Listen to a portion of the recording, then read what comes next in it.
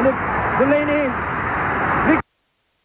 I've been waiting for you. Please sit down. You've been blessed with many heirs and heiresses. In the future, I see your children entranced by the ABC Listen app, understanding the world with news time, laughing out loud to story salad, and being lulled to sleep with story time and lullabies. Your reading is complete. Keep your money. The ABC Listen app is as free as the wind. Now go and download the ABC Listen app. ABC Sport. We begin this broadcast by acknowledging the traditional custodians of the land on which this match will be played today and pay our respects to their elders past, present and emerging. We extend that respect to Aboriginal and Torres Strait Islander peoples listening. AFL. What a stage. This game is coming to life. The 2023 AFL Premiership season. The Raw will tell you the story.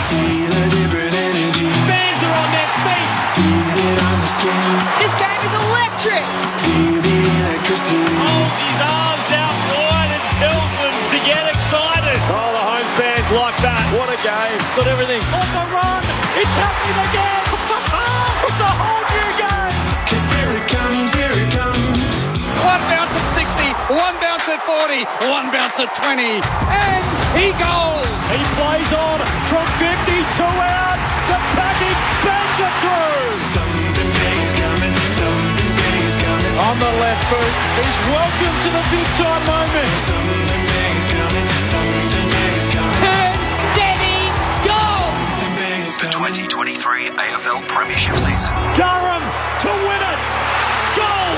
Fill your lungs, are you ready for it? Gets onto it, and away it goes. Tapped it twice with his left hand. Gathered in the right forward pocket. That is brilliant. Here they come. That's class. Oh, he's a star. What a game. Brilliant. He goes. This kid is going places. Hand pass to Sarong. Sarong pulls the trigger. Boom.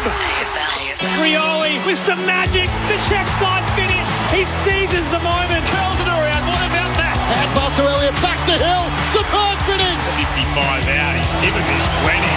That's a magnificent strike of the football. He dribbles it along the ground for an incredible goal. Grimes goes long. High altitude fly from Showbolt. Snap from 35, and boy does he love it. Going for Humphrey. Here's Humphrey to put the Suns 8 points clear. To take the lead. It never looked like missing. Grandstand AFL On ABC Radio Sport Digital. and now streaming every match on the ABC Listen app. Just look for the AFL button. Something big is coming, I know.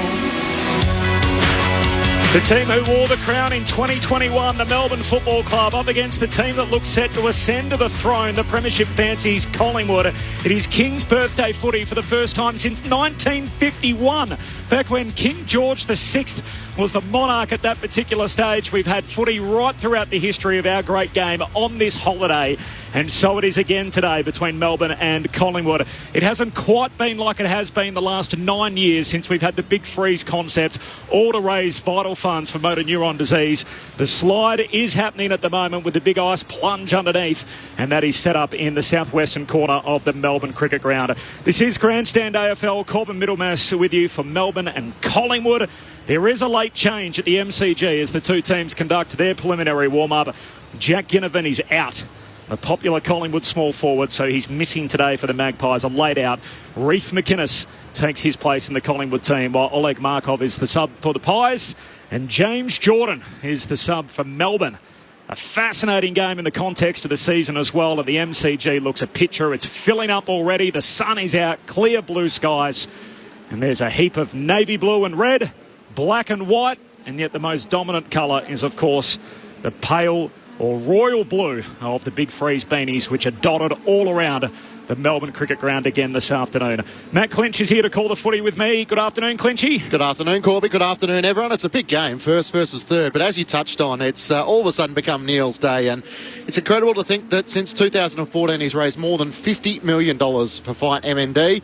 a cause which all of a sudden now, whenever you think of MND, you think of Neil Danaher and the way in which he's been able to handle his trials and adversity. Once more, he's leading the walk to the MCG despite not being able to use his arms. He can't talk and communicate in the way he used to. So a computer is able to do that for him. And what an inspiration in which he's been all the difference, I guess, towards trying to find a cure and to try and progress this cause. And I guess every hero needs a symbol, and for Neil's, it's the blue beanies. And when you come to the MCG, you can't not pass a corner where you see a sea of beanies. And that's, I guess, one of the things that whether you're passionate about footy, whether you're not, it transcends footy. And even those who are not heavily invested in the game have an opportunity to get involved in what's a worthy cause. And it's just become such a great occasion. It's been a major news day in sport, or particularly in the AFL circles over the last 24 hours as well. Round 13 comes to a close today. What has been 8 games across 5 different days, perhaps the best of them, and fingers crossed one of the best games of the season still to unfold in front of us. Our experts this afternoon, first of all, former St Kilda captain, premiership player with the Pies, Luke Ball. Good afternoon, Bally. Corb, it's a great sight, isn't it, here at the MCG. The weather's doing the right thing for us, and I think we're going to get over 90,000, aren't we? So, and you're right, Clinchy, beautifully said. It has become about Neil today, hasn't it? I was lucky enough to play in a few Queen's birthday games at Collingwood, and they were big days, but it just feels like over the last 9 years in particular, with the freeze and the slide, which is happening now, it really has become about Neil, and just what a message too. You heard Brad Scott talk about it last night, and I'm sure he's spoken to probably both these teams before the game as well, just about the ability to choose your attitude. You know, you can't control what happens to you sometimes, but you can. The one thing you can in life is choose how you react to it and your attitude towards it. And no man embodies that more than Neil, and his inspiration for everyone, isn't he? So knowing these teams, and it just so happens that it's 1v3, I still think they're the 2 best teams in it across the course of the season. Thought they were at the start of the year. Hopefully they honour the day and honour the man today with how they play. Tony Shaw's wearing a black and white striped suit as he makes his way Beetlejuice, is it? down the slide. So off he goes to take the plunge and trying to stir up some of the Collingwood fans. We'll bring you some of that momentarily. Alongside Luke Ball, 300-game superstar from the Bombers and the Saints, Brendan Goddard is with us again. Hello, Beach. Yeah, Corby, boys. Yeah, what a sight it is, and you've already highlighted some of the things and some of the stuff about what he's doing in terms of the big freeze and what he's done. Would you just say $50 million? He even made reference during the week about how it's a miracle that he's still alive, and that just shows the attitude that he's had. And Bally highlighted about you can't control some of the things that happen to you sometimes, but you can control your attitude, and what an inspirational man, and charity and the things he's doing. So and then to the game, it's I'm just keen to see the Magpies up close. We being St Kilda, played them, felt like an eternity to go, about 10 weeks, I think. So just to see them 9-1 the last 10, they were 8 in the trot. Melbourne coming off 1-2 the last 3 weeks, with wins only against Carlton and lost to Freo and Port. So pretty big game in the whole context of the season, and what may happen at the end of the year. Absolutely. I mentioned the news that's kicking around the footy world. There's none bigger than when an AFL player who's currently listed at the time ends up arrested, and that's what we learnt last night when Richmond AFL Premiership player Marlon Pickett was in custody. He's faced court this morning. He's been granted bail after allegedly carrying out burglaries on commercial properties in which more than $380,000 was stolen. Now, from the ABC website, abc.net.au, the 31-year-old faced the Magistrates Court in Perth this morning on a string of charges, including aggravated burglary, stealing and criminal damage. He's facing 12 charges which date back to December and January earlier this year. During the AFL off-season, the offences are alleged to have happened in the Perth suburbs of Girraween, Beachborough, as well as Beverley, and east of the city, and Bindoon, north of Perth. So if you want to read more about that, you can do so on the ABC website. It's before the courts. Marlon Pickett, obviously, and his manager and Anthony van der Wielen released a statement last night that, look, he intends to fight the charges. He's out on bail.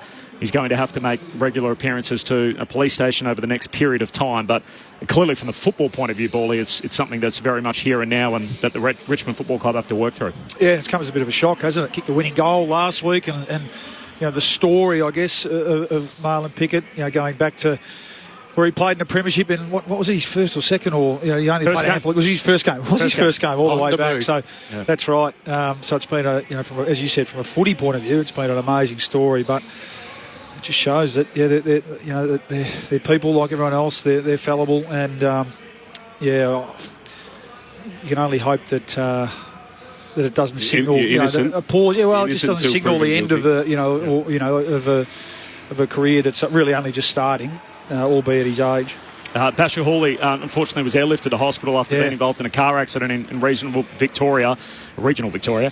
He has a broken pelvis. He's in the Royal Melbourne. It is unclear whether that will require surgery or not, but he's in a stable condition. So that's the update on Basher Hawley. But given one off-field incident and one very much, a scary real-life sort of life and death situation for Basher Hawley, it's been a pretty grim 24 hours for Richmond fans.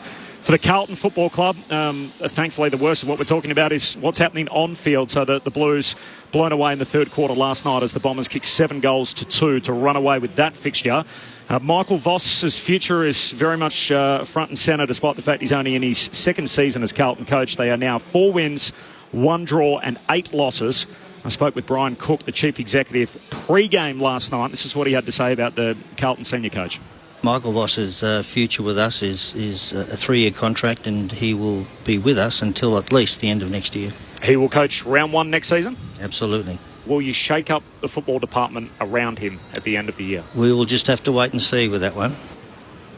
He wouldn't be drawn on that, so as to what it means for the football department, but Beach, it's probably hard for you to comment being involved with another club, but Bawley, this often unfolds this way, doesn't it? When there's a crisis at a club, either the senior coach stays and there's a shake-up around him, or the senior coach goes. Kept it pretty short, didn't he, Cook? He wasn't going to be drawn into making a comment that could be taken out of context or misconstrued this time around. Showed all his experience there, but I believe him. I think the obvious thing is that but any team that doesn't have as good a year as they expect to have or they plan to have does a review, don't they?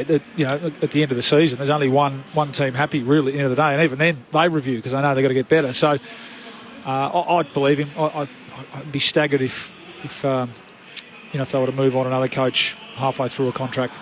I want to get to some of the big threes. The Sliders are making their way down, and my man who you know well, Beach, you sort of roll around with a few high-profile sort of friends. He sure does. Eric Banner is going down in the very shortly, so we'll bring your golf buddy, I think. Yes, here they are. We'll bring you some of that. We'll probably Beach about his relationship with Eric Banner in just a moment as well. A few of the Sliders. So Mick Fanning's been the Silver Surfer, Sean Burgoyne as Spider-Man. You touched on Tony Shaw as Beetlejuice. Taylor Harris was in the Matildas kit. She's ready to go for the Home World Cup, and Abby Kilme just went down. I'm trying to remember who the villain is from the Disney. I was talking about it with my daughter this morning. Angelina Jolie played it. Yeah, that's one of them. Come on, Beach. This is always a good. This is not my area. Culture check, because when you don't have kids, I can't name. The girls always want to watch it. And they get scared. It's a bit scary. Yeah, what was that? We'll get it to you. It'll come to you. We'll come back to that. The day is, of course, all about the big freeze and motor neuron disease, of course, this concept now in its 9th year. Lauren Borden is with us on the boundary this afternoon, and she had the opportunity a short time ago to catch up with Beck Danaher. It's wonderful to have Beck Danaher joining us on Grandstand AFL on such a big day here for MMD. Thank you for joining us, Beck. And firstly, can you give us a little bit of an update on Neil? Obviously, he's 9 years into his diagnosis now, when really the expectancy was 27 months. Oh, we are so lucky to have him still by my side. We were told M&D diagnosis 27 months is the average lifespan. So many people that get M&D don't get to see 27 months, let alone how long he's been with us. So we feel incredibly grateful. And I can't wait to see him on that slide, because he gets the biggest grin when he is pushing those sliders down. So I'm sure I'm going to see that again today. It'll be great to see Neil smiling, and obviously we know people with MND can be impacted in different ways at different stages of their diagnosis, and Neil can't really speak anymore. Can you give us a little bit of an insight into how he does communicate, though? Yeah, it's amazing the technology that is available now, and it's so important. So MND has taken his voice, and it's been slow in its progression, but in the last year it's been really challenging to understand him. So he's got an eye gaze machine. And what it is it's this camera can pick up the eye movement, and he can essentially type with his eyes, and then a speaker will relay it. So the Reverend's back. He's always been very good with his words, so he's found a different way to do it. But it's just so special. I'm a daughter first, so to be able to sit down and have a chat with him, it is a little bit slower. It is a hard way to communicate for him. I know he must be so frustrated at times because he is so quick, but it is so important that we can have those chats and we can have a laugh around the kitchen table. And you seem pretty good at picking up non-verbal cues from Neil, from what I've seen. And there are, I guess, ramifications for the whole family when someone's diagnosed with MND. So how's your family dealing with it, and particularly your mum as well, Jan, and how she copes? Mum is a tough girl. She really is. She is so strong, I have to say. She blows me away. To watch someone, a loved one, to go through an MND diagnosis, an MND journey, to be the primary carer, to the one who, that's a full-time, it's not a full-time job. It is a 24/7 job. So she's just like a pillar of strength. And I just feel so fortunate to have parents that are so positive, who look at a situation. It is hard, it is challenging, but they are the ones that are going to be like, no, we're going to fight back, we're going to have fun while we're doing it. And every day is a blessing, so let's just go out there and embrace every day. Your life would have changed as well back in 2013 when Neil was diagnosed. You were quite a good rower, had a promising sport career.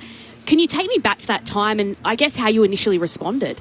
Yeah, it was a really challenging time. It took a while to wrap my head around it. So Dad told me, he sat me down, he said, listen, I've got MND, been dealt a tough card, but, nothing's promised in life. So he was quite cavalier in his approach. So I was like, it's not that bad.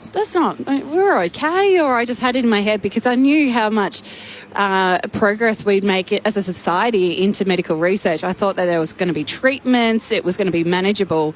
And then it took me a couple of weeks and I jumped on Google and I read 27 months, no treatments available, no cure. It's slowly going to paralyse my really fit and active dad until he can't walk, he can't talk, and then he won't be able to breathe.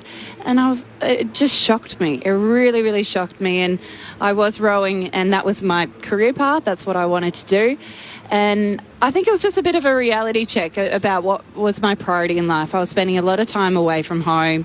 We were living on other sides of the country and shifted in priorities. I wanted to stay close to home and I really wanted to, in my own way, help Dad. And that's what I'm doing at Fight MND. This is my way to help my dad, my hero, as best I can. And what a journey it's been over the last 9 years. I'm loving every single moment of this because we are making such an impact. And I know that everyone who's out there supporting us is helping us close the door on MND. At that time in 2013, did you think you'd then be the head and a campaign director of Fight MND? No, I was an accountant. I was doing some very different things in my life and I've learned so much over the journey and I've been thrown into the deep end and I love it. As I said, Dad was called, and he's called the Reverend, so he's got these big shoes that I'm trying to fill and I'll never be able to replace him, but I'm trying to do it in my own way and I'm trying to keep his legacy alive. But when we've got an army of supporters out there who are bringing, buying the beanies, donating, doing fundraising every single day, I feel like they're the champions out there that are continuing the Fight MND journey. You've raised nearly $70 million towards the cause. We're still searching for that cure for the beast, but can you tell us about where that money's going and how you're slowly working towards that? Yeah. We're accelerating this MND research journey. That's 100%. When we came, we were told, Dad was told, tick off the bucket list. There's really not much that's happening. MND is underfunded. People don't know about it. So we can't get the best and brightest working on it if we've got no funding. And to start the journey, we wanted to raise $250,000 and thought that would make it a big impact. But what we've noticed is that the MND is a formidable opponent and we need to continue to get these punches in. And what we've been able to do with the money that's been invested is we've been able to have 14 clinical trials. We've been able to invest in 24 drug development projects that will hopefully one day lead to more clinical trials available. We're understanding more about MND.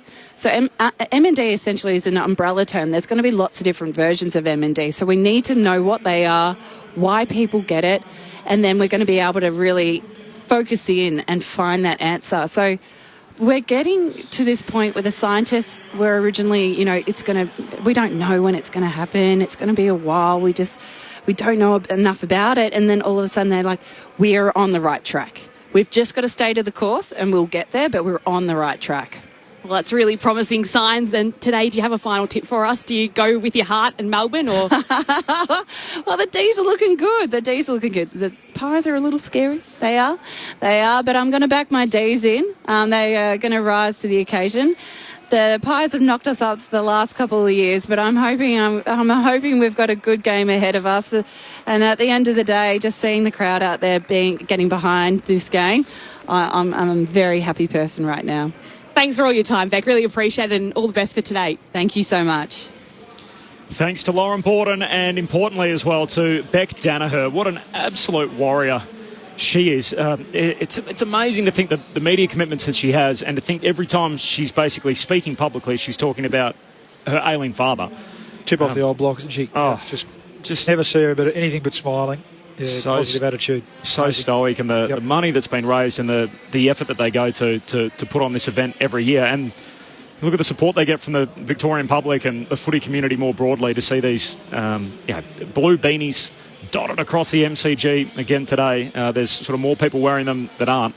And I was in Perth last week for the West Coast Collingwood game. They did a mini freeze where they basically have like a dunking competition and try to play on the same theme, obviously, but same thing. Beanies sort of sold across the board.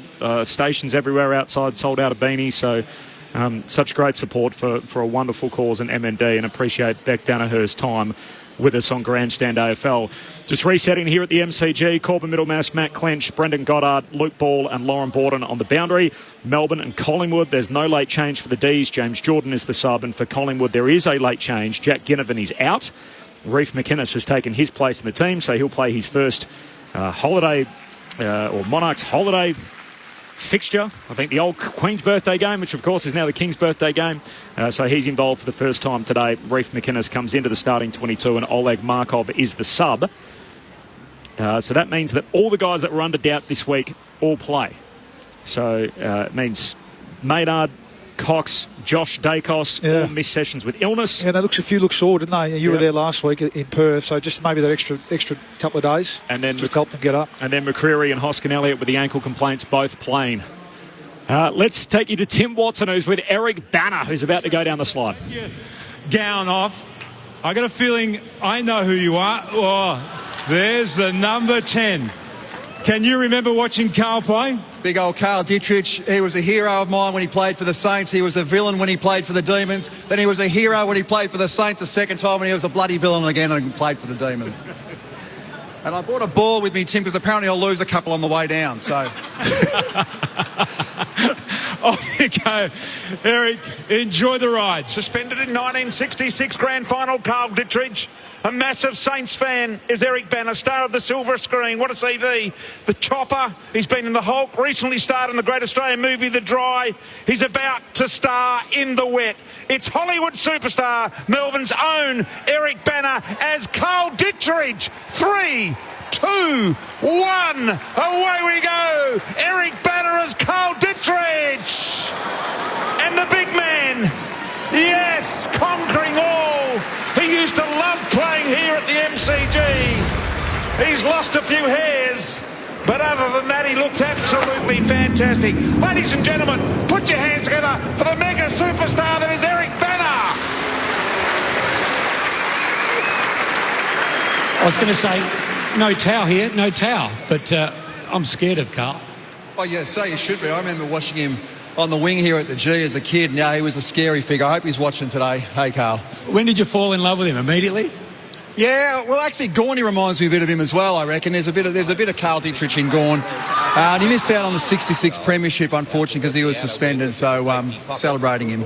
I reckon Nick Riewoldt will be a bit flat. You didn't go with the 12. Yes, I know. I had to go number 10. I was thinking about coming as Nick Riewoldt. I was going to come as Peter, but then, unfortunately, he died in a crowd surfing accident at a Motley Crue concert some years ago, so I couldn't revive him.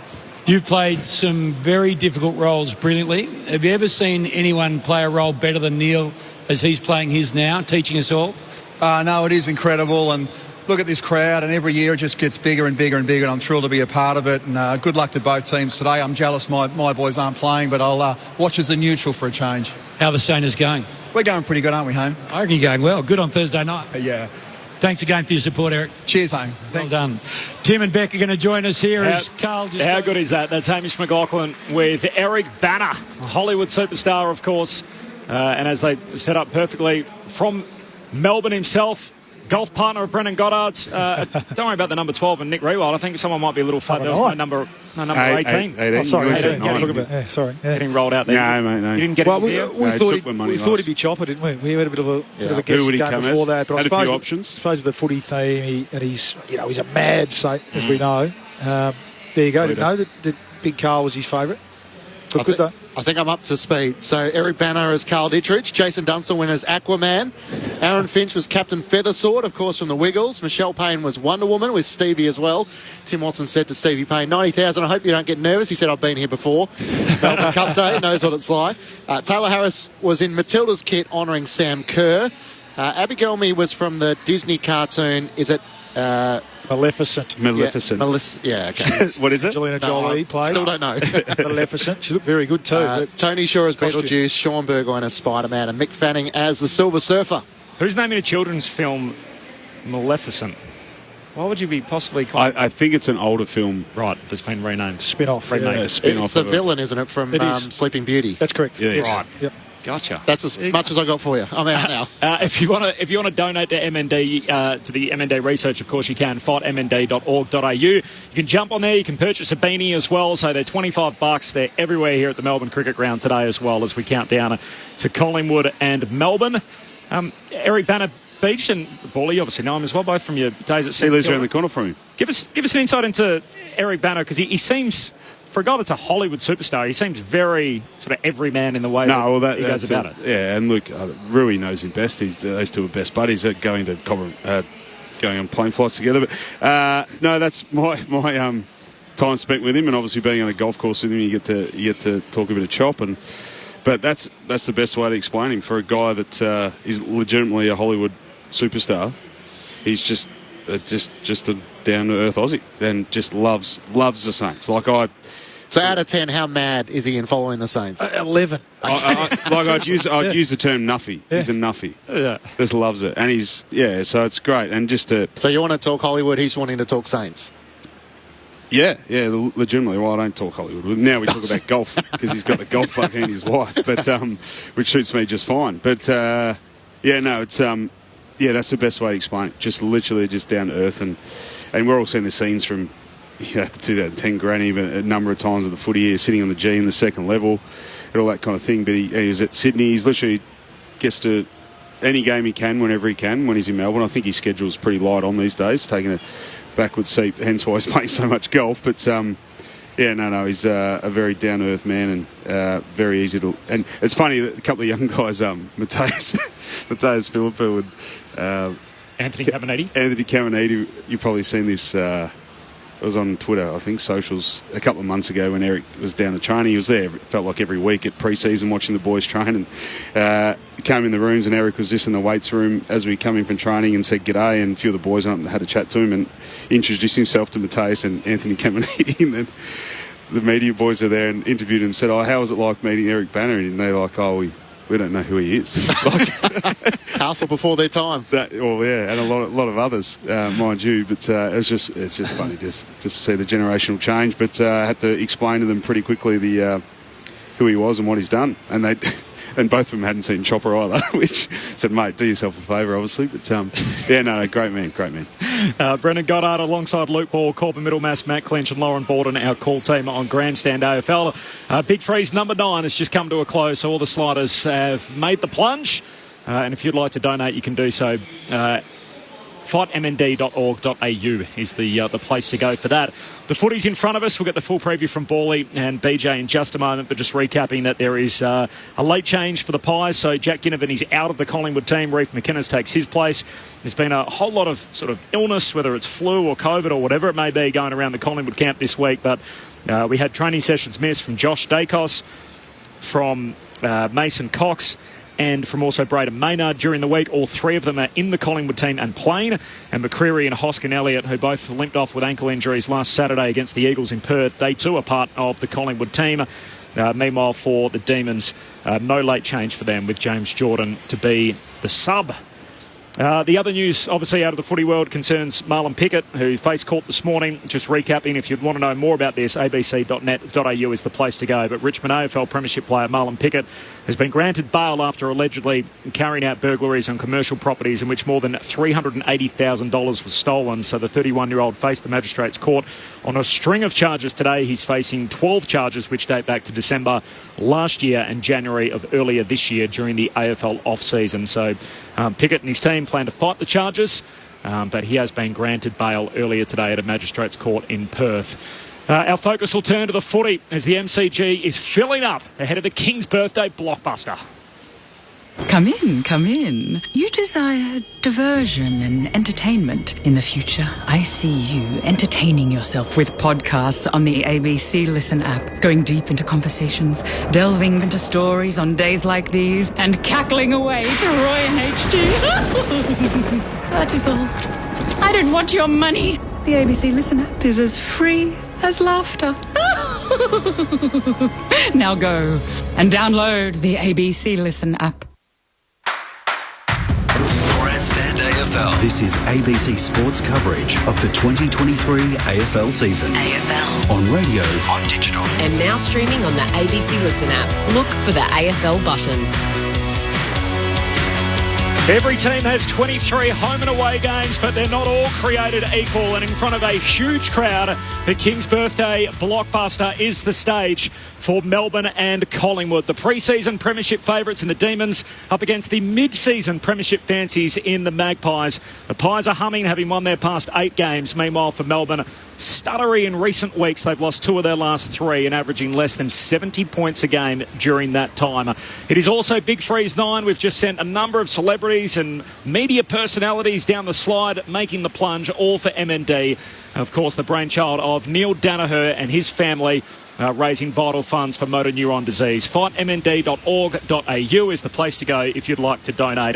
My name is Corbin Middlemass. This is Grandstand AFL. Matt Clinch to call the footy with me.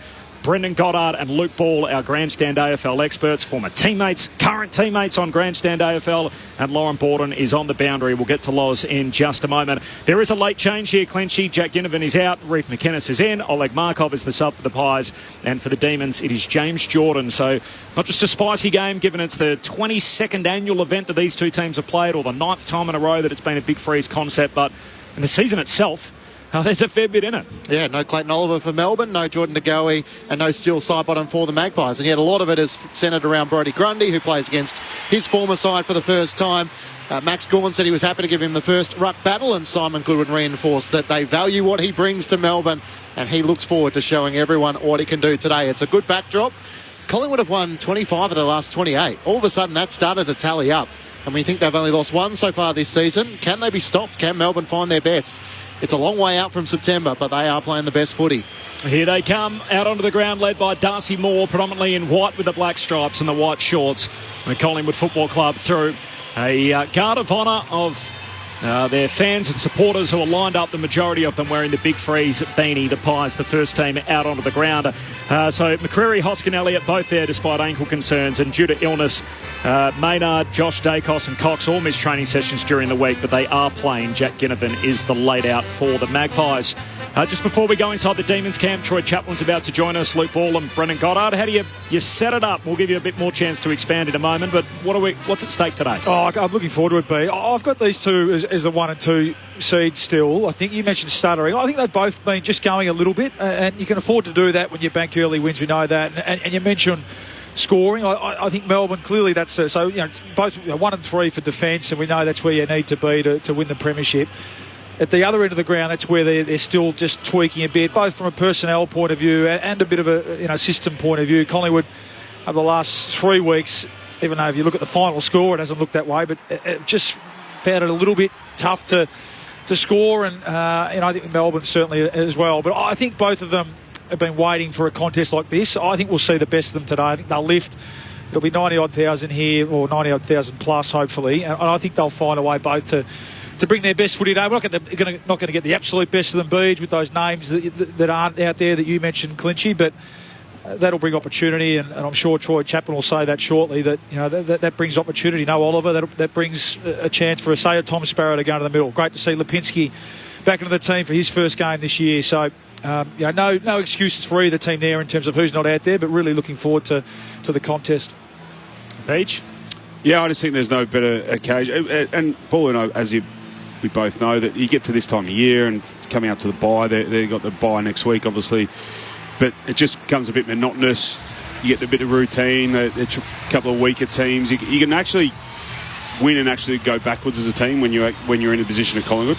So last week you saw against West Coast where they looked like they were blowing out of the water, then they had a quiet second half, but they can get yourselves. So it's actually something like this that stimulates the team back into action and what makes them really good. And obviously then as a player with the bye at the back of your mind, knowing you don't have to back up against next weekend, it makes it a little bit easier to give that extra effort. But I think I agree with Paul. These two teams have proven over a long period of time now, and you just reeled off Collingwood's back end of last year and how they've put 24 out of 26 or something stupid like that. But their best is as good as anyone's a competition. I think you just have to keep that in mind when it gets to this time of the year and you start to trying to tread water a little bit. The Melbourne Banner proud to wear these beanies for you. Let's fight MND and paint the town blue as the team bursting through the banner. In the red and the blue, of course, the red V predominantly in navy with the famous Red Sox. The Melbourne Football Club without Clayton Oliver again today. The second team out on the ground. Just repeating the late change, no Ginnivan for the Pies. Reef McInnes is going to start in the 22. Oleg Markov the sub for Collingwood and James Jordan is the sub for Melbourne. We can go straight inside the Melbourne camp. In fact, this was a short time ago with Lauren Borden catching up with Melbourne assistant coach in Troy Chaplin. I'm joined by Troy Chaplin on the boundary, defensive coach here at Melbourne. Thanks very much for your time. It's already a huge contest. It's 1v3. Then you've got the big freeze added in. Does it just add to that sense of occasion? Oh, definitely. And even just walking up the race now, you know it's going to be a big crowd when you get that hum as you're walking up. So it's starting to fill out now. There's obviously a bit of entertainment on. It's a great day for football. And it's even bigger than footy today with the Big Freeze 9. So it's such a great occasion and it's a privilege to be involved in. Someone who is looking forward to today because of on-field is Brodie Grundy. Some players try and dodge around playing against their old side, but he seems to be really relishing the moment. Yeah, and that's the type of character he is. Not too much phases, Brodie. He's pretty easygoing. He's looking forward to the opportunity to come up against his team. We're having a bit of a laugh. I said to him, do you reckon you get booed or cheered? He's like, what do you reckon? I said, well, I'm not sure. So, I hope they look after him a little bit, but it's a great day for footy, as I said, and it's going to be a big moment for him, and I think he's just looking forward to it getting underway. Do you think it would spur Brodie on with those boos, given how he's approaching the game? Oh, I think he's ready to go whenever he crosses the white line. So he's a very important player for us, and he gives us some ascendancy in the middle, and that's what we're going to need today against a team who's very good at stoppage and have been very, very good at scoring from stoppage. So him and Gorney are going to have a big role to play for us today. And in the middle, you are missing Clayton Oliver, out with a hammy, now with an infected blister that's become quite severe. Can you give us an update on how he's tracking? Yeah, I think he actually got out of hospital today, but yeah, it was a little bit serious. He went in probably Monday, I think it was, and we assumed he was going to play this week until that sort of popped up. So it got pretty bad there for a while and had to go in there and get on the IV drip and take some pretty serious antibiotics. So, which means that our next game after the bye against the Cats, he'll be ready to go. If he didn't have that, he was going to play. So it's disappointing for us, but it gives our younger guys another opportunity. Tommy Sparrow's been able to go in there and play a pivotal role for us. Obviously, you've got Vines and Track. We know what they can do. Cozzy can go in there, Trent Rivers as well. So we've got some depth in there, and that's probably where their real strength lies, is through the midfield. So we're going to have to make sure we're at our best in there today. And on yourself, Troy, you're obviously in the mix to become a senior coach among those names to take vacant coaching jobs. And one of those is Richmond, where you're a former player. Have you spoken to anyone about taking on that role or being involved in the process? Oh, no, not as yet. It's something that I want to do in the future. I've sort of wanted to be a senior coach one day, and when that opportunity arises, I'll put my name in the ring. But at the moment, I've got bigger responsibilities, and that's today, making sure we defend really well. So if they made the call and asked if I was interested, yeah, definitely I'd show my interest in it. But I've still got a lot of footy coaching left in me as well. I'm still only pretty young, so it's not a rush for me, but it's something I want to do in the future. Was it, I guess, a stamp of what you can become when you were voted the Assistant Coach of the Year by the AFL Coaches Association last year? Oh, well, yeah, it's obviously an honour being given that award, and it's great that your peers can vote you on that and the players as well. So my role is to try and make my players as the best versions of themselves, and I'm still learning the caper as well. I've had to develop my own coaching skills and resume, and yeah, to get some recognition was great last year. And there's been some pretty big names that have got it as well. So, I appreciate it, and it's something that I sort of reflect on once I'm done and go that, that was pretty nice to be acknowledged that way. There was a bit of a different coaching tactic on show at Casey Fields this week when your side played out the Collingwood chant around as they trained. Who came up with that idea? Oh, who do you reckon came up with the idea? It was Choco. We had no idea. So he wanted to do it for our goal kicking pre-training. So us other coaches, we had no idea. We're sitting in our offices just doing some work, watching some vision with a couple of the VFL boys and the AFL guys, just going over a few things, and then all of a sudden it started blurring. What is going on out there? And lo and behold, here's Choco out there, and he comes up with some kooky ideas, and he just wanted to put the guys under a little bit of pressure, and that's what Choco is. He comes up with these ideas, and that's what makes him a great coach as well. So they got a taste of what the crowd potentially could be like, and hopefully it's not as loud as that today. Well, good luck today, Troy. Really appreciate your time pre-match. No worries, Lauren. Thank you. Thanks, Loz. Lauren Borden with Troy Chaplin. How good is that? I mean, real rivalry games can't be promoted into existence. So it can't just be, they've got great histories. It has to live somewhat with the players. And to think in recent times, as sort of Clinchy outlined earlier, we had the Ed Langdon comments about, the pies are all duck and no dinner leading into last year's game. Yep. You got Brodie Grundy playing against his old team. Max Gawn saying, look, he's asked me that he wants to take the first centre bounce, so I'm ready to let him go. Simon Goodwin says it's great that Grundy's at a club now where he feels appreciated, so a little backhander towards the Magpies previously. They played 2 games last year where there were lead changes in the last quarter and the Pies snuck home to win both of them. We've got Melbourne playing the Collingwood chant all over the speakers out at Casey Fields on a Friday when they're practising their goal kicking, as you heard there. So all of a sudden there's a little bit of feeling in this that absolutely lives with the two teams rather than just some big sort of build-up more broadly given the history. Oh, it's great. And the reality is, again, I think they're the 1 and 2 seed. I mean, Porter, obviously, the red-hot team at the moment, but I think across the season, these two will, continue to prove themselves in that manner. And when you look at them, on paper and look at the numbers, it's really even across the board. Probably just Collingwood in terms of, scores for, so offence a little bit ahead of Melbourne at the moment. But, both got terrific defences. We know that. Both, love to set up their game from that back half, and the way they structure up across the back half is elite. And I think Collingwood, certainly Melbourne's midfield coming into the year, a lot more potent and more vaunted than Collingwood's, but they've been able to really dial up that area of the game as well. So can't wait. Even though we probably two of the best players in the competition aren't out there today, there's still going to be so many great midfield battles in the middle of the ground. I think Viney and Mitchell, 2 good mates. They'll butt heads, and then of course the ruck and knowing Brodie a bit, he'll be really looking forward to it. I think he'll be attacking the game with a smile on his face. I think it's a little bit cheeky from Simon Goodwin. I know there's a bit of theatre behind that. I mean, he was much loved and valued, Brodie, 2-time best and fairest winner, 2-time All-Australian. It was really just a circumstantial decision in the end that had to be made, and I think it's been a win-win for both clubs, with Jackson going to Fremantle. Grundy slotted in there really well there for his new club, and I think that change of scenery sparked a bit under him. And the reality was he came off 2 pretty average years for his lofty standards, so I think that has helped him recapture some of his form, and I think Collingwood have done well to put the building blocks back in with him leaving. So I think it's been a win-win. Can I just jump in on that? You guys both have excellent experience at this, and you both loved the first clubs in which you played at, and Beeger obviously back there now. This can break a number of different ways, and we've even seen it in this year alone. So you look at Luke Jackson, comes up against his old team, excels, plays excellent footy. Rory Lobb goes back, gets treated in a very hostile manner. Isaac Rankin last week didn't have the game that he wanted to play, almost as if he was sort of trying to play too well against his former team. If you were giving Brodie Grundy advice today, what would you be telling him? It's a good one, because the first time it's hard not to get over emotional in the build up towards it.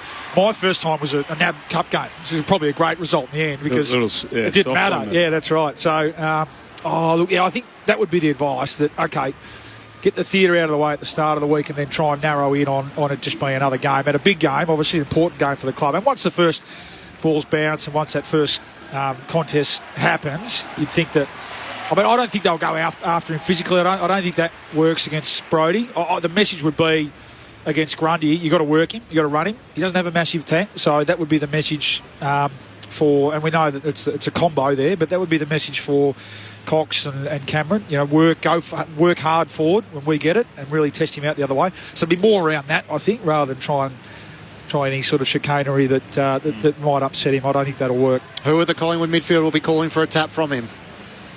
Maybe Taylor Adams or Scott Pendlebury. It's always the unlikely ones to normally the skullduggery. That's right, yeah. So we'll see if that happens as well. Do you have anything separate to that, Beach, on approaching your old team? What are you alluding to, mate? I know it meant a lot to you. I think it's just different. He wants you to talk about the tears post-game. Correct, I know.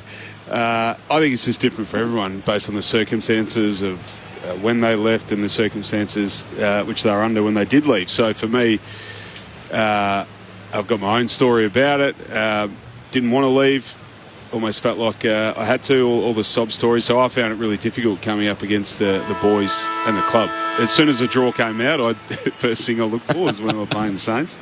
And then the lead up to the game, the week of in particular, I just remember as much as I tried to throw out a few analogies, think about my role within the team, what I needed to do, just block it all out. the team and all that kind of thing. I couldn't get away from how the boys are going to react, how the crowd's going to react. Like every scenario, I ran through every scenario, thousands of times before it. And all I remember too is I kicked the first goal of the game, so that was good. I knew there would be a few heroes trying to somewhat get under my skin. Dell was the first, but he's all bark and no bite, Dell, so that didn't work. And then I remember I started cramping at the start of the third quarter. And I was on the bench, I remember it, just getting a rub, and I'm like, this is how much mentally, how much it affected me during the week. I'm cramping at the start of the third quarter, and by that stage, I'm in the prime of my career, I'm 26 or something, running on top of the ground, and I couldn't get through a full game of footy in round 5 of the competition because mentally it just literally just sucked me dry. And then people ask, carry on post game. That's all it was, just a mental relief that the game was finally over, an outpour of emotions that I obviously couldn't control. But it was a daunting prospect for me to be honest. And I mean, around this game, there's still a genuine question as to whether Max Gawn and Brodie Grundy can make it work. Can they actually deliver on what they envisage it might be to have two dominant ruckmen? Or the numbers have sort of traditionally suggested that Max actually rucks better when he's one out. Solid, He's defined in his answer that we will make this work. And the question is, can they be a threat for Collingwood if the one who's not rucking can take some marks inside the forward 50? Well, yeah, that's right, and they have to be because the alternative is that one doesn't play, and I don't think that is an option. So they're going to have to find a way. That doesn't provide the flexibility for Gawn to play forward, which I think they really loved when he was the full-time ruckman, or Jackson wasn't there. He actually, when Jackson was there, that what he showed up forward was really dangerous. So to have that flexibility, then you'll lose that flexibility. As we know, Van Rooyen, they've tried for some time now, if not a year, to find that balance. Who's the best mix as a key forward with Brown and Van Rooyen and McDonald and Smith even up there spending time? What is it? But I think they always felt that if we could get Gawn or spend more time, but they didn't want to obviously give up what he offered as a ruckman, and the best ruckman in the competition for a number of years, arguably still is. So I think now they've got that real flexibility, and it's they've got options, which is always a really, really good thing to have. Similar to the other end too, I think Collingwood still, Dan McStay, I thought was going to declare himself fit this week. Potentially they might have said bye next week. And I think you need the two genuine ruckmen here. You couldn't play McStay in the ruck against these two, but that's another question mark, a question that Collingwood have to answer as well, whether three of them can play or whether down the track for the last 10 weeks plus finals they're going to have to do with just one and McStay pinch hitting in the ruck. And coming straight in, Pat Lipinski, similar to Peter Wright, no VFL. Craig McRae saying he's the best kick inside 50 we have at Collingwood. Wow. Welcome back. First game since last year's preliminary final for Pat Lipinski after that second reconstruction on his shoulder. The two captains have just met in the middle of the Melbourne Cricket Ground. We can kick it down to the front row of the grandstand where Lauren Borden is for us. Good afternoon, Loz.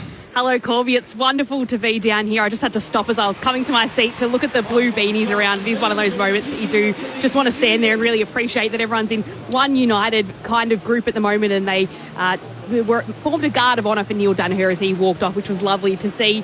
It is pretty slippery on the MCG today. There's a bit of mud around and players might be slipping and sliding, and it is good beanie weather as well, being about 15 degrees. On Jack Ginnivan being laid out for Collingwood, he was incorrectly listed as illness. He was actually managed by the club, so they were a bit worried about his workload heading across to Western Australia. And obviously he did have that illness a couple of weeks ago, so that's the reason he's a laid out. Reece McInnes being late in, and the subs being James Jordan for Melbourne and Oleg Markov for Collingwood. Thanks, Loz. It's been an enormous 24 hours. The Theatre of the Great in the ground, the wonderful Melbourne cricket ground, and you'd think 90,000-ish already in the house as a few more start to take their seats. The interchange players turn and head off the ground. Luke Ball and Brendan Goddard, who are we leaning towards this afternoon? I think a lot of us keep expecting Collingwood just to fumble it at some stage, but they just continually back it up. So, as we know, a trip to Perth always hard to back up, so see how they deal with that. But I think based on form, and I think Collingwood is for me. That's a question mark. Just how have they pulled up? Bit of illness, as you said, go through the week. Two great defences, really strong midfields. Collingwood a little bit more potent forward of the ball, so maybe the Pies, but just. Maybe some mind games already. It's Max Gawn who's going to contest the first centre bounce, not Brodie Grundy. What a day it is. Big Freeze, number 9, full house at the MCG. The blue beanies scattered around, and to sort out some of the hierarchy towards the top of the league, the D's and the Pies. Here with Matt Clinch. Gawn wins down the opening tap against Cameron of Collingwood, but it's Pendlebury for the Pies, who works back onto it at centre half back. Around his body out on the members' wing. It bounces in front of McCreary. Lever comes charging out, gathers the footy. Gets the hand pass to Langdon. Over the top to Sparrow. Hand pass missed Neil Bullen. It's out in front of Joel Smith. Hand pass to Petrarca. He puts it out in front of Neil Bullen. Can't take it cleanly. Tackled by Pendlebury. Spills into the middle of the ground. Joel Smith taps it to his own advantage. Can't gather though. Lipinski for the Pies. Hand pass to Tom Mitchell. Puts it up to Brody Myercheck. Can't take it cleanly. Levers over the footy. He left it behind and Crisp slides in. He's locked up between wing and half forward on the members' side through the opening 45 seconds. Bo McCreary lining up next to Jake Lever. Really important role that today. Whoever plays on Jake Lever to keep him accountable. Cameron wins the hit out for Collingwood, reaching from over the back. Viney extracts it though, out to Chandler, got his hands free. Hand pass to Salem, middle of the G, kicks to half forward, tracking out after it. Frisch takes the mark. Against the team he grew up supporting, he turns and kicks to the top of the goal square. Pickett in a one-on-one, Quaynor spoils, straight to Joel Smith, hands it back to Cozzy, shoots goalward but he misses. And they're behind for Keziah Pickett, starts the scoring. We're 80 seconds in. It's Melbourne 1 behind. Collingwood yet to score. Jack Ginnivan outmanaged. Reece McInnes into the 22. Markov and Jordan, the two subs. It's an exciting, explosive matchup, isn't it? Isaac Quaynor on Cozzy Pickett. Quaynor wins the first one-on-one battle. Nick Dacos, the teenage sensation, brings Collingwood back into play from the city end, short to Scott Pendlebury. He looks for options outside the defensive 50, up to Tom Mitchell, left half back, getting his first King's birthday opportunity. Back to Nick Dacos, who sends it up to Darcy Cameron. Marks centre wing member side. Around the boundary line to Hoskin Elliott. They transition to half forward. Hand pass to McCreary, to Chris. Has an option inside 50. Took too long. Ed Langdon runs him down, holding the footy. Had Myercheck free in the left forward pocket. Decided against it. And Langdon reels him in. Free kick in the right back pocket for Melbourne. Great chase, because it was clinical ball movement, wasn't it, up until then? That's the way you got to play against Melbourne. But just that elite running and gut-busting running of Ed Langdon saves the day. Langdon goes back to May, to Tomlinson, who's playing his first of one of these games. A big Monday holiday blockbuster. Short kick to Hunter, heads down the wing. He turns it over. Frampton with the intercept mark. Yellow Sharon, Collingwood all in white with the black stripes. Melbourne all in navy with the red V and the red socks. Clear blue skies at the MCG. Kicks to centre half forward for Collingwood. Myercheck went one-handed, no mark. The number 1 for Melbourne, May, knocks it out, but straight to McCreary. Fights for a tackle, gives it to Lipinski. Lipinski's back and he's on the board. What a return, what a tone setter. Pat Lipinski, in his first game since last year's prelim, kicks the opener. Collingwood 1 straight. Melbourne 1 behind. 3 minutes gone on Grandstand AFL. Brendan Goddard and Luke Ball. So but they do win the ball back, Ball. You highlighted just that ball when they had the first chance from that kick in, and then since then an intercept mark off the half back, and they look really dangerous, as we know, offensively, but just doesn't feel like the ball's bouncing up for Melbourne at the minute. There's a couple of ground balls by a couple of guys, just a little bit fumbly, maybe just feeling the pressure from the Collingwood small forwards, but it's been pretty slick when they're able to get the ball in hands, and they're set up so well behind the ball that found Hunter just on the replay just trying to slot one there. And once they get it back, as we know, that is so hard to stop. That is so potent forward to the footy. Twice surgery on his shoulder. Pat Lipinski, no VFL. Back to the big time for good reason. Pendlebury gets the clearance at Collingwood. Hand pass to Mitchell. To Josh Dacos. To half forward. Salem in front. He takes the mark, hugging it to his chest in front of Pat Lipinski. He's at centre half back with Collingwood leading by 5 points. It's going to be the game today, Beach, the turnover game. Who can be effective, cause scoring opportunities when they turn the ball over, because we know they both will. Called the play on out to Tomlinson at left half back. He advances it out to Hunter on the southern side. Not his best kick, but it does find Petrarca. He's worked off it by Chris for Collingwood. Hand pass to Quaynor. Here go the Magpies. Out in front of Lipinski. Tackled by Sparrow, and the umpire will ball it up. Interesting to see Adam Tomlinson back in the Melbourne lineup. He often has the most dangerous forward, or the one closest to goal, trying to free up Stephen May or Jake Lever. He's alongside Mason Cox at the moment. Gawn and Cameron. Cameron got a hand on it, but Gawn grabs the footy. High kick into the front half. Into the lap of Keziah Pickett, who leaps up and marks just in front of the logo southern wing. Everybody can exhale for a moment as he kicks out wide. And Christian Petrarca. Best of field last week in the win over the Blues. Still forward on the wing, southern side. Drives it deep inside 50. Cameron gets back to take the intercept mark. Bangs bodies with Fritsch in the air, and the stronger, bigger frame wins out and goes back across the teeth of goal for Collingwood. Finds Murphy, and Murphy chips it short to Quaynor. Still left back pocket, 5.5 minutes in. Magpies one straight. Melbourne one behind. Jack Ginnivan laid out, managed. Reef McInnes in the starting 22. Quaynor up towards Ash Johnson, but Stephen May's well set. He takes intercepting mark for Melbourne. Turns and comes inboard to Hibbert. He can switch it to the southern side as he spots Hunter free. He'll take the mark in front of Bobby Hill. Now the all-important kick inside 50. Misses Smith, who's free. Veers out to the left, long towards Van Rooyen. Up almost takes the mark on the back of his teammate Jack Viney. Spills away of Smith, trying to link up with Chandler. He's onto the footy now. Hand pass away to Salem. Casually inside 50, looking for Fritsch, but Murphy's there. Marks 35 metres out from his defensive goal and swings it out to McCreary. So he's okay, pulled up with that bung ankle and starting out there for the Pies. Hand pass to Pendlebury, hand pass to Hoskin Elliott, overcome his own ankle problems. Kicks down to Myercheck at half forward, the build up for the Pies, out in front of Lipinski, running onto it half forward. He can't handle it. And he fumbles it out of play, left half forward for Collingwood.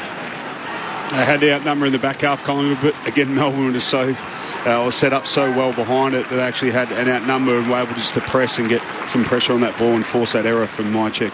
14 degrees, no rain, clear blue skies. Perfect winter's day for footy from the boundary throw-in. Mitchell, hand pass out to Crisp, gives it to Adams, tries to keep it alive. Half back for the Demons, Rivers has got it. His kick smothered, Viney has a go. Tumbles a kick out of the defensive 50, straight to Nick Dacos. Hand pass to brother Josh, runs back onto his right boot, kicks to the hot spot. Hoskin Elliott through his hands. And Judd McVie comes up with it for Melbourne, the 1-2 by hand with Tomlinson. Has to wait his kick out in front of Christian Salem. He marks it left half back. Hunter's running hard. He looks around the southern wing. Grundy's the target. Murphy in front. They compete for it in the air. Spills to the front. Murphy's back onto it. He won the battle as Smith tried to come charging in for Melbourne. He's kicked towards Hoskin Elliott, who just volleys it forward. It works. Chris with the hand pass to Adams. Out to Bobby Hill. He goes inside 50. Looks at options. Goes himself. Gawn's there as the goalkeeper. He marks a couple of metres out. He had Ash Johnson in the pocket, and Max Gawn sends it to Ed Langdon and half-back. Crowd involved early. The Demons now on the counter-attack. Hand pass to Brayshaw, horrid kick. And Noble takes the intercept mark. The Pies keep it in their front half. On the 45 to Cameron. Lays it off by hand to Josh Dacos. Kicks for Myercheck. Marks left half forward in front of Stephen May. He's got it about 5 in from the boundary line. He'll kick from inside the 50. It's turnover footy, Beach. Just picking them off across halfway. I don't know what Lockie Hunter, he might want to change his boots. I think that's 3 times he's kicked it straight to Collingwood players, and then again here, just so well set up again behind the ball, Collingwood, as it went forward, and then get into the hands of he uses that all-important inside 50 kick. Josh Dacos, beautifully weighted kick for Brody Myercheck. Doesn't this guy give you good bang for your buck as a key forward? Brody Myercheck, his right-footed drop punt. He's out to the right here, and Max Gawn marks on the behind line. They're going to check whether all the ball crossed all the line and whether this is a mark on the behind line or a score. If it's a score, it's going to be a minor one. Collingwood with the first goal of the game through Pat Lipinski on his return, kicking to the punt road end. 1 straight to 1 behind We're 8.5 minutes in. That's what both of these teams make you do, is they have to be so precise going forward. You have to often choose the right option. I think Hunter on the far side actually had Smith, just a shorter one, where he could have then created an overlap where Collingwood would have had to press him and put some pressure on the ball, and Brodie Grundy would have been out. But they just got to take the ball off the line. Both teams, as I made mention before, are so strongly set up behind the ball that quite often you just have to choose the right decision, and quite often it's only the one decision you need to make or have to make. He's been pretty good with set shots, Brodie Myercheck. 20 goals, 4. So that counts as a behind. 25 as Christian Salem looks to bring Melbourne back in, trailing by 6 points. Long towards Max Gawn and Grundy. They fly in the back. No mark. Cosy Pickett fends off Nick Dacos. Kicks a spiralling ball, but straight to Josh Dacos, who marks on his chest for the Magpies. Swings it out to left half forward by foot. Out in front of Bobby Hill. He looks up. Has Lipinski leading. Decides to go shorter than that. And Jack Crisp marks. He's at left half forward. Waits for options to present. He can chip it over the top to Taylor Adams. He's still 55 metres out from goal. Hard against the boundary under the Olympic stand. A crowd of over 80,000. How much more, we'll find out. Kicks inside 50. Johnson the target. Hibbert had hands to it. Reef McInnes tries to pinch it. Hand pass to Lipinski, to Tom Mitchell, to Bobby Hill. Feeds it to McInnes, trying to snap it back over his shoulder. Hoskinelli underneath, and Brodie Grundy takes the mark. And there's the response. Sort of a mixture, isn't it, between applause and boo. I think the boo's for theatre. The Collingwood fans love him. I know. He's just glad circumstances, but you just got to get your hands on the footy. That's the first thing you need to do, isn't it, against your old team? And he's glad he's getting his first touch in front of the Melbourne cheer squad. I think he's override the boos. The Melbourne fans try to sound out the Collingwood boos as Salem sends it up to Gawn at left half back, inboard to Brayshaw. He marks, wants to handball it to Grundy, put it straight into his number 6. Now he's under the pump, caught by Adams. He's caught for the throw. Collingwood take it through Lipinski, got it from Mitchell. Hand pass to centre half forward, Chris knocks it on to McInnes. McInnes hand pass to Hoskinelli at half forward, kicks into the pocket. Johnson the target, slips through his hands under pressure from Hibbert. And the boundary throw in right forward pocket for the Pies. That's Brayshaw a number of times now. He's been out in space with his kick before, kicked it straight to Collingwood, and then just put a handball, just almost hit Grundy in the back. Didn't expect it, but had the opportunity to give it to him the first time and then second guessed himself. Pies by 6, 11 minutes in. Gawn wins it down, but straight to Crisp. He sharks the hit out and kicks the goal. Collingwood with the first 2. And Jack Crisp with a first quarter major.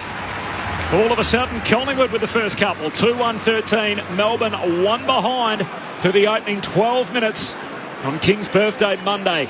Luke Ball, Brendan Goddard. Well, it's a great stoppage goal, isn't it, Beach? But again, it's off the back, as you mentioned, of that forward half turnover.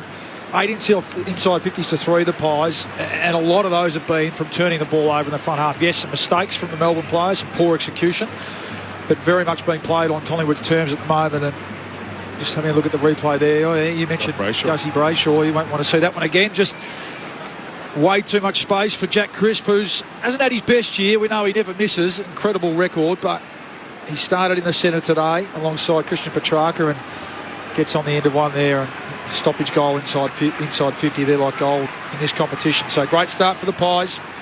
He's raised the bat ball in 201 consecutive games for Jack Crisp, having made his way to Collingwood as the steak knives thrown in with Dane Beams. Back in the middle of the ground, Sparrow can't get the clearance, got the hand pass to Grundy, to Petrarca, sends Melbourne out towards left half forward. Spargo in a rest with Noble, the 2-9s, and Noble's onto it. Sparrow's onto him, he gets the hand pass away as Hunter gathers against the boundary, swings onto his left, kicks inside 50, Pickett back with a flight, he can't hang on. Fritsch taps into his own advantage, out in front of Maynard though. It gathers for Collingwood, great composure as he kicks out to Josh Dacos at right half back.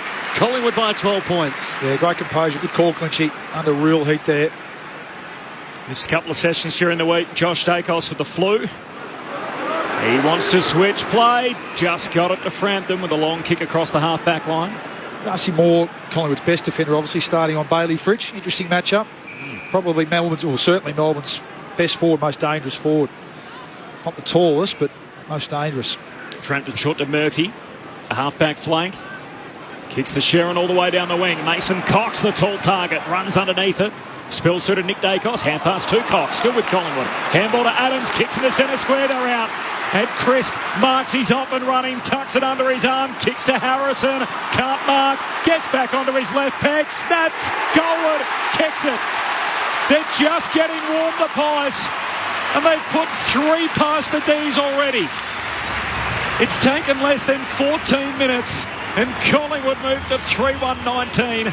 The D's 1 behind, and Harvey Harrison, who made his debut last week in Perth, kicked a goal. He's now got 2 in as many games.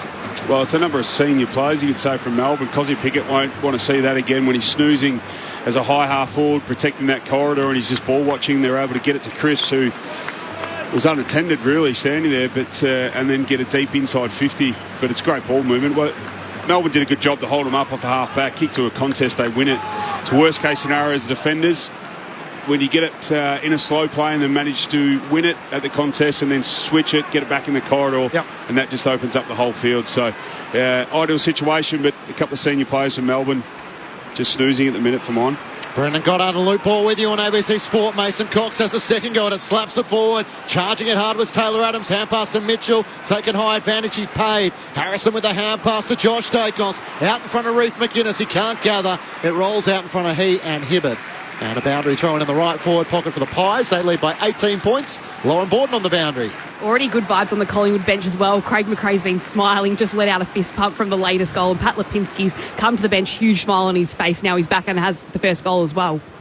Thanks, Loz. Yeah, both coaches on the bench. Simon Goodwin as well as Brayshaw gets the clearance from Melbourne. Clears the defensive 50. Cripps, Jack Crisp going back with the flight. Got good support from Darcy Moore. And he takes intercepting mark. Sends it towards Mason Cox. Can't take the mark. Petrarca spinning out of traffic for Melbourne. Hand pass back to Lever. McVie out of defence. Up towards Van Rooyen. Murphy sops it straight to the boundary line. We know how that ends. Insufficient intent. Despite him hitting it at full speed. No control where it came off his boot. He's penalised. Trent Rivers takes the free for Melbourne, heads down the wing. Fritsch competes in the air, no mark, falls to Maynard, somehow got it out to Crisp. Collingwood back with it on the broadcast wing. Hand pass to Mitchell, handball away to Hoskin Elliott. Kicks from the front half, down towards half forward. Wanted Myercheck, he's caught at the back. And May takes the intercept mark and immediately switches out to the southern side. And Hunter marks half back for Melbourne. He cuts back to centre half back for Tomlinson. So Pies with the first 3 goals. Melbourne yet to kick one, 16 minutes in. Collingwood by 18 points. Short kicking game to Rivers. And now the long kick out to the members' wing for Viney. Up over halfway, finds Brayshaw, who rides contact from Maynard. He fell heavily. And Brayshaw slowly going to pick himself up. Contact in the marking contest, but no 50. Spots a free man at half forward. Viney's kept on running. No one went with him. Viney goes for home and kicks it. Melbourne's first of the day. And the work rate of Jack Viney, his second touch in the chain is a goal. After 17 minutes, the D's 1-1. Collingwood 3-1.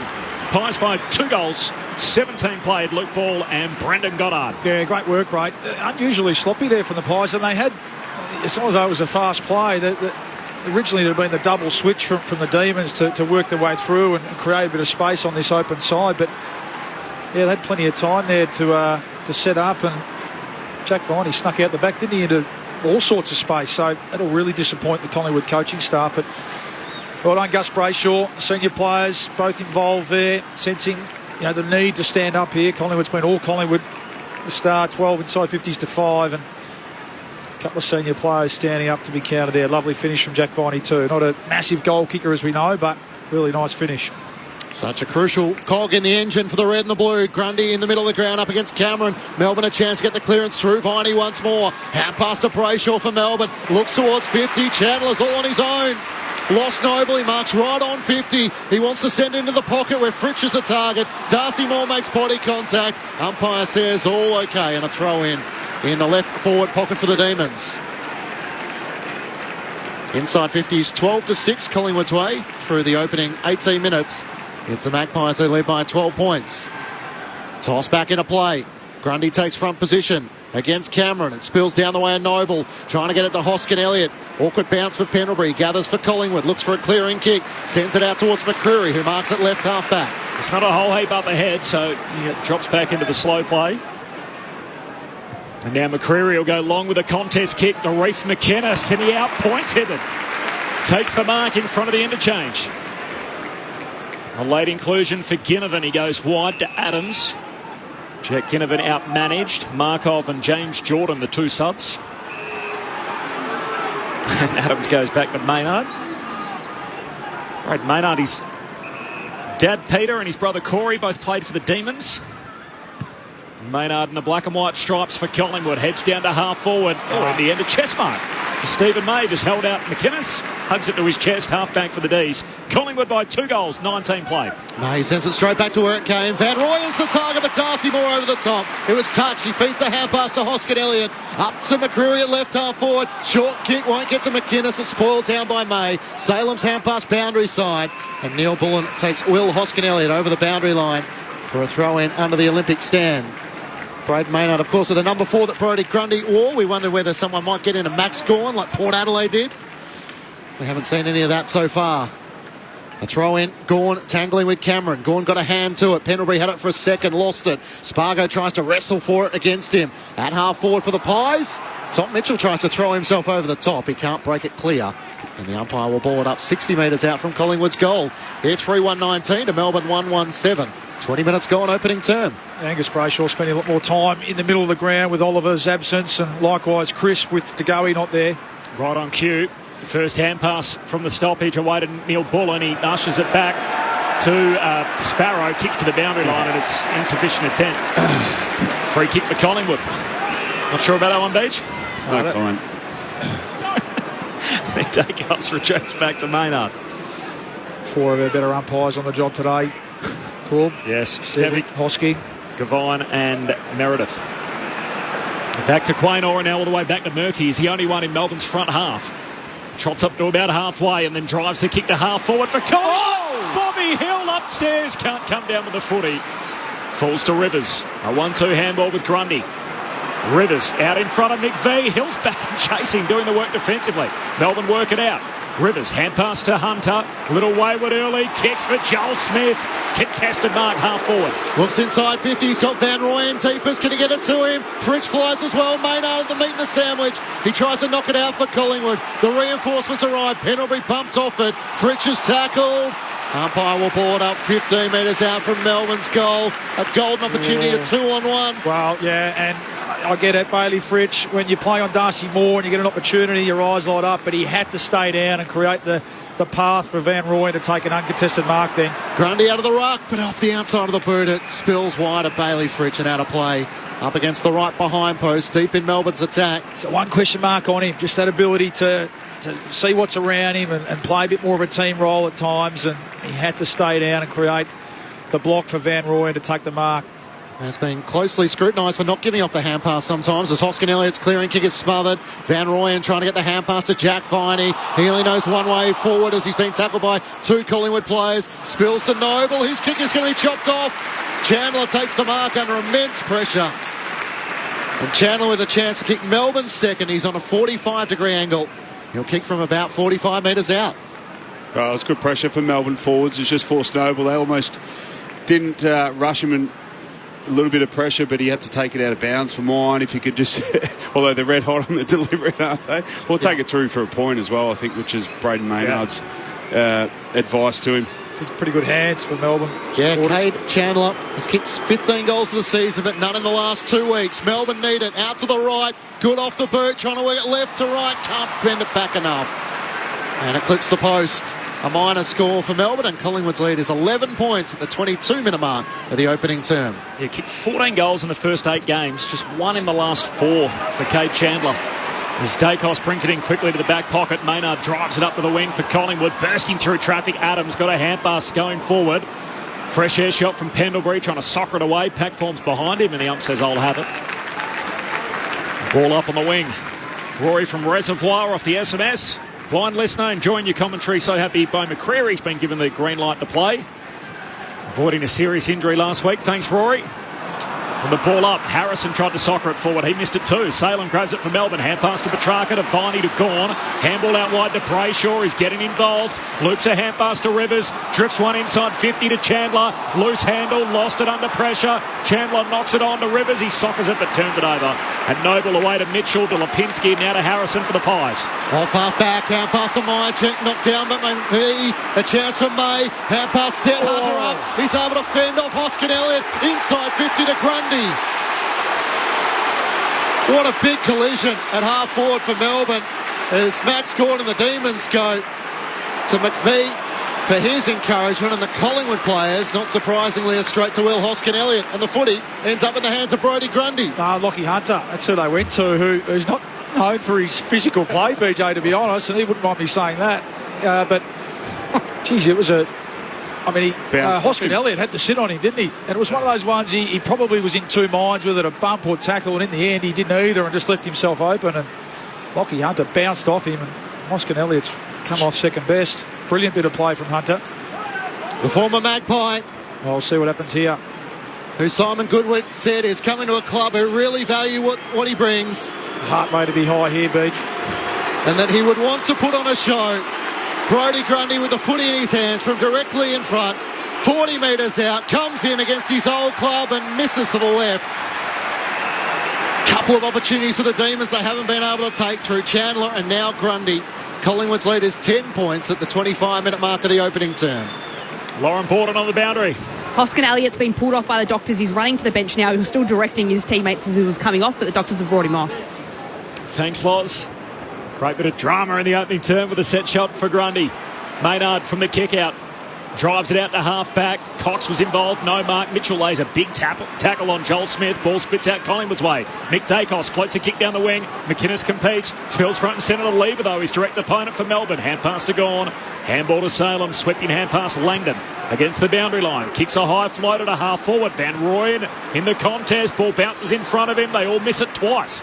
Now the ageless one. Pendlebury. Hand pass over his shoulder, but it's out of bounds. Spargo can't handle it, and a boundary throw-in, 45 out from the Demons' goal at the City end. It's a good little 10-minute patch here for Melbourne, locking in their forward half. Yeah. Collingwood are under some real pressure when trying to exit Melbourne's forward 50. Last three scores away of the Demons. Only one goal, though, thrown in. Grundy trying to take it out of the ruck against Cameron. Ball spills underneath him. Taylor Adams trying to knock it out. Mitchell's in there as well. And eventually the umpire will concede it isn't coming out and will ball it up. Will Hoskin Elliott on the bench having a smile with the doctor, so he seems to be okay from that collision with Hunter. As the umpire throws it in the air in Melbourne's forward 50, Grundy tries to palm it down into the path of Petrarca. Pendlebury was awake to that and will do it all once more.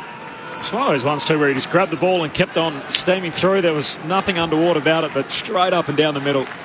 Like a human wrecking ball. Lockie Hunter from the restart. Adams hand pass away to Viney. Snaps goalward, narrowly misses. Trying to curve it back off his preferred left peg. He's already kicked one in the quarter, the Demons' only goal. It's a behind here. So Collingwood by 9 points, 27 gone, opening term, 3-1 to 1-4.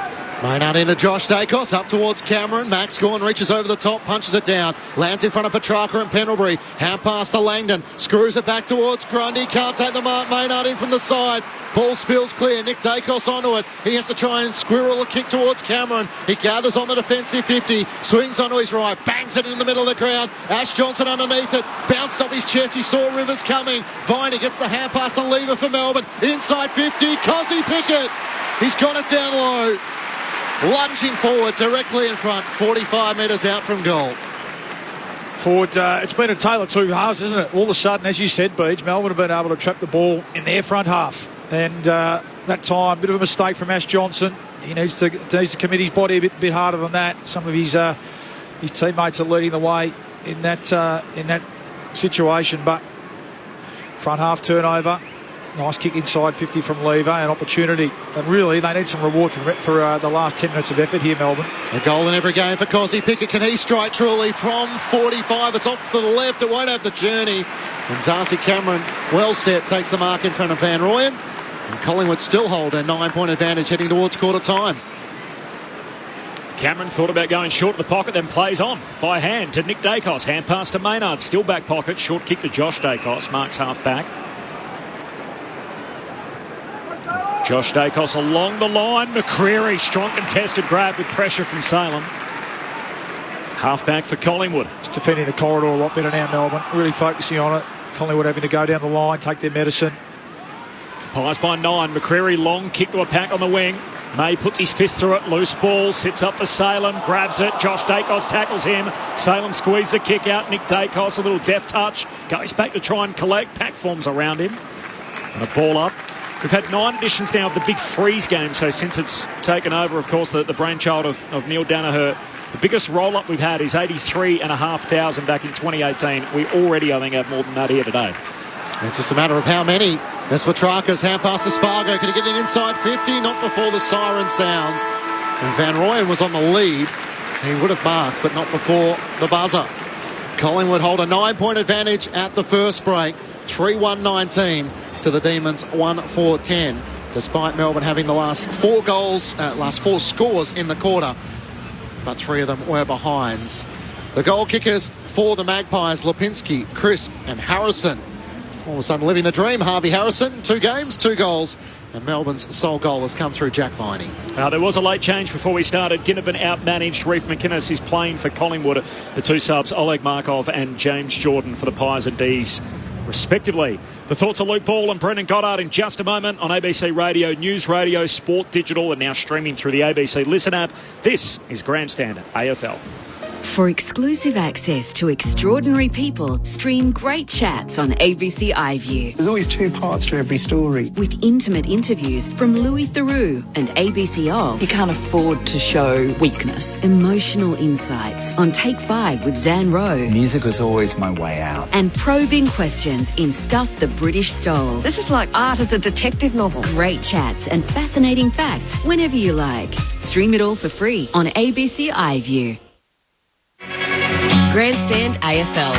Now streaming every match on the ABC Listen app. Look for the AFL button. Kicks to centre half forward for Collingwood. Mychek went one-handed, no mark. The number 1 for Melbourne, May knocks it out, but straight to McCreary. Fights through a tackle, gets it to Lipinski.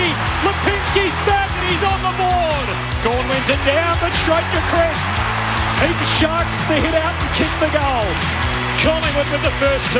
Crisp marks his off and running, tucks it under his arm, kicks to Harrison, can't mark, gets back onto his left peg, snaps, Goldwood, kicks it. They're just getting warm, the Pies. Spots a free man at half forward. Viney's kept on running. No one went with him. Viney goes for home and kicks it. Melbourne's first of the day. The 2023 AFL season. On radio, ABC Sport Digital. And now streaming on the ABC Listen app. Collingwood by 9 points, quarter time at the MCG. Bump the crowd. What a day it is. Big freeze number 9 with the blue beanies dotted right around his Sporting Coliseum. Brendan Goddard and Luke Ball on Grandstand AFL with their take on that opening turn. Bally said it. I think it was a tale of 2 halves, a bit of a boxing match. The first 15 minutes was all Collingwood. I think it was 12-3 inside 50s there at one stage, and then the back end of that quarter, Melbourne really came to life. And earlier it was a bit of the pressure, but it was unforced errors from Melbourne. A couple of senior players highlighted Brayshaw a couple of times by foot, and then a lack of accountability inside 50. You made mention forward 50 stoppage goals. If you're giving up 1 a game, you're not doing a good job, and they've done that in the first quarter, so that was disappointing. Then Cosy Pickett snoozing there as a corridor cover, as a high half forward or a small forward, but they really got to work in the second half, didn't they, Luke? And trapped in their front half, the pressure that Magpies are under, then exiting Melbourne's forward 50, protecting the corridor. As you made mention, they're a big corridor team, particularly from the back end at Collingwood. Love to get it through there, and as we know, that just opens up the whole ground, and the times they were able to do that, they looked really dangerous in the first 15 minutes. And then just Melbourne's lack of accuracy in front of goals. As we know, Bally, it's all ebbs and flows, and when you have your dominance through the game, particularly when you're playing a good team that you know at some stage they're going to dominate and they're going to have momentum, but you really have to capitalise when you do. So I just felt like Collingwood did in their 15-minute patch, and then Melbourne just didn't get reward for their effort and their dominance in the second half of that first quarter. Yeah, and that's going to be the game. We've mentioned it a few times now. Who can be effective and efficient, moving the ball, trying to pick their way through, and then ultimately that last kick inside 50 and converting, as you said, is going to be critical against, as we said off the top, 1 and 3 in the comp in defence. So a couple of times already we've seen Moore mark, intercept mark rather, Murphy intercept mark.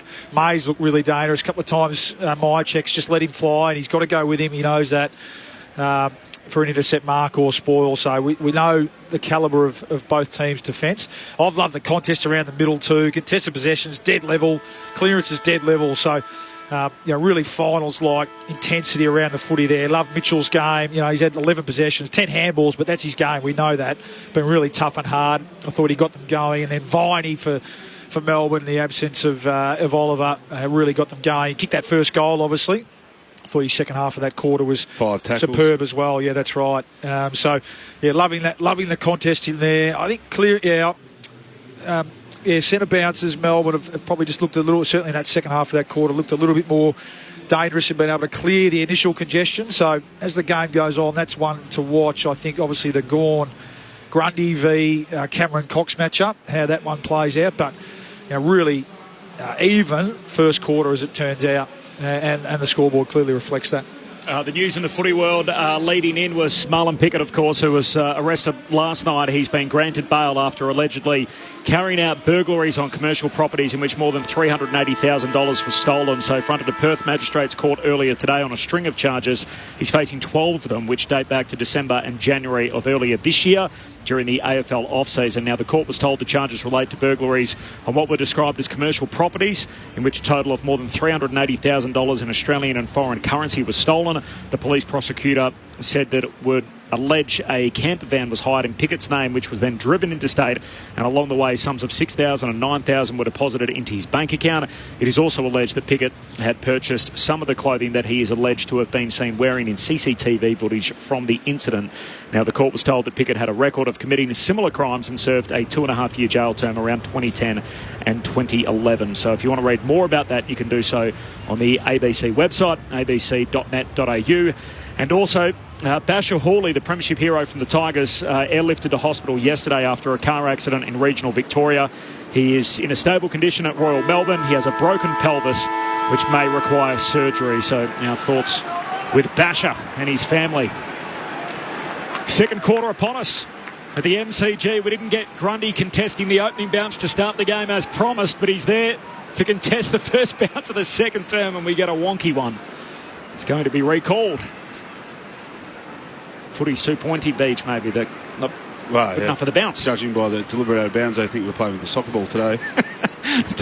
Thrown up by the umpire as Grundy wins that. Hit out down to Viney. Hand pass to Brayshaw. Sends it by hand to half forward. Neil Bullen kicks smothered. Spills to Maynard. Maynard bowls over Neil Bullen. Goes back in to try and collect it. Pickett just whacks it forward for the D's, but Murphy's there at half back. Oh, he kicks out wide. He kicks too wide. Puts it straight into the fence. It's a long way out on the full touch. Yeah. Get it out of it. Good pressure again, Melbourne. Diesel get it 60 out right half forward. Collingwood by 9 points. Opening 40 seconds of this second quarter. Great centre bounce clearance work again. Viney to Petrarca. Melbourne had the last 7 inside 50s to close out the quarter, but their second lowest score of the season. Kicks towards Van Rooyen, can't take the mark, flying in front. Onto it is Nick Dacos, feeds the hand pass to Taylor Adams. He takes a bounce, Rivers off his chase, hand pass to Maynard, kicks a wobbly ball into the middle of the ground, trying to knock it on Lipinski, but McVee's awake to that. Inside 50, Bailey Fritsch had enough of it before Murphy spoiled it out of his hands. And that's really good defence, particularly from the small forwards. I think it was even Rivers. I think the chase down on Taylor Adams, but just forced a quick handball to Maynard, who became under pressure from Pickett, I think frontal pressure, but just that's the situation where Collingwood generally get out of it and look really dangerous, get the ball back through the middle. They came back through the square, but they'll force a dump, kick it through the corridor, and that really then exposes you with such a shallow turnover in the middle of the ground, exposes you back the other way because your defenders don't have time to set up. The 3-time leading goal kicker for the Demons from inside 50, looking for the first of the second corner. He steers it through. And after the last 4 scores of the opening quarter, 3 of which were behinds, Melbourne closes the gap and gets some bang for their buck. It's a 3-point ball game Collingwood's way. 3-1-19 the Magpies to Melbourne 2-4-16. 2 minutes gone, second quarter. You're with Luke Ball and Brendan Goddard. Yeah, spot on, Beach, because you can set up behind the ball as well as you like, but if there's no pressure on the ball coming out the other way, then good teams like Collingwood can pick their way through it. We saw that in the first 10 minutes. So the key there, the difference there was that pressure on the ball. And you mentioned Rivers, the chase down tackle And then again on the errant kick, Pickett from Maynard, the rush kick, which we're not used to seeing from this Collingwood team. And Melbourne really well set up. And hasn't Judd McVie been a find this year? Just such a composed user of the footy as well. That inside 50 kick was really smart. And first time that Bailey Fritsch has been able to get any space from Darcy Moore. Back in the middle, Grundy wins the hit out down to Adams. His old teammate, G. Pendlebury, tried to soccer it, missed it completely. Grundy ragdolls him out of the way and gives away a free kick. Didn't have possession, Scott Pendlebury. Collingwood by just 3. They did lead by 18 late in that opening term. They kicked the first 3 goals. Melbourne have kicked the last 2. Goes short and wide out to Hoskin Elliott, and rode a big bump from Hunter in that opening quarter. And he's okay now. Sends his kick down to Johnson at half forward. A wiry aerial tweener forward for Collingwood. Ash Johnson looks into the pocket. Leaping for it is McInnes. No mark. Falls through to May, and he just bangs it out of the dangerous area to Van Roy, and they all miss it in the pack, and Frampton can paddle it out in front of himself. Gets the hand pass away to Ash Johnson. Hand passes around the boundary line to Hoskin Elliott. Links up with Maynard. Over the top to Chris. Back to Maynard. Now inside 50. Chips it into the pocket, and Darcy Cameron all on his own in front of the slide. Marks in the left forward pocket. That's good use, isn't it, off the turnover again.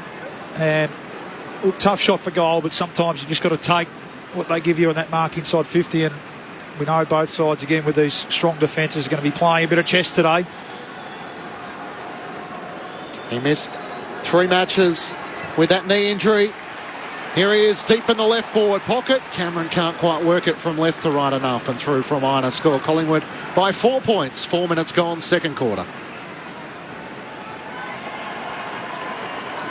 Stephen May missed this game famously last year after his dust-up with his teammate Jake Melksham. Banned from the Queen's birthday fixture. Goes short to Tomlinson. Hand pass away to May. Goes long to Van Rooyen and a one-on-one. Frampton spoils. Van Rooyen ends up with it. Breaks. A tackle from Crisp. Hand pass out to Rivers. His kick smothered. Hoskin Elliott with the 1%er. Still a live footy on that southern wing. Rivers grabs it. He's tackled. Says I'll have it. Feels like a long time ago, doesn't it? It's amazing how quick the footy cycle just keeps giving us new things to work with. Collingwood by 4 points. 5 minutes played, second term, ball up, southern wing. Just having a look at the winner of the King's birthday honour. I think there's only 3 current players still featuring, given Clayton Oliver's missing this afternoon. Adam Treloar features there. Collingwood take the free kick and the advantage through Taylor Adams. Hand pass out to Pendlebury. He looks inside 50 towards Bobby Hill. He can't get over McVie. It takes a good mark in front of him. The 2021 rookie pick selection for Melbourne. He feeds the hand pass to May, the leader of the defence, up towards Hunter. He marks at left half back for Melbourne. Members side of the MCG. Collingwood by 4 points. 3-2-20 to the Demons. 2-4-16. Hunter sends it towards half forward. Joel Smith wants to fly from behind, and Murphy, he claims the mark. Between wing and half forward for the Demons. Oh, Smith goes inboard, finds Salem. Salem wants to play on. He's a left footer, so Lipinski's on the wrong side, and he hits up Van Rooyen. And the Roo chants go around the MCG as the young developing key forward takes the mark. 5 in from the boundary line, left half forward. Just took a contested mark, didn't it, just to kind of unravel Collingwood's defence, and that's what happens. You just get a contest there, it buys time for the defenders then to reset, the midfielders to get back. Just delays the ball enough to actually just get some sturdiness behind the ball, which they weren't able to do. He'll kick from just inside 50, a goal in all 10 games so far. Van Rooyen, kick won't have the trip across the goal face. Moore tries to spoil, stays alive. Hoskin Elliott, last line of defence. Hand pass to Cameron. Just a surge kick out of the defensive arc. Standing underneath it, Lever had a hand on it, spills through to May, so Melbourne back with it. Hand pass to Brayshaw. He swings a kick out wide for Chandler in that launch pad at half forward. Sends it long towards Crosby Pickett, who flew up early on the back of Darcy Moore. Spills to Fritsch. He ran into Petrarca. Couldn't get a kick away. Noble dives on the footy. And it's locked up 30 metres out from Melbourne's goal. Got in each other's way there. Needed the invisibility cape Petrarca just to disappear. He threw his hands up, Christian Petrarca, not realising he got in the way of Bailey Fritsch.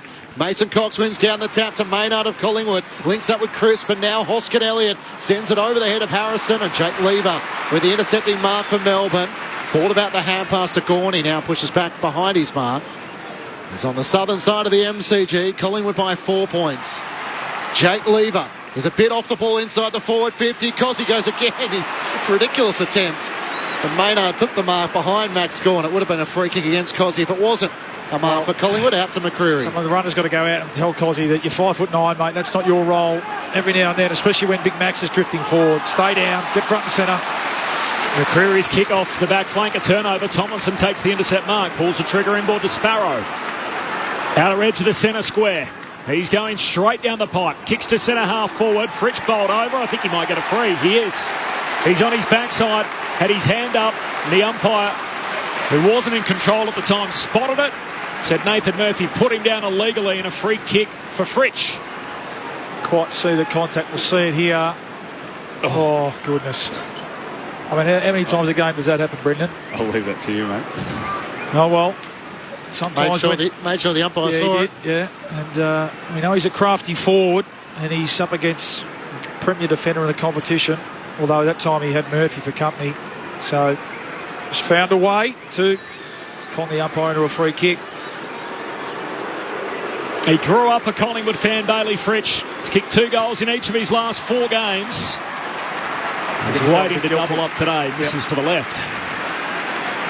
So Melbourne a little wayward again here. 2-5, Collingwood 3-2. Similar theme in recent weeks for the D's. 9 gone second term, Collingwood by 3. Darcy Moore brings Collingwood back into play. Thought about bounding out of defence. Cosy Pickett ran at him. Sends it out to Frampton, who marks it left half back. Hand pass to Maynard. Around the boundary line, southern side. Harrison takes the mark. Links up with Maynard at half back. Sends it as long as he can towards Myercheck. Out number 2 on 1. Hibbert cleverly put his arms in the air to block, and Gawn takes the intercepting mark for Melbourne. Back inside defensive 50 to Tomlinson. He works it up to Salem. He's got options out on the members' side. He puts it out in front of McVie. Has it left half back, the Western Australian. He's got the game back on their terms here, the Demons, with the way they've set up behind the ball. And you can see it really frustrating Collingwood, who want to move the ball fast, want to get it, the overlap run and get corridor, but Melbourne set up beautifully. Short to Salem, had to wait till round 10 to make his appearance in 2023. And now short to Sparrow. Melbourne have it on the members' wing.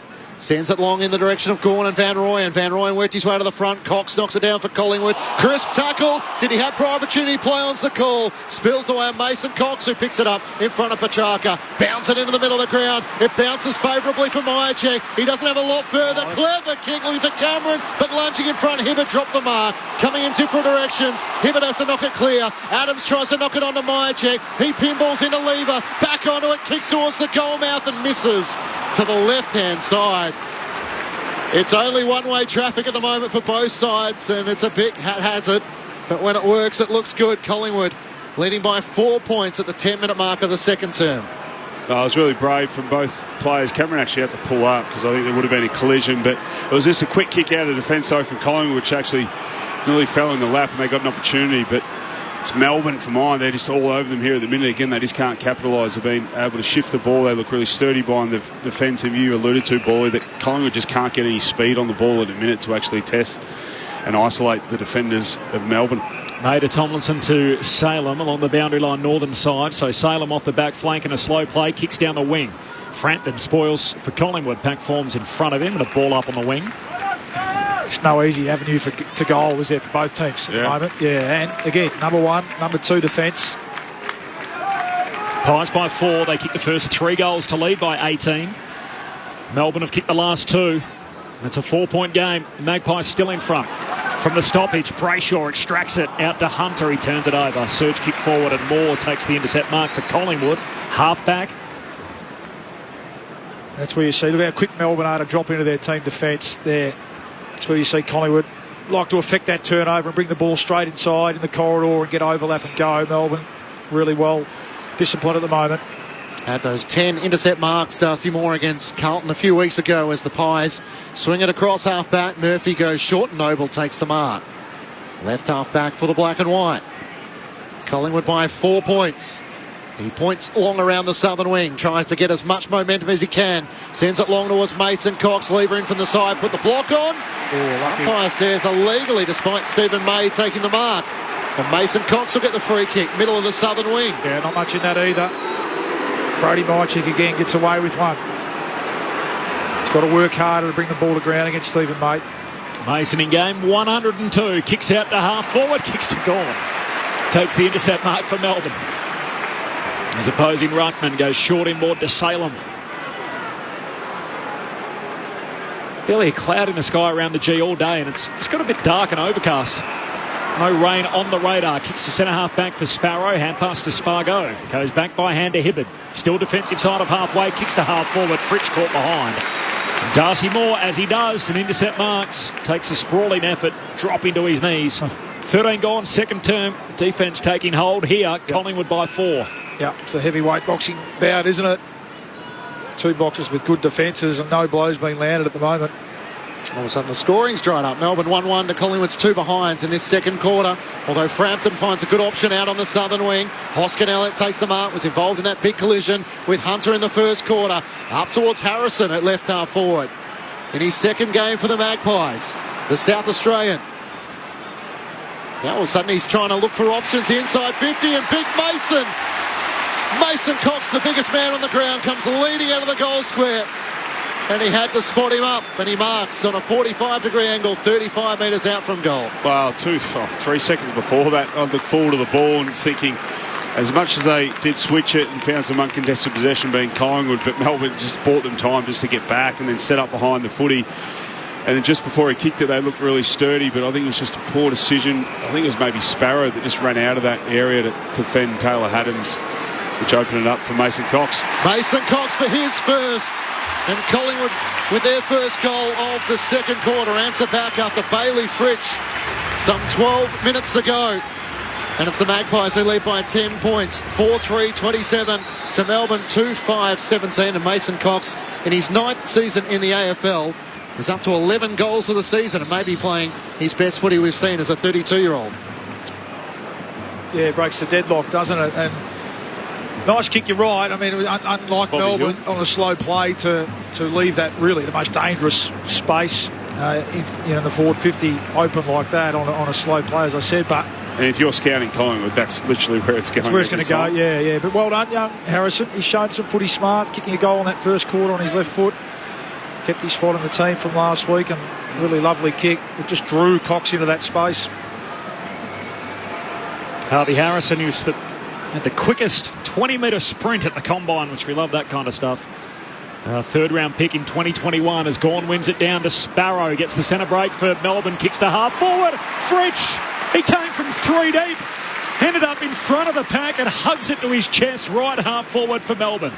Oh, that's a great mark, isn't it? Because that's a good body real work. Up and under, isn't it? That's a real natural forwards mark again against Darcy Moore. They started side by side, body on body, and there were bodies ahead of them, but he just good on the replay. Never took his eyes off the ball and got to the drop of it. Beautifully, Bailey Fritsch. It's a great contest, this one. Melbourne to land a counter punch straight back. Through it goes. Fritsch has a couple. Blow for blow, it continues at the G. 16 played second term. Melbourne 3-5-23. Collingwood 4-3-27. Magpies by 4. Brendan Goddard, Luke Ball. I think it might be a bit of this. Contested marks kind of break open the game. We saw it here on our closest wing. I think it was Smith that took the contested mark down the line, and that allowed just to create some overlap then from their runners from behind, but then to break that line of defence from Collingwood. And again there, it just takes a contested mark, because you have highlighted a number of times, Paulie, the team defence and the defenders from both teams. It's just hard to penetrate and get any speed on the ball and create some space in your forward line at the minute. Melbourne just looking a little bit more dangerous at centre bounce. I think it's another centre bounce clearance, and they get a goal from that one. Collingwood need to tighten up around the middle. Back in the middle, good mates, Mason Cox alongside Brody Grundy. Brayshaw got the clearance, a whistle, and it's a Collingwood free kick going the way of Tom Mitchell. Well, Cox is out here. He's caught Grundy offside if they can get it to him. He's charging forward. Mitchell goes short to Taylor Adams. His fellow in and under midfielder, short to Nick Dacos, who takes the mark between wing and half forward for the Magpies. He looks wider still and will return it to Tom Mitchell. Again, it's just Melbourne's ability then to get back. Yep. Dacos, one of the most attacking footballers in the game. The minute just didn't see any space to go forward or any need to, so force a kick wide, and they've got them exactly where they want them. Centres it to Quainer. He looks to send Collingwood long and high in the Mason Cox direction. Hibbert flies from the back, gets hands to it, can't take the mark. Pendlebury front and centre, hand pass for Bobby Hill. Tomlinson careful not to get him high as he's down on the deck. Hand pass spills out towards Taylor Adams, gets it to Hoskin Elliott, jams a high kick inside, 50 boundary side. Johnson almost collides with McGuinness. It goes out of play in the left forward pocket, not far from the big free slide. It's the great visual. You can see the black and white, the red and the blue, and the sea of blue beanies all around the MCG, where we think there's over 90,000. Pies by 4, boundary throw in. Grundy just whacks it away and back out of bounds it goes. Half forward for Collingwood. Don't pay those ones, do they? No. I'm not sure he was trying to hit it to a teammate there, big bro. But if you're in the ruck or you're spoiling, you're allowed to just go do what straight you want for the boundary line. Yep. In front of work of the game. In front of the slide again. Eric Banner going down as Carl Dittrich, the famous St Kilda number 10, on a little earlier from the restart. Collingwood come up with it. Mitchell, hand pass through traffic to Adams, runs straight into Tomlinson. He's caught holding the ball. Took too long to release it, and Tomlinson will be rewarded half-back for Melbourne. The GWS teammates there in the same draft. Well done, Tomlinson. He's done his part today. Been good. Just a high-wire match so far. Both teams defensively very sound. 4 goals to 3. Collingwood by 4 points. Tomlinson goes long to the wing. Spills down off a number of hands to Quaynor. To Mitchell, who has a fumble. Put the Pies under the pump. Quaynor threads it through traffic to Nick Dacos. Hand pass to Pendlebury. Handball back to Mitchell. Surge kick forward. Tomlinson backing back with courage. No mark. Paddles it out to Brayshaw for Melbourne. Hand pass to Langdon. And Langdon's just going to float a high bomb down the wing. Gordon Cox collide in the air. They both hit the deck. No mark. Comes out to Noble. He has his pocket picked by Neil Bullen of the D's. Who puts it forward to Van Rooyen. They're on the break here, Melbourne. He thought about the hand pass to Langdon.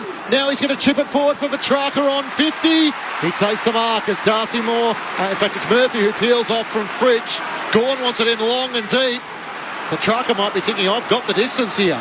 Oh, he's missed a couple of opportunities. You want to hope he kicks it now. He's still got Brayshaw. He had Van Rooyen. That Gawn one out on, I think it was Hoskin Elliott in the goal square. He had the short option. He's going to back himself in. A couple of big 50-50 balls went there in the middle of the ground. And again, you said it, that's going to be the game, isn't it, today? Who's going to stand up and win those and then catch the other team's defence off guard out the back?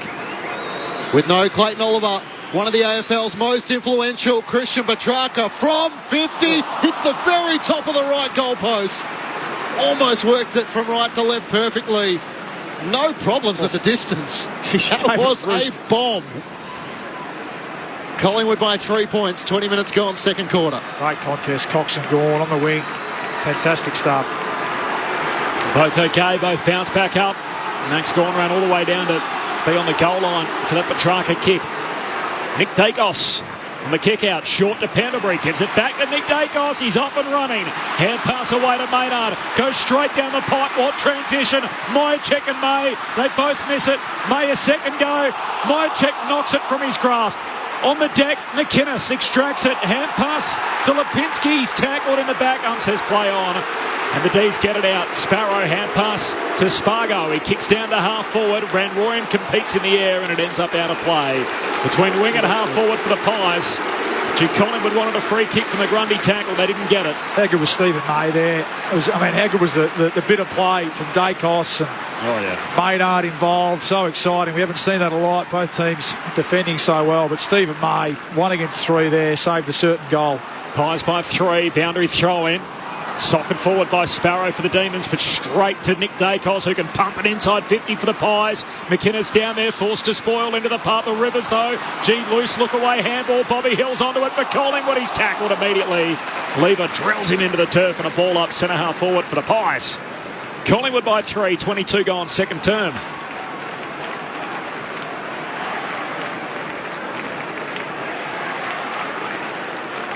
Tossed up in the air.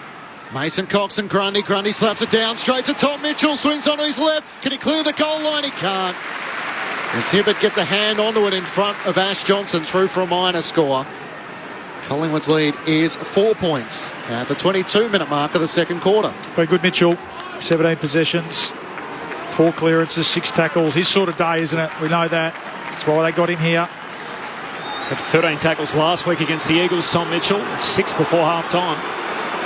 On track again today to a big number. Stephen May, long exiting kick, but straight to the 2-metre Mason Cox. Takes the intercept mark, 70 out, half forward for Collingwood. Puts him into the right forward pocket. Kicks a good one. McInnes takes the mark on his chest, right forward pocket. Late inclusion. He's looked lively, I reckon. He's a bit bigger than Ginnivan and a bit more explosive, I think. Just adds a little bit. I know they had big raps on him coming out of the pre-season. He started the year looking very sharp. He's gone back out of the team, but he just sort of offers a little bit more size than Ginnivan. Hasn't played since round 9. He's been involved in the sub either coming into the game or going out in all 4 matches he's played this year. Right peg against the fence. And after the build-up, which was superb, by the way, he's missed everything to the near side, so out on the full. In front of the Collingwood race too, which we love to spruik as broadcaster speech, and we talk all about, he's in front of the race, so it means he should be better from there, but not to be. Petrarca's long kick out of defence. Van Rooyen had to spoil from behind. He sees it out of play with Billy Frampton hitting the deck. The mark's inside 50 Melbourne's way so far in this match, 7-3. Also leading the tackles inside 50 as well. We know pressure's such a big barometer for Melbourne, 7-2. The tackles inside 50 the Demons' way. Collingwood still hold a 4-point advantage. 23 minutes gone, second quarter. Grundy tries to clear a path. His kick, though, is smothered as he followed up his ruck work. Mitchell's hand pass to Chris. Gave it straight to Lever of Melbourne. Hand pass to Neil Bullen. Looks out to the southern side. Smith's to target. Joel Smith brings it down in front of Maynard. Lipinski's onto it for Collingwood. Looks inside 50. Gets Bobby Hill. Running at full pelt boundary side. He marks hard against the boundary in the left forward pocket under the slide. Great defence, Maynard, wasn't it? Just closing the exit. Close that exit out. Yeah, we talk about that all the time. So he was aware, he was awake, closed that space, brought the ball to ground, and Lipinski was good enough to swoop on the loose ball. And we heard the coach say he's the best inside 50 kick in the team. Not sure that one is his very best. It was a bit of a mongrel, wasn't it? But found the target, and that's all that matters. Goes on the stat sheet. Yep. No pictures on the stat sheet. And Bobby Hill, having kicked 16 goals, 7 in his first season in black and white. 6 goals, 2 from set shots. He's hard out to the left here. Sets fly. Beautiful kick. Straight through the middle. And Collingwood find an answer just ahead of half-time to extend their lead to 10 points. 5-4-34 to Melbourne 3-6-24. The Magpies all of a sudden level it up at 2 goals apiece so far in this second quarter. Scores are hard to come by, so we talked about just being the game more in a contest. Both teams, particularly Collingwood, who are so good at getting speed on the ball and keeping the ball in motion, who are struggling the first time, I think, for this quarter was a kick-in that we talked about earlier with Dacos involved, Maynard, and how good Stephen May was in that contest when they looked really vulnerable. But again, just little things, closing that exit, making a contest, going back inside 50 under a bit of pressure. We'll say he saw him. I'll give Lipinski the benefit of the doubt, although it came off the instep. But it didn't spin that well, BJ. They're just going to be hard to come by. So it very much feels like a finals type like game where a contested situation is going to break the game open. Pies by 10 as we tick towards half-time. Melbourne win it out of the middle. Petrarca hand pass to Viney. Front edge of the centre square. Kicks to the top of the goal square. More spoils, but it's still alive. Frampton hunted by Pickett. Lays the tackle, and Frampton forced to push it through for a rush behind. Collingwood's lead cut to 9. Lauren Borden on the boundary. A few Melbourne doctors surrounding Adam Tomlinson's right hand. It seems like he might have had a dislocated finger they were trying to put back in. They've now taped up the 4th and the 5th finger. Ooh. Not much fun. Thanks, Loz. Darcy Moore looks to bring Collingwood back into play. Out to the member side towards Darcy Cameron. Bump on Max Gawn. Couldn't take the mark though, Cameron. It spills to Viney. Hand pass to Salem up to Gawn. Hand pass to Viney under pressure. Squeeze the kick forward, but it ricochets off the hands of Josh Dacos. Brother Nick lays the tackle. Petrarca out of traffic, but set an enormous challenge for Viney. He tries to hand pass it forward. Neil Bullen now becomes the tackler. As the ball is locked under Nathan Murphy. Couple of good efforts there. How good was that? Petrarca's hands, the last 2, the centre bounce, and then that one there under extreme pressure. The big guns are lifting. Pies by 9, closing in on half-time. Cameron wins the hit out, down towards Adams. He's tackled, dispossessed. Petrarca puts his nose over it. Can't get it out. Pickett grabs it. They've all got him, and throw a blanket over 12 of them. We'll have the ball up. See if the D's can pinch one here. I think the Pies will be happy just to shut this right down and head to half-time. Centre half forward for the D's. Van Rooyen and Cameron. Cameron the more telling touch, but there's still no clean breakaway. Petrarca somehow extracts it to Viney. Bounces off. Quaynor shoots goalward, but he misses everything. Just flirting with the behind post, but the ump said it's out on the full. He's kicked 1-1 already today. Jack Viney kicked Melbourne's first goal in the opening term. We've travelled 28 minutes in the second quarter. Collingwood by 9. Looked a point to me, Corp. Oh, I just mark that one down. Just we'll see where this one ends up. He's had a couple of shots, hasn't he, Jack Viney, trying to play a more pivotal role with no Clayton Oliver. Rivers takes the intercepting mark from the Darcy Moore long kick out of defence. So it's still time for Melbourne. At left half forward, Trent Rivers veers out to the right, sends it long in the direction of Max Gawn. He's outmanoeuvred. Joel Smith brought it down to the front. Nick Dacos onto it for Collingwood. Retreats back with a hand pass to Cameron, to Quaynor, to Josh Dacos around the body, waiting for it. Rivers at half forward. He gathers, and Harrison gathers him and takes him over the boundary line in front of the Olympic stand. Collingwood by 9 points. 28 minutes gone, second quarter. A bumper crowd at the G. Watching two really good teams, well drilled defensively. Like a chess match at the moment, 5 goals to 3. Boundary throw in, Gawn pumps it down. Pack forms at his feet. Gawn still fighting to try and extract the Sharon, and in the end we'll have another ball up. 5-4 to 3-7. Melbourne 10 scoring shots, Collingwood 9, and yet Collingwood lead the game by 9. Up it goes again. Cameron knocks it down. Neil Bullen, was he tackled without it? The ump said yes. Subtle, but I think it was there. Had his jumper tugged by Tay Adams. He's got 7 seconds to get a mark. Inside 50, he's got one. Neil Bullen puts it onto the chest of Petrarca, who marks just before the half-time siren, left half forward. Well, we know distance won't be a problem. The way he kicked that last one. Sometimes the mongrel kick against a good defence comes off. Saw Lipinski last. Set up that goal from Bobby Hill. Let's see what Christian can do here. He's had a great 5 minutes to finish the quarter. Not just on the stat sheet too, but yeah, his effort, presence, intensity around the ball, ground ball, contested footy. So that's the situations that break open the game today for mine so far. What a moment to end the first half. In front of 90,000 plus at the G. Petrarca, the right foot drop punt, misses. Out the left, he never looked like kicking it. And the Demons are behind. It's been a familiar theme over the last couple of weeks, averaging less than 70 points a game. 3-8. A wayward kicking for the Demons. Collingwood a 5-4. It's the Magpies who lead it by 8 points. At half-time on Grandstand AFL, the goal kickers, Bailey Fritsch, 2 for Melbourne, 1 for Jack Viney. Meanwhile, for Collingwood, we got 1 each for Lipinski, Hill, Crisp, Harrison and Cox. At half-time, it's Collingwood who lead the game by 8 points. The thoughts about Grandstand AFL experts, Brendan Goddard and Luke Ball. Well, when I talk about contested situation, it just feels that both teams are just so well set up behind the ball, their team defence. Just to be able to slow one another down and force in a slow play. There's a bit of uncontested possession going around, but it's not going forward at all with any speed or intensity. It's and that's a contested situation to talk about when they're forced in the long kick method, or a long kick down the line, should I say, that just it takes a contested mark, then break the game open, or it takes a contested possession in a contested situation on the ground around stoppages, or on ground level when you are forcing a long kick that's going to break the game open, because in general play it's just so hard to get speed on the ball, to get the ball forward, or with any space anyway for the forwards. Obviously the numbers would reflect they're still having opportunities to go inside 50, but it's a build-up to it is slow, so it allows both teams to get back and support the defence and set up really well. So it's just a real arm wrestle for mine, and I just begin to feel... Who does that suit, do you think, the fact the game's played this way? Both of them, really. I think it's a great contest, and it's a finals-like game, as you said. I think both teams are recognising that. I think they've all lifted their intensity. I think Collingwood have proved they can arguably just play either way they need. Yep. So they proved in finals last year. Everyone was expecting they're going to get exposed in finals, or leading into this year that their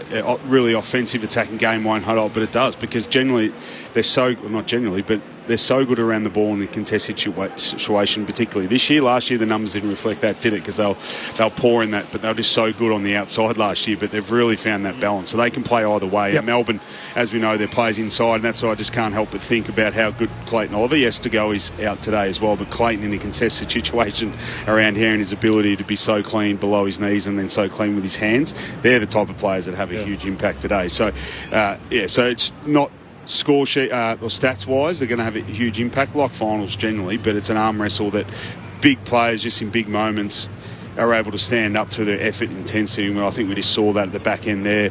Both teams aren't giving up much, but Petrarca and Viney for mine in the 5 or 6 minutes were really noticeable. Just they sensed the situation, they were on top, lock it inside 50, but their intensity and effort around the ball was outstanding, really stood out for mine. But I'm loving the contest. As I think, was there 3 goals that quarter? Yep. Two And each way. Sorry, 2 each way, yeah, I just love that quarter of footy because of the contest that we're in and the tactical arm wrestle that's going on. A lot of viewers at home are like, slow scoring, it's a bit boring, but for mine, that was a great contest in the first half of footy. Just quickly on the Collingwood thing. So the last time every team had played the same number of games before the buys distorted things, Collingwood were 4th offensively, but number 1 defensive, which, again, sort of most people would look at the way they play when they're at their best and think, they're such a free-flowing, high-scoring team, and yet so much of it's underpinned, as you would love to point out all the time, Beach, is what you do defensively. And a lot of the flows come from their back half and their intercept game. They've fixed up their stoppage work this year, but a lot of their drive has come from that, that intercepting the ball across half-back. We know Moore, we know Murphy, we know Maynard and Dacos when he's back there. So when they've looked dangerous today, they've been able to get through. It's only been a handful of times, though, isn't it? Melbourne obviously know how they're going to play, know each other very well. I thought Melbourne were really organised that quarter. And really, it was just a couple of chances, half chances that Collingwood took, and Melbourne didn't take that quarter. But everything's pretty level. That's the finals footy kind of thing, right? To take those half chances, because you're not going to get too many easy ones when you've got 2 teams arguably at the peak of their powers, literally just butting heads and not giving it in. So you'd probably have a lesser team. When I say lesser team, probably someone outside the 8 put up a contest like this for 2 quarters, and then someone just buckles, whether it be the 3rd quarter or late, at some point. But just feels like today this is going to go down to the wire because both teams are just unwilling to give an inch, and they're so well structured. Yes, missing some key personnel, but both teams are right in it through their effort, intensity, and their structure. Do you think that it's going to open up after half-time, Paul? You look at Collingwood's kicked 4 of their 5 goals from turnovers. And probably the area Melbourne has actually exploited Collingwood has been the centre bounce clearances, where they've kicked 1 goal from that avenue. No, with Beach, I think the way that it's playing out, I think I think it'll be more of the same in this second half. The challenge will be, we know Collingwood's last quarters have been brilliant. We know their running power, and I think Melbourne are a really fit team as well. So again, we said it off the top. I find really 2 really evenly balanced teams. It'll just be who can take those half chances in front of goals. I think that'll win. And, one thing we didn't speak about, for Collingwood, there's a lot on the line. They can go 4 games clear if they get over the line today. Sure. And really put a gap on, that pack, which is Melbourne, Brisbane, St Kilda and the Bombers outside the top 2 are going into the bye. So there's a lot to play. Obviously, there's a lot to play for, but that in particular, they can put a real gap that's going to be pretty hard to bridge with 8 or 9 games to go. I just feel, although Collingwood are winning by 8 points, I feel going in Melbourne are going to be pretty happy with the way things are going, and Collingwood almost like they're constricting it, like they're almost, Melbourne have got the game on their terms is what I'm trying to say. So if you look at it from both halves, what they're probably talking about in the rooms at the minute, Melbourne are probably pretty happy with themselves. It's again about accuracy and efficiency going inside 50, but it feels like the game's on Melbourne terms at the minute. So, and credit to Collingwood just to keep themselves in front when, times we talked about in the first quarter when teams have dominance. In particular, it's probably been Melbourne on a whole in the first half that got the game on their terms and the way they want it, but Collingwood is still able to find a way. So they're obviously being pretty positive, but I think both teams would be pretty positive, but if you're asking my opinion on who's probably in front and had the dominance so far, I think it's Melbourne, because it looks more like a Melbourne style of game and restricting the opposition, particularly with their offence, restricting Collingwood with their offence, and so Melbourne for mine are pretty happy with themselves. Yeah, and plus 6 clearance. To me, that's the one area of concern for Collingwood, I think. And we know De Goey's out, we know Oliver's out. I think De Goey's clearance work and centre clearance work is number 1 at Collingwood, and I think not having him in there They don't quite have the next crew down, if that makes sense. Up against Petrarca and Viney. It's pretty big. Yeah, I'm trying to find a little, sort of marginal difference. I think the advantage for the Demons to me, and in the ruck, I think pure ruck work. I think Gawn might play or have a bit of a say in this second half as well. So that's where stoppage has become really important, right? Because then both teams get an opportunity to set up both behind and ahead of the ball. You've got a bit of time. So when it comes down to it, again, we talk about in finals football around the contest and stoppage work is so important, just because the time you actually have to get what you want both behind and in front of the ball. So generally ahead of the ball, it's even numbers these days. You might have a drop off here and there, but that's why contest, stoppage and contested possessions in these games are so important. It's a great breakdown from Brendan Goddard and Luke Ball on Grandstand AFL. A highly entertaining game of footy. If you love your football, you can't help but not love that half between two really good teams. 5-4-34 Collingwood lead Melbourne 3-8-26, an 8-point lead for the Pies. The good news is there is no new news from the match review officer, so no charges laid yesterday. Coming up after the news, Brendan Goddard's going to give us his honest opinion on what he thought about Dan Butler being cited for one game. That's headed to the tribunal, as is Ryan Mansell and James Sicily, but nothing further out of the two games yesterday.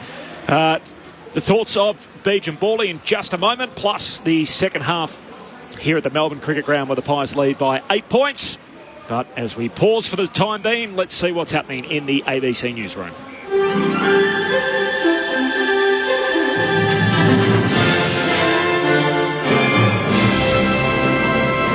ABC News with Glenn Lauder. New South Wales police say the bus driver is in the process of being charged following a crash in the state's Hunter Valley, which has killed 10 people. 21 people are in hospital, with one in a critical condition after the bus rolled over at a roundabout at Greta overnight. A number of other patients have been discharged from hospital. The 58-year-old male driver has been arrested. Police Commissioner Karen Webb says he's currently being charged. I'm not able to yet say what those charges are, but he is currently in the charging process, and as soon as we have that information available, we will share that with you. Howard Collins from Transport for New South Wales says it's yet to be determined whether the passengers of the bus had been wearing seatbelts at the time of the rollover. We will work with, obviously, the investigation. We understand, obviously, we need to ascertain how those belts were operated, were they fitted, and who was wearing them. That is a police matter and will be dealt with in due course. Police say a fatal shooting in Sydney's West was a targeted attack. Two groups of men met at Granville yesterday when the 44-year-old man was shot in the left shoulder. Cumberland Police Commander Andrew Holland says two men are in custody and two firearms were found close to the scene. It's definitely a targeted attack. Obviously, they're meeting together with a group of males. Obviously, they met for a reason, and obviously that's what we're looking into. A disability advocate and para-athlete will be sentenced in August after admitting to having child abuse material. Corey Lloyd Crombie faced the Bunbury Magistrates Court in Western Australia, pleading guilty to 2 counts of possessing child exploitation material. The charges relate to November at an address in North Boyanup. Crombie became a paraplegic after a BMX accident and went on to be named WA's Para-Athlete of the Year in 2022. The 20-year-old sat on several committees for the City of Bunbury, but he's since been removed. The Richmond AFL player Marlon Pickett's lawyer says the case against his client is circumstantial. 31-year-old Pickett was granted bail in Perth's Magistrates Court after appearing on charges relating to alleged burglaries in December and January. The court's been told it involved the alleged theft of Australian and foreign currency, totalling more than $380,000. His lawyer, David Monera, says Pickett wants to get back to Melbourne. It's a circumstantial case. Doesn't mean it's a weak case, doesn't mean it's a strong case. It's a circumstantial case. All he said to me was, I want to get out of it. The prominent sportswoman and disability advocate Jane Spring says she'll continue to advocate for more inclusive society following her recognition in the King's Birthday Honours List. The former champion rower and wheelchair basketball player was appointed a member of the Order of Australia for her significant contribution to disability advocacy in sport and to public sector administration. She says there's still plenty of work to be done to ensure people living with disability are seen and heard. particularly athletes. I've also found that when I've wanted to do more in something like swimming, it's hard to find anyone to coach you as well. So attitudes and cultures and inclusion is really important. Ukraine says its troops have recaptured 2 neighbouring villages from the Russians in the southeast. The first settlements it's claimed to have liberated since launching a counter-offensive. Unverified video shows soldiers hoisting a Ukrainian flag at a bombed-out building in one village. Another unit says it's taken neighbouring Neskunchina. Yuri Sak is an advisor to Ukraine's defence minister and says the victories are significant both strategically and symbolically. Every single village, every inch of our land is strategically important in a way for us, because priority number one is achieving maximum result with, of course, minimum losses for our own troops. And at the same time, we are inflicting huge losses on the enemy.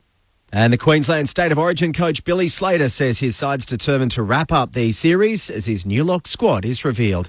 Here's Peter Quattrocelli. Injuries have forced Billy Slater to make 3 changes to the Game 2 lineup. Titans prop Mo Fotuaika, Storm winger Xavier Coates and North Queensland forward Jeremiah Nanai come into the squad for the showdown with New South Wales at Lang Park next Wednesday. They replace Jai Arrow, Selwyn Cobbo and Tom Gilbert, who were part of the winning 17 in Adelaide last month. Slater says his players will take advantage of the home ground atmosphere. I've been fortunate to go to some great sporting events, Super Bowls and that sort of stuff. It's nothing to what Suncorp Stadium brings on Origin night. The Blues will name their side tomorrow. ABC News.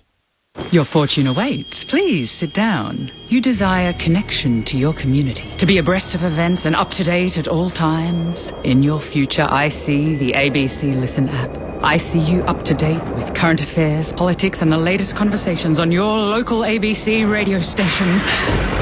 Your reading is complete. Put that filthy money away. The ABC Listen app is as free as a bird. Now go and download the ABC Listen app. Grandstand AFL. Now streaming every match on the ABC Listen app. Look for the AFL button. Kicks a wobbly ball into the middle of the ground, trying to knock it on Lipinski, but McVee's the weight to that. Inside 50, Bailey Fridge had enough of it before Murphy spoiled it out of his hands. The 3-time leading goal kicker for the Demons from inside 50, looking for the first of the second corner. He steers it through. Melbourne closes the gap and gets some bang for their buck. Up towards Harrison at left half forward. Now all of a sudden he's trying to look for options inside 50 and Big Mason. Mason Cox, the biggest man on the ground, comes leading out of the goal square. Mason Cox for his first. And Collingwood with their first goal of the second quarter. Barrow gets the centre break for Melbourne, kicks to half forward. Fridge, he came from 3 deep. Ended up in front of the pack and hugs it to his chest, right half forward for Melbourne. Delander counter, punch straight back. Through it goes. Blow for blow, it continues at the G. Joel Smith brings it down in front of Maynard. Lipinski's onto it for Collingwood. Looks inside 50, gets Bobby Hill. Running at full pelt boundary side. Hard out to the left here. Sets fly. Beautiful kick.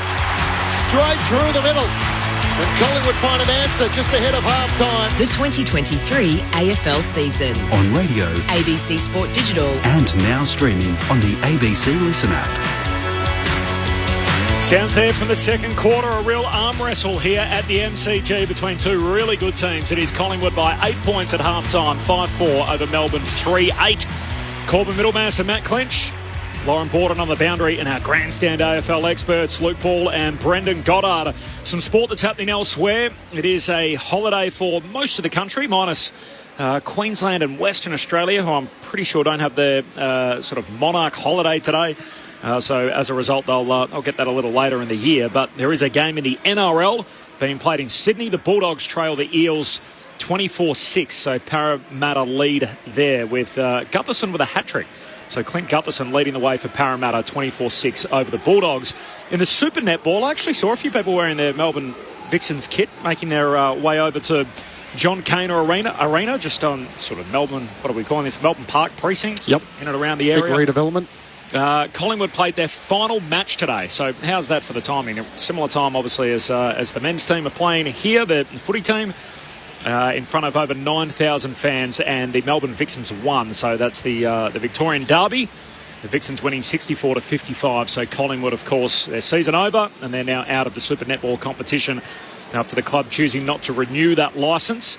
And in cricket, of course, a huge win last night for the Australians, claiming the World Test Championship mace. So they're the best team in the world in the Test format.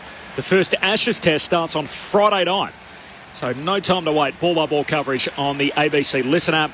Look out for the red cricket ball. You hit on that button and you can listen to every single ball of the match from Edgbaston, so the first test. We've got a Mexican wave going here. We do. A full-on Mexican wave, cricket style. All the beanies on display. They've got one more round to go in the Super Netball, but the top 4 is set.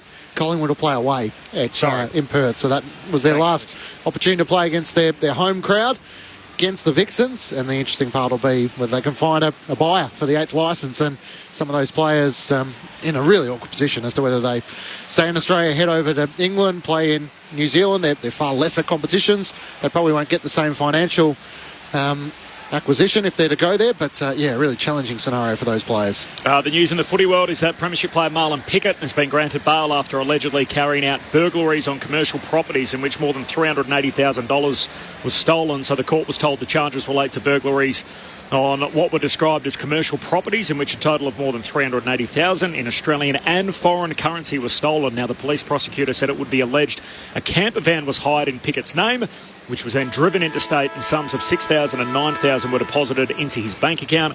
It is also alleged that Pickett had purchased some clothing that he is alleged to have been seen wearing in CCTV footage from the incidents. And the court was told that Pickett has a record of committing similar crimes and served a 2.5-year jail term around 2010-2011.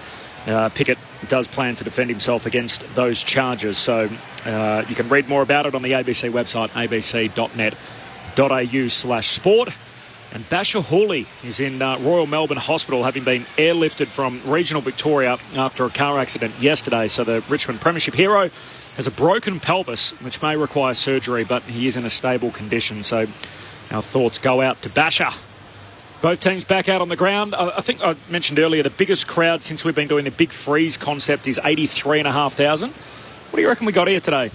Beach Bally? 94,500. You reckon? Yep. Wow. 94 Not quite. I'll say just over 90. I'm a bit with you, Bally. I reckon sort of right around 90, maybe just under. I'm going to put you down for 89 then. Yep, 89. I'm happy with that. I'll say 90. I'll say between 90 and 91. Yep. I'll go 91 and a half. Which puts me sort of somewhere in the middle. Real price is right. Over or under. Yeah. Lauren Borden's on the boundary. Loz, have you got a ping for us? How many do you think's here? You can actually see more of the ground than we can. I was going to be a bit of a negative Nancy and say something like 88,000, but it's definitely packed around me. It's packed above your heads, but I think it's maybe just under that 90 mark.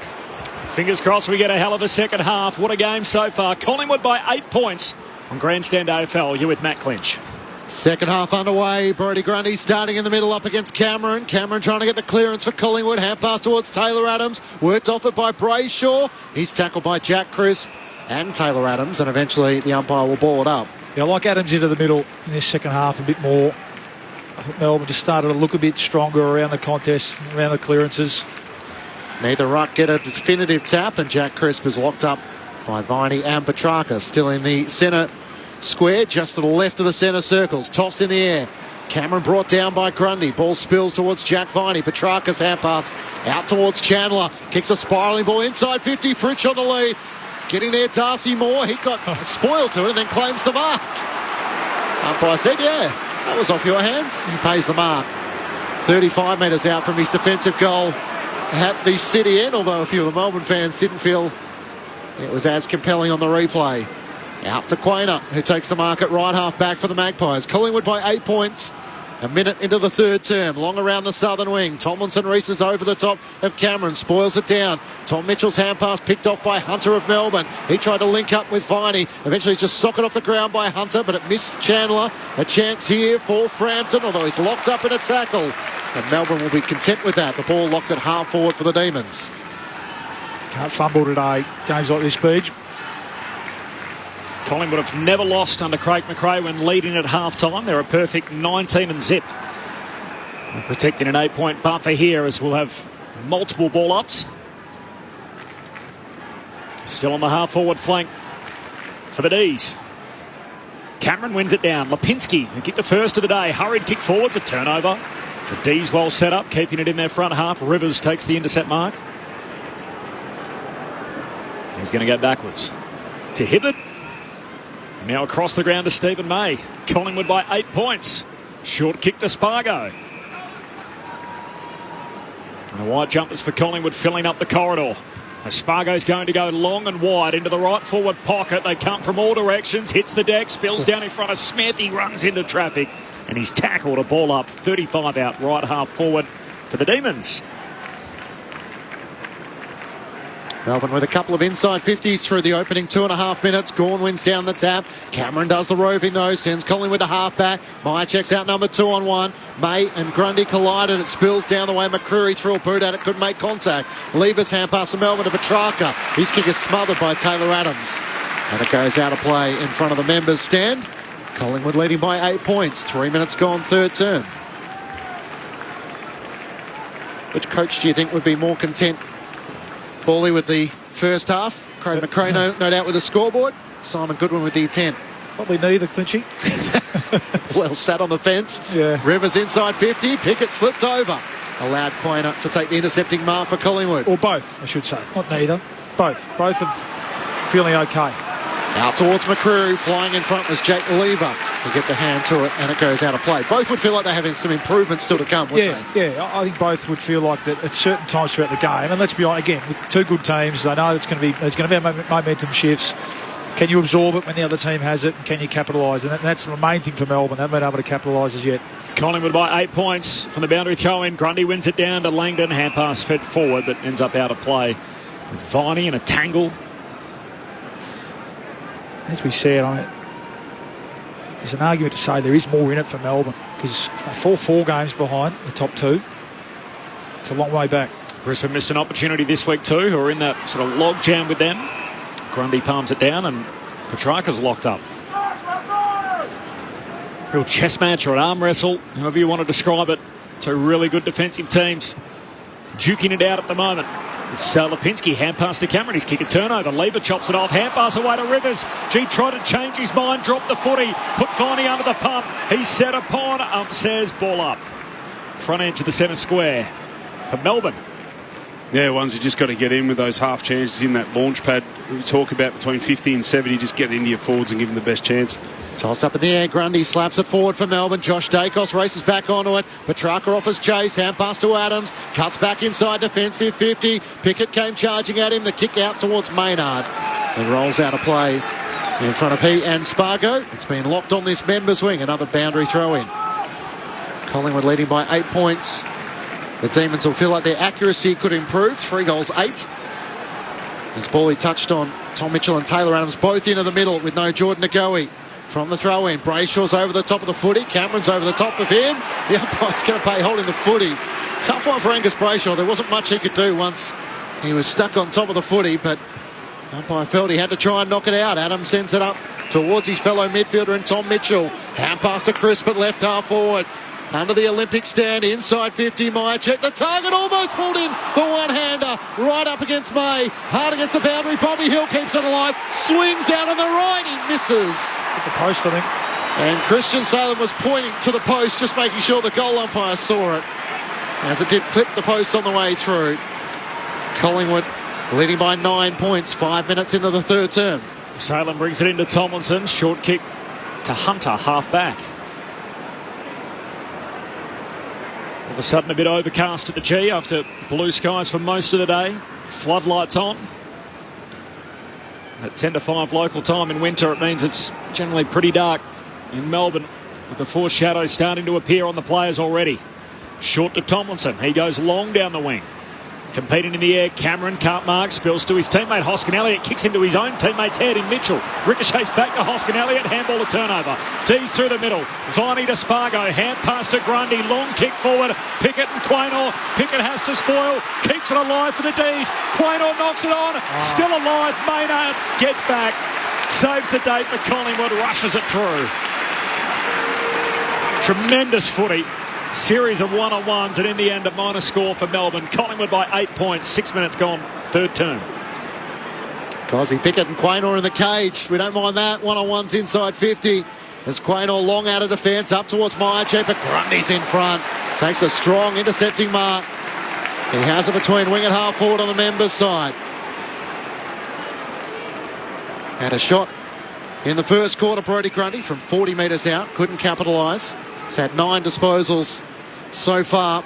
Sends it towards Gawn. He's outnumbered 2-on-1. Frampton provided the block, which allowed Cameron to take the mark 25 metres out from his defensive goal. Collingwood by 8 points. Yeah, he would have been keen to play well today too, Darcy Cameron. Round the back to Nick Dacos. He works it up to Maynard at left half back. Links up with Josh Dacos. Sends it around the members' wing. Bobby Hill's outnumbered. Hibbert had a bit of it, enough of it in the eyes of the umpire to be paid the mark. In front of the 2 benches. Hibbert lays a hand pass off to May. Logo broadcast wing, long kick to Gawn, outnumbered. Cameron competes in the air, hits the deck, Pickett's onto it. Maynard's got him. Heavy tackle, ball spits out. Spargo, he's tackled 2 and a ball up. Centre half forward for the D's. It's compelling footy. Every contest feels like the most important one of the day. And a ball up again here. Centre half forward for Melbourne. Cameron sidesteps, grabs it out of the ruck, kicks it into the middle of the ground, but Salem intercepts. Takes the mark and immediately swings it out the left half forward for Hunter. Hunter pokes the pass to Joel Smith. On the searching lead, he marks left half forward for Melbourne. Well, Melbourne are doing such a good job of applying pressure on the ball, coming out of their forward 50 and setting up behind it. Collingwood, in those slow play situations, generally where they're so good at just getting speed on the ball, just able to start that uncontested chain and then get it through your defence, but they're forcing them into slow play, forcing the long kick down the line. They're actually doing a really good job in the contested situation. Melbourne, we saw Hibbert then, Salem, contested marks just to then go back into their forward line. The defender come forward. Second generation demon, Joel Smith, for the first of the second half. He misses to the left. Continue to trade behinds. Collingwood by 7. 3-10 to 5-5. 9 minutes gone in the third term. Pies by 7. Darcy Moore to Nick Dacos. Wanted Frampton. Spoiled by Rivers. And now the tackle laid by Spargo. Viney eventually comes up with it. Hand pass to Rivers. His hand pass picked off by Pendlebury. It spills back to Brayshaw. Hiking inside forward. Van Rooyen in front. It's Joel Smith. He'll get another look. This time closer to goal. Only about 25 metres out directly in front. Well, just frustrated them. You called it, Peach. Frustrated the way they've been able to set up behind the ball and stifle any sort of ball movement from the Pies in the first 10 minutes of this quarter. Just frustrated them into that mistake. It wasn't even a mistake, was it? It was just a little bit off that kick from Dacos. We know that he's going to keep backing himself to hit those, but got the spillage from Frampton. A repeat inside 50. Smith gets another go at it. Much closer this time. Can he channel his old man directly in front? Joel Smith comes in. Yes, he can. And puts through the first goal of the third quarter to close Collingwood's lead to 1 point. It's just the second goal of his career, having played so much of his footy time as a defender. They've tried Harrison Petty. They've tried Ben Brown. They've tried Tom McDonald. And now it's Joel Smith's opportunity. Collingwood by a point. 5-5-35 to Melbourne, 4-10-34. 10 minutes gone, third term. Well, like any defence forward, particularly your key backs and your defenders, that you rely on that pressure up the ball, and that's what Melbourne are doing. It's such a good job that when the ball does get in motion by Collingwood, there's enough pressure there just to force an unforced or a forced error, but at least a long kick down the line, best case scenario for Collingwood. And then they've just got the ability to trap the ball inside 50. We felt the pressure building up for the first 10 minutes of the game. It's 10 and a half minutes in, and I'm going to say, having looked, it's 9 inside 50s to 1. That's what it feels like. That's what it looks like out there. So Melbourne doing such a good job. They finally get rewarded for their efforts. Pies kicked the first goal, and since that point, this is as close as Melbourne have been. Restart back in the middle. Over the footy was Mitchell, and Viney got there first and then was taken high by Mitchell. And then immediately plays on. So the D's get the centre break. Kicks to the top of the goal square. Gawn caught at the back. They all miss it. Fritsch, forward pocket. Snapping. Lead change. Demons in front. Fritsch with his third. Just the second lead change in the game. And Melbourne, having conceded the first 3 goals, have rattled off 5 of the next 7. 11 and a half played third quarter. Momentum with the D's. Luke Ball and Brendan Goddard. Well, it's a great finish, isn't it? We talk about taking your chances, your half chances, making something out of nothing. It was the long kick from the centre clearance inside 50. Plenty of numbers back. Ball comes to ground. And just a smart forward, getting out the back. And again, probably a little bit too much space there. Looking at Darcy Moore, sort of half went to impact in the air. Fritsch stayed down, ball out the back, and that's a great finish on the opposite pocket for a left footer. And Righty must be pretty happy with that. I think that's what you get from Gawn too when he's there. So as another forward, particularly a small kind of medium, Fritsch you wouldn't call it tall, but you know you're going to get a contest with Gawn, albeit, or sometimes when it's 2v3, when he's outnumbered, or 1v2 or 3, but you don't actually have to go up for the ball. He had Van Ruin, he came behind him, so he made a smart decision that he didn't actually need to fly for the contest, because you know majority of the time Darcy Moore's going to be the one flying and backing himself in. Up to 27 goals for the season. Second ball up, Mason Cox wins down the tap. There's no opportunity for Taylor Adams to break clear. Tackle by Sparrow. Seems to be going to Tom Mitchell. Cox once more. Down to Taylor Adams. High kick to half forward. Levers underneath. Can't complete the mark. Mychek tries to gather. He's tackled by May. Spills to Crisp. Kicks it end over and inside 50. Bobby Hill comes racing out. Can't take it. Rivers for Melbourne gathers. Hand pass to Hunter. Away to Tomlinson. Towards Rivers. He hangs on to it. In front of Pendlebury at left half back for the Demons. He spots Brayshaw free on the southern side. All of a sudden they've got options. He loops the hand pass over the top. Set a bit of a challenge for Neil Bullen. Back to Brayshaw. He gets it forward to Hunter. He's got Spargo at left half forward. He looks up inside 50. Wanted to get back on his right. Had to go on his left for Fritsch. It bounces off his chest. Darcy Moore was right there. Mitchell for Collingwood. Feeds it out to Murphy. Murphy kicks down the southern wing. Punch comes from Rivers. Live footy. Half forward for the D's. Adams grabs it though for Collingwood. Hand pass out wide to Hoskin. Elliott, he left it behind. Demons win it back. Here's Hunter. He's tackled. The crowd wanted a high decision. They're not going to get it. Great decision. Yeah, good call.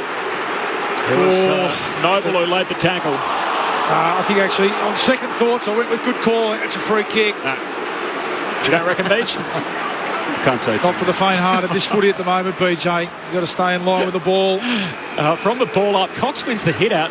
Gawn appealing that it went out on the full. Umpire says no, so we'll have a proper boundary throw in here. Left half forward for the Demons.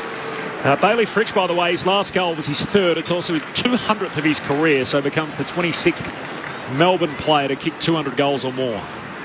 Thrown back in, Gawn and Cox. Cox is able to slap it forward, gains 10 metres. Hunter couldn't take it cleanly. Neither could Harrison. McVee, good and composed. Hand pass to Viney, trying to get away past Pendlebury. Quick 1-2. Viney swings onto his left. It mightn't get to Gawn. In front, Hoskin Elliott. Crashed in front of him. Gawn got it to Hunter. Kicks end over and inside 50. Cozzy Pickett trying to trap it. He knocks it to the advantage of Van Rooyen. He gives it back to Cozzy. Hard against the boundary line. Sliding in is Taylor Adams. Now he has a problem as he tries to get rid of it. Good tackle by Neil Bullen. He pinned an arm and he couldn't get a clean hand pass away. And the advantage won't be taken for Melbourne. And it will come back for a shot on goal to Alex Neil Bullen. Hard up against the boundary, underneath the big free slide. He'll kick from about 45 metres out. He's uplifted, haven't they, the D's? Just dialed up the pressure here. This is tough and hard at the moment for the Pies, the D's. And this is where a great defence just really just holds up and keeps you in the game. Like, this is what it's built off, right? The time in forward half, the forward 50 entries, there's the contest work, stoppage work. That's one important phase of the game, but your team defence. Alex Neil Bullen from hard against the boundary. It's left all the way. And a minor score. Sorry, BJ. Melbourne by 6. Yeah, it just keeps you in the game. It just gives you great opportunity for longer periods of time. You build your offence off it. And when you're great around the stoppage and you've got such dominant ruckman, and you mix that in with a great team defence and great structure behind the ball, it's a pretty good mix for a successful team. Brendan Goddard on grandstand AFL as Cox marks the kick out from Pendlebury, goes long to the wing. It spills through to Langdon and the Demons, though. Hand pass to Tomlinson, kicks on the 45 inboard to Brayshaw. The Melbourne crowd and those in the members lift to get behind the D's. A short kick, though, to May. Collingwood getting numbers back. They're absorbing some punches here as May goes inside 50. Cozzy wanted to climb. In the end, Frampton just whacks it away and out of play. And a throw in 35 out from the D's goal. Pies just need to get their hands on the footy a bit here. Maintain possession a bit. 61 possessions to 34 for the quarter. It's just been all Melbourne. 13 inside 50s for 2. Yeah, all of a sudden it's 13-2. Melbourne have kicked 2 goals to none in this third quarter. Thrown back in. Van Rooyen do the ruck work against Cox. Brought it down to the front. Josh Dacos is over the top of it. Cade Chandler is appealing for holding the ball, but the umpire will ball it up. I feel this more reflective of Melbourne's footy they played in the grand final here. Very heavy time in forward half. Turnovers in the forward half. Cox one down the tap, straight to Chandler. Neil Pullen cuts around, kicks off the outside of the boot. It's coming back. Darcy Moore on the goal line takes the mark. Almost executed that perfectly, Alex Neil Pullen. Hand passes away to Noble. He links up to Pendlebury under pressure. Spargo offering the chase. It spills to Hoskin Elliott. Back to Noble. Clears the defensive 50, which felt a battle in itself. Sends it up to Bobby Hill. Marks centre of the southern wing. Melbourne well set up. The Pies waiting to get on their bike. Noble, who started that chain, has run all the way over halfway to get it. Great running. Takes the mark just in the front half, and now finally Collingwood can play some of the game in their territory. A long kick to half forward to the pack. Darcy Cameron, juggled effort, takes the mark. Half forward, 55 out. It's a good quarter. It's possession number 6. Noble. Right in shotgun, he's going to get it. Swings a hand pass out, his third touch in the chain. Noble kicks to the top of the goal square. Johnson spills the mark. Forced to McCreary. Breaks a Brayshaw tackle once. Brayshaw got him the second time. Says ball up. I thought he tried to fight his way through that McCreary. In the end, the umpire says, I'll chuck it in the air. That's Matt Stevick, 20 metres out from the Collingwood goal at the punt right end. Demons by 5, having kicked the only 2 goals of this third quarter, which is 18 minutes old. Just the third inside 50 for Collingwood this quarter. Gawn wins it down to Sparrow, sockets it out. Viney's hand pass to Chandler, sends it up the members wing. A kick that's over the head of Murphy and Smith. Murphy gets there first. Smith lays the tackle, throws into the turf in a dangerous action, says the umpire. A sling tackle, and Braden Maynard is letting Joel Smith know he doesn't like that. And Nathan Murphy, who has had issues with concussion throughout his career, gets to his feet with his black and white headband. He's okay to take his kick as he retreats back by foot to Noble. Melbourne by 6 points. Just the second lead change in this third quarter as the D's took the lead. What's happened here? And the umpires have just stopped play because it looks like Jack Viney might have to leave the field. It's a bit groggy. So the doctor and the trainer have come out to him, and he's eventually going to jog from the field. Play had been halted as Noble chips it short to Pendlebury. Sorry, Clinchy, I was going to get right arm on his shoulder. A bit groggy, but yeah, he might have a little stinger. Jack Viney, we know there's definitely something wrong with him. Otherwise, he's not coming off. So Lauren Broughton will bring us the latest as Pendlebury's kick looking for Darcy Cameron. He's nudged underneath it, and Max Gawn, the Melbourne captain, takes the mark. Demons by 6 points. And a siege here, the Pies. All the momentum with the red and the blue. As Gawn heads down to half forward. Van Rooyen in the pack. No mark. Spills down in front of Josh Dacos. Hand pass away to Pendlebury. Sweeping handball Lipinski. Got it for Collingwood. Kicks in the middle of the ground. Not a good one for the Pies. Took a kind bounce. Favours Johnson. Running past him. Salem collects the footy. Centre half back for Melbourne. Swings his kick into open space. Southern wing. Chandler chases it. Now he's got Quaynor to deal with. Tackled front on. Taken down in a somersault. What a contest and a one-on-one effort on the wing, and Quaynor forces the neutral ball up on the wing. Pies need more from their forwards, non-competitive at the moment, and saved the day there, Isaac Quaynor. He ran 80 metres, I think, to impact that contest and cause a stoppage. From the ball up, Sparrow tried to burst clear. Now Lipinski's locked up. Lauren Borden on the boundary.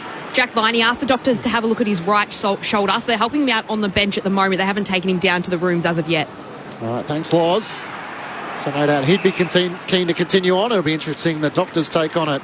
Sparrow and Taylor Adams can't be separated. It's a pretty innocuous incident. Yeah. He just sort of got rid of the ball and then rode a bump from McCreary, and it looks like a shoulder concern. As Paulie said, Melbourne fans will hope it's a stinger. He's leading by 6 points, having taken control of this contest in the third term. I just mentioned the Collingwood forwards. 5 of them haven't touched the footy this quarter. I know it hasn't been down there a heap, but they need to get moving, need to get to work. Grundy tries to knock it out for Melbourne, but straight to Taylor Adams through the middle of the ground. The kick towards Ash Johnson.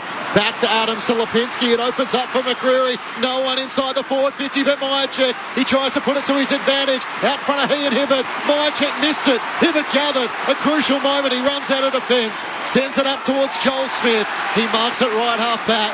There's not too often Collingwood's key forward is beaten like that. Pies getting outplayed in this third quarter. Melbourne with the only 2 goals. Collingwood's defence bending but not breaking. As Spargo kicks down the wing and Smith takes the mark. 22 minutes gone, third term. Melbourne by 6. The kick for Smith in the Van Rooyen direction. He's forced to bring it to ground. He's going to get a free. He was held in the marking contest. Van Rooyen 60 out. Kicks inside 50. Grundy underneath it. Paid the mark. Brodie Grundy with Isaac Quaynor over the back. He's not happy with it, but Brodie Grundy will get a set shot, 35 out, just right of centre. Just turned around at the right time. He actually wasn't watching the ball as the kicker kicked. He kicked that off his shin. Kicked it off the shin, turned around, it fell into his hands. But just looking at the replay, there was a massive one-on-one win from Michael Hibbert. I mentioned just prior to that, Collingwood forwards are being well and truly beaten at the moment. It was another perfect example. Hibbert wins the one-on-one contest. Ball goes down the other end. Brodie Grundy, well, he'd love to kick this one, wouldn't he? Oh, to make the Pies pay. Brodie Grundy. He's got it. Makes them pay in the game and part of his contract. The man who Collingwood are funding to wear the red and the blue. Grundy against his old mates puts Melbourne out by 12 points. 6-11-47. Collingwood 5-5-35. 23 gone third term. Brendan Goddard, Luke Ball. We call it the big contest for Michael Hibbert. Myercheck wasn't a great kick going inside 50, to be honest, but then it was just Collingwood actually had Melbourne in a slow play, and then they were just able to find their way through the team defence and then get a really good look inside 50. I know we didn't, or Van Ruin didn't mean to hit Grundy on that occasion, but the open side of the ground was actually an outnumber about 30 metres out, which I think he was attempting to get it to, but giving him the benefit of the doubt. It's just late, maybe just saw him, but I think it was just concerning thing is just the ability to move the ball freely through Collingwood's team defence. But don't be mistaken here, it's been built off pressure, it's been built off defence and their abilities to play the game in their forward half. Grundy follows up in the ruck, got it down to Petrarca, couldn't get a kick away. Taylor Adams to Collingwood, high kick inside 50, Mason Cox crashes the back, it spills to the back, McVee's hand pass to Lever, knocked on by Myercheck, gets it to McInnes, it's off his shin, he doesn't get purchase on it. Melbourne retreat, Langdon with a hand pass away, a clearing kick from Rivers, up towards half back, they're winning all the big moments Melbourne, to Brayshaw, he's tackled, kicks it straight to the boundary line, umpire says throw it in, as Chris laid the tackle. He was just able to get enough weight on the kick, Brayshaw, to see it out of play. And Reef McInnes would want that moment back where he couldn't get boots a ball from the top of the goal square. This might not be their day. He had a fresh area. Good pressure though again from Melbourne. Just hanging on. D's by 12. Grundy wins it down again. Langdon's hand pass back into dispute. Melbourne eventually. Petrarca extracts it out the front of the stoppage to Viney. Hand pass to Neil Bullen. Gives it to Langdon. Kicks to half forward. Darcy Moore gets back to save the day. Drops in front of his opposing skipper. And now Moore's off and running. And his old man's number 30. Of course, who won Brownlows with both these clubs in Peter Moore. That wasn't his best kick, Darcy. Misses Quaynor. Quaynor runs onto it, makes it look clean. Long kick to the wing. Myercheck forced to spoil, but straight down to May. His kick broken up. Josh Dacos wins it back for Collingwood. Hand pass to Chris. Hand pass forward to Myercheck. Sends it long towards Mason Cox and Tomlinson. It clears to the back. McCreary's after it. It might trickle through. McCreary finishes from the goal line. They might have to check this upstairs, but it looks like he's got it to boot. And Collingwood finally answer back with a searching kick from Brodie Myercheck inside 50, and Bo McCreary gets on the end of it. Collingwood's first goal since the 25-minute mark of the second quarter, which cuts the Demons' lead to 6 points. 6-5-41 to Melbourne, 6-11-47. Lauren Borden on the boundary. Collingwood quickly made their sub as well, with Oleg Markov coming on the field, Ash Johnson taken off, and Viney's still massaging his neck a little bit, but he's okay to go on, and he's been playing the last minute or so. Well, when they're up against the ropes, it can be when they're most dangerous, the Pies, because they throw caution to win. It was the play from Darcy Moore. He took off. It didn't really look like he knew he had a plan, but created something, didn't it? Created something with Quaynor. The overlap run, the contest on the wing there, and somehow the kick out the back, a beautiful penetrating kick, and McCreary runs onto it. Can I just ask the question, aren't they meant to review every goal? Yes. A goal, though, wasn't it? You don't think it was a goal? He kicked it on the line. Not sure the ball was off his boot. Part of the ball was over the line already. Oh. And then by the time it came off his boot, it looked like he was other side of the line. A bit more controversy. We'll mark that one down for the post-game in a close match. 6-point lead for Melbourne. Collingwood get the centre break. Josh Dacos to Mitchell. Floats at the centre half forward. Josh Dacos overruns it. Brayshaw half back. Hand pass away to Hunter. Kicks out to the southern wing. Noble keeps it in front of him. His direct opponent, Neil Bullen's got it. Noble grabs him. Tremendous footy. 6-point lead for Melbourne. They kicked the first 3 goals of this third quarter. Collingwood with the last through McCreary. Back to a 6-point game. Melbourne's way. Time on third term. Gone down to Pendlebury. Tackled, lost it. Ball comes out. Brayshaw, hand pass, releases Petrarca. Bursts through traffic. Handball to Neil Bullen in the centre square. Kicks inside 50. Grundy again flies. No mark. Falls down to Fritsch. His hand pass stolen. More away for the Pies. Got round a lunging Cossie Pickett. Hand pass to Tom Mitchell at centre half back. Sends it out to the southern side for Josh Dacos. He dropped the mark. He's got enough time to regather. Hunter runs at him. Chips it over the top looking for Nick Dacos. Brother couldn't take it. He does regather it though. On his backside, got a hand pass to Crisp. He looks up inside 50. It won't get to Mason Cox through 3 Melbourne hands. And eventually Lever looks for an outlet. Bumped as he got his kick away. Up towards Hunter at left half back. Pendlebury works him out of it. Gathered by Harrison at right half forward. Inside 50 down low for Reef McGuinness. It spills off his hand and out of play in the right forward pocket for Collingwood. Lauren Borden on the boundary. Melbourne have also made their sub as well, so Charlie Spargo's come off and James Jordan onto the field.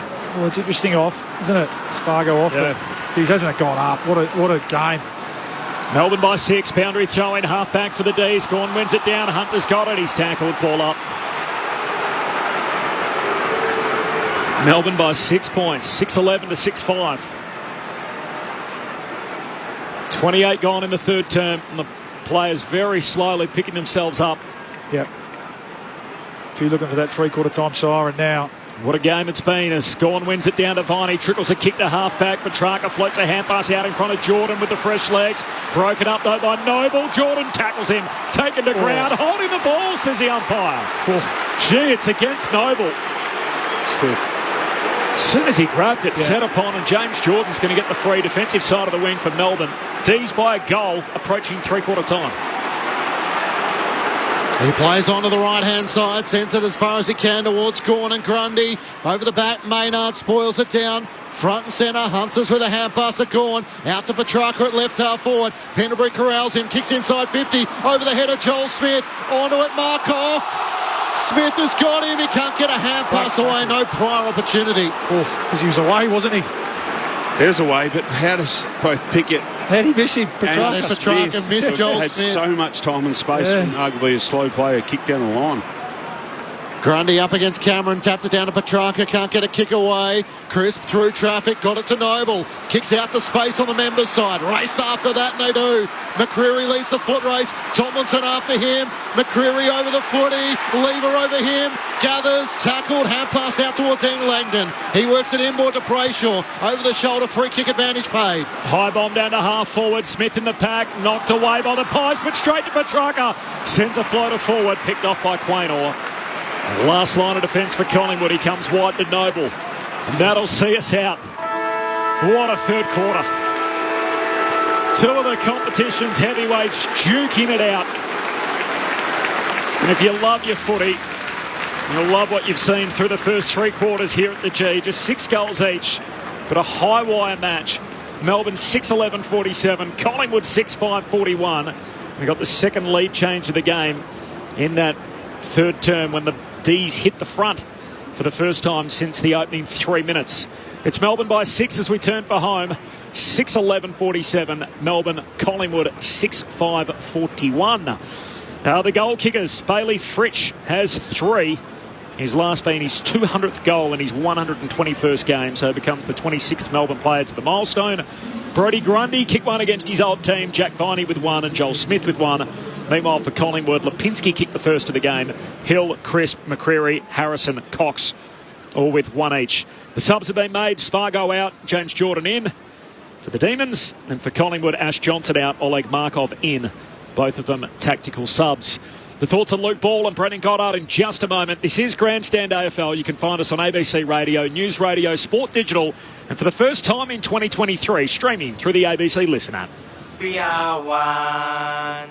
But we are many, and from all the lands on earth we come. We share a dream, and sing with one voice. You're listening to ABC Radio. You are Australian. We are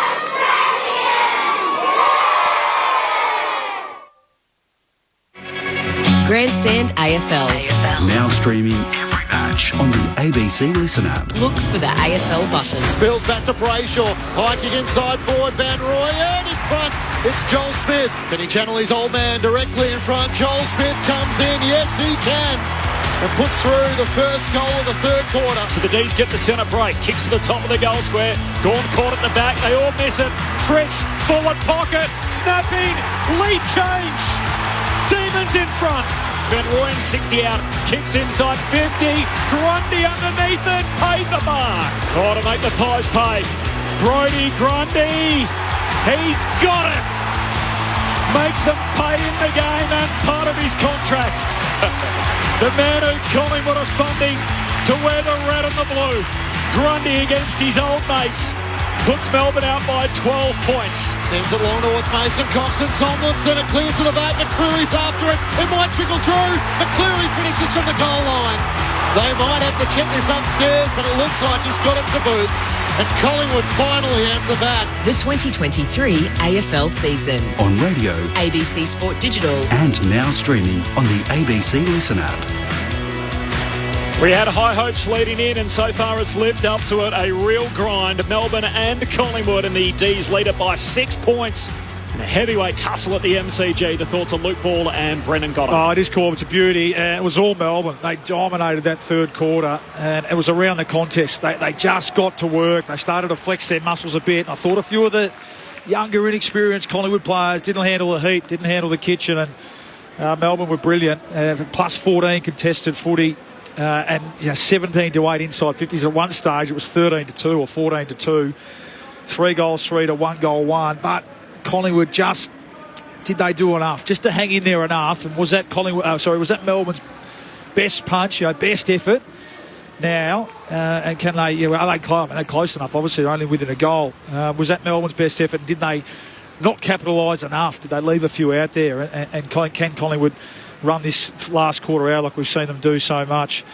We'll wait and see. To me, it's going to come down to, as we said, who wants it more. These 50-50 contests all over the ground. It really has been a finals-like game. It's just fantastic to watch. And in the end, it was a bit of bravery in the sense from the Collingwood were up against it, but they were able to. A bit of luck in a bit of luck, but they make their own luck. Exactly, they do it so much that and it was Moore who took a bit of a risk, and Quainer, who I think, has been brilliant. Noble was great that quarter, just holding up, but just enough to keep them within touch. But I just feel like Melbourne around the contest. It's going to take a big effort for Collingwood to butter up and run this quarter out. Do you think that's in the back of, as much as Goody's probably not going to mention it, but the dominance, like you made mention of that quarter from Melbourne, I just feel that they didn't get rewarded enough on the scoreboard. They arguably should be at least 3 goals up, in my opinion. They butchered a little bit going forward when they had a number of times. We highlighted Petrarca. There was Spargo a little bit early, missing kicks inside 50. But in the back of Goody's mind is it like all the players too, without even mentioning, they know what's coming. Yep. Collingwood in last quarters, it just continually keeps happening. They're so well structured and drilled that full trust in one another to get the job done and play a certain way in this last quarter when they need to. But I think that would be bubbling away in the back of Simon Goodwin's mind. And I said, I don't think you need to mention it quarter time, but it'll be challenging now for Melbourne to continue to back it up, because I feel that Collingwood would walk away then and go, look, we got smacked then, and we're still within 6 points. So dodged a real bullet and given ourselves a serious chance and kept ourselves in this game. 29 tackles they had for the quarter. Yep. So that's you spoke about defence keeping you in games. Sometimes the opposition just have to absorb it, right? Absorb and hang on. And 29 tackles for the quarter's a massive number. And that's reflective that Melbourne had a lot of the ball, right? But without that, the game I think it would be 5-6 goals without that pressure and intensity that Collingwood were able to apply to keep themselves in the game. Let's see how they run out. You mentioned back from Perth, obviously. Had a few extra days, but a bit of illness to go through the club this week. Let's see if that amazing running power can go for this quarter. Melbourne, the number 1 final quarter team this year. They've been outscored in the final term only once all season. And then it has to be 1v2, or they'll have to be both. Right at stake. We know that. Melbourne need to keep in touch with that top 2. And Collingwood under Craig McRae have won 10 games in a year and a half that they've trailed at 3/4 time. Amazing statistic. The best wet sail in footy. Melbourne by 6 points. Final term underway. King's birthday blockbuster at the MCG, and Big Freeze 9 has gone. Takes it out of the ruck and he's tackled immediately. We'll have a ball up again. inside the centre circles. Stevic chucks it in the air. Iraq's lock up in a different fashion. Comes down to Crisp. Trickles a kick away straight to Petrarca. Knocks it forward. Jordan gets the centre clearance. Kicks to centre half forward. Moore arrives late. Knocks it away straight to Chandler. Chandler snaps goalward. Oh, misses. Post. And everyone wants to talk about Collingwood's offence in last quarters and how so attacking they are and how brave. But everything I've seen, literally their midfielders and all the players seriously get to work in the contest, and they're just... There's that kick. That is tougher and more intense in the contest. Tees by 7. Great Maynard straight down the middle to Darcy Moore. Straight down the middle. I think there was a minute to go. So Collingwood have won 10 of their last 13 games and trailing at the final change, including twice against Melbourne. Noble at left half back, around the boundary line to Markov. The sub into the action for Ash Johnson, short to Harrison. Around the southern wing, decides to give the hand pass back to Noble, back to Markov. They've got the left half forward. Inboard to Lipinski, looks inside 50, sends it towards Hoskin. Elliott, he can't take the mark from behind. Hibbert brings it down. Salem's hand pass to McVie, spirals a kick down the middle of the ground. Joel Smith underneath it, well read by Maynard. Takes the mark for Collingwood to the left of the centre circles. Melbourne by 7 points. Melbourne had that behind earlier. Bally, which we noted down, was called out of bounds on the fall from Jack Viney. They've also hit the post 3 times. As Maynard goes inside 50, Hill no mark, falls to Lipinski, hand pass to Crisp, handball back to Hill, darts through traffic, feeds Lipinski, puts the Pies back on top. Lipinski snaps it through for his second, and Melbourne's lead cut to 1. What a bit of work from Bobby Hill, weaving his way through traffic. And Lipinski on his return has got a couple. 2 gone, final turn. Well, it took a bit of individual brilliance, didn't it? Just to open up the game and sidestep, fake little handball, and then just brings it back inside. That's what's so instinctive about Collingwood, is that continually just coming back through the corridor, coming back inside, and there's always someone there. They're just so well set up across the ground. But in a contest like this, that's where the extra little bit of talent just really helps, doesn't it, Lukey? Yep. And you do feel like it's going to be effort, obviously, mixed with a bit of individual brilliance, half chances that's going to win this game for either team. Back in the middle, Gawn wins down the tap to Viney, hand pass to Petrarca, has Chandler free at half forward, he can't wheel in the one-handed mark. Pendlebury gathers for Collingwood, hand pass straight to Hunter, he slaps it forward to Sparrow, on 50, kicks in towards Fridge, he tangles with Darcy Moore, it clears to the back, Maynard run down, he took too long, Joel Smith got him, don't know what he was thinking, and Darcy Moore is slow to rise as well. An ankle concern as he's going to hobble to the bench. And Joel Smith, who's kicked just the second goal of his career, a chance to steady for the Demons. It's just a strange, wasn't it? Strange lack of awareness and vision. I mean, he had to know he came off his opponent to win the footy. He never checked his blind spot. He never saw him. And he had a couple in front of him to give to as well, but... All of a sudden, the footy in the hands of Joel Smith, and a big kick to steady for the Demons. Directly in front, 40 metres out, Smith shanks it. Out to the right, and luckily to score in the end. To the right-hand side, Melbourne double their advantage, but it's 2 points, not 7. 4 minutes gone, final turn. Well, I was going to say, you have to kick, it's a double win. You feel like they have to score while Darcy Moore's off the ground here, the Demons. Oh, that's so early in the quarter, but you just felt it was such a big kick, considering the context of the game and how hard it is to score.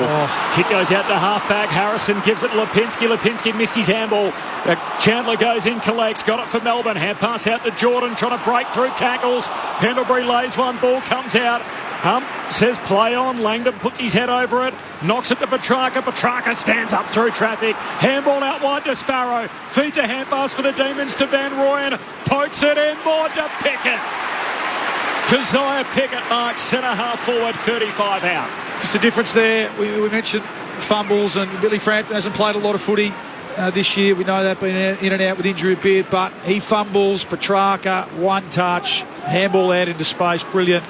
Just looking at Darcy Moore, he just might have tweaked his ankle a bit in that last contest with Bailey Fritsch, but Petrarca involved, brilliant. A nice little kick over the top from Van Rooyen. Keziah Pickett to settle it down for the Demons. He misses. Oh, they've left some out there, the D's, today. Make that 6 goals, 14 7-5. Melbourne by 3 points. As Brendan Goddard said at three-quarter time, they should be way further in front. 5 gone, final term. All of a sudden it's Collingwood who needs some composure. Noble ran a long way, too far. That's legit. You don't have to count steps there. No, just having a look at where the umpire is. He's about 35 metres out.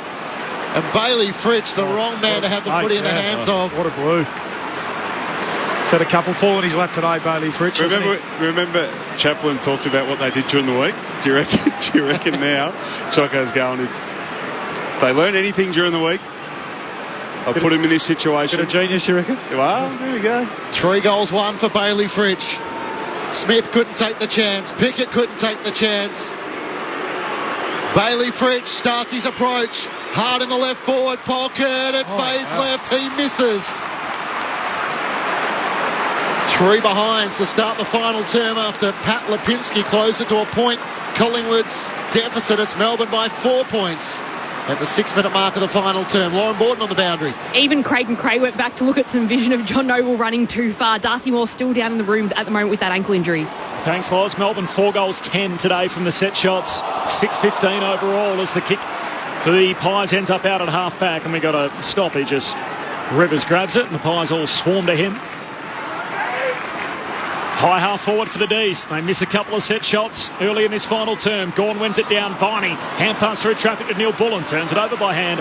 Pendlebury for Collingwood. Links up with McCreary. His hurried kick forward. A turnover. Stephen May back the other way. Short kick to Brayshaw in front of the bench. Heads down to half forward and Viney jumps in front of Hunter to take the mark. They're going back inside 50 again to the punt road end. Viney to the top of the goal square. Punched away by Maynard. Pickett had it. Tackled. Lost it. Van Rooyen. Hand pass back inboard. Mitchell grabs it. He's taken high. Free kick for the Brownlow medalist. Last line of defence for Collingwood. It's Melbourne by 4 points. 7 gone final term. Collingwood have kicked the last 2 in the game. 5-2. The inside 50s Melbourne's way in this final term. Mitchell long towards Cameron. Mychek flew from the back. In front Rivers. He was grabbed by the back of the jumper having taken the mark. No 50-metre penalty and Rivers has it at left half forward. Now he's just pointed to Darcy Cameron who's got blood somewhere, so he's going to have to leave the field. I'm not sure it's exactly what Trent Rivers probably wants, is numbers to get back behind the ball. Yeah. I think he called out the umpire, which is smart. They had to stop the play. Yeah. And they're just dominating aerially this quarter, Melbourne, too. So, haven't been able to get a contest ahead of the footy, Collingwood. Melbourne with 4 behinds in this final term to Collingwood's 1 goal. And Trent Rivers now gets the green light to proceed at left half forward. He'll send it to the top of the goal square. Max Gawn is there. Big fly from Joel Smith. Murphy front and centre for Collingwood. Hand pass to Mitchell who fumbled it. Hand pass to Josh Dacos against the boundary. Hat kick out of defence. Tomlinson waited for the bounce. Onto it is McGuinness. Swings onto his right hand side. Kicks up a vacant members wing. Race after that as Crisp does. Salem after him. Crisp is onto it. Can he fend off Salem? Looks inside 50. Hoskinelli at the target. Hibbard there as well. It clears to the back and Sparrow's onto it for Melbourne. Melbourne by 4, 10 gone final term. Sparrow kicks out to half-back. Langdon in a one-on-one with Markov. Langdon grabs it. Markov grabs him. Markov in the end hurdles in to grab the footy. Hands it away to Pendlebury's kick as a turnover. And Rivers takes the intercept mark. In fact, it's Jordan, half-back for Melbourne. D's by 4 points. He's been good since he's come on, hasn't he? What a game. Collingwood with the last 2. A long kick down the wing, spills out the back to Gawn. He links up with Pickett, puts on the Jets, kicks into a vacant forward 50. Neil Bullen running back, takes the mark. Just outside the goal square, spitting distance from the goal line. Got big quick, didn't they, coast to coast? Yeah, but just so good in the contest. It was Gawn. There was a 5v5 out in the far wing. Gawn just kept his feet. Small forwards, got front and square. And there's so much space out the back. So from back-to-back goals for the Magpies, the Demons answer with a blow of their own to settle it back down. Melbourne by 10. 7-15 to 7-5. 10 gone final term. And the Demons are giving the Pies all they can handle.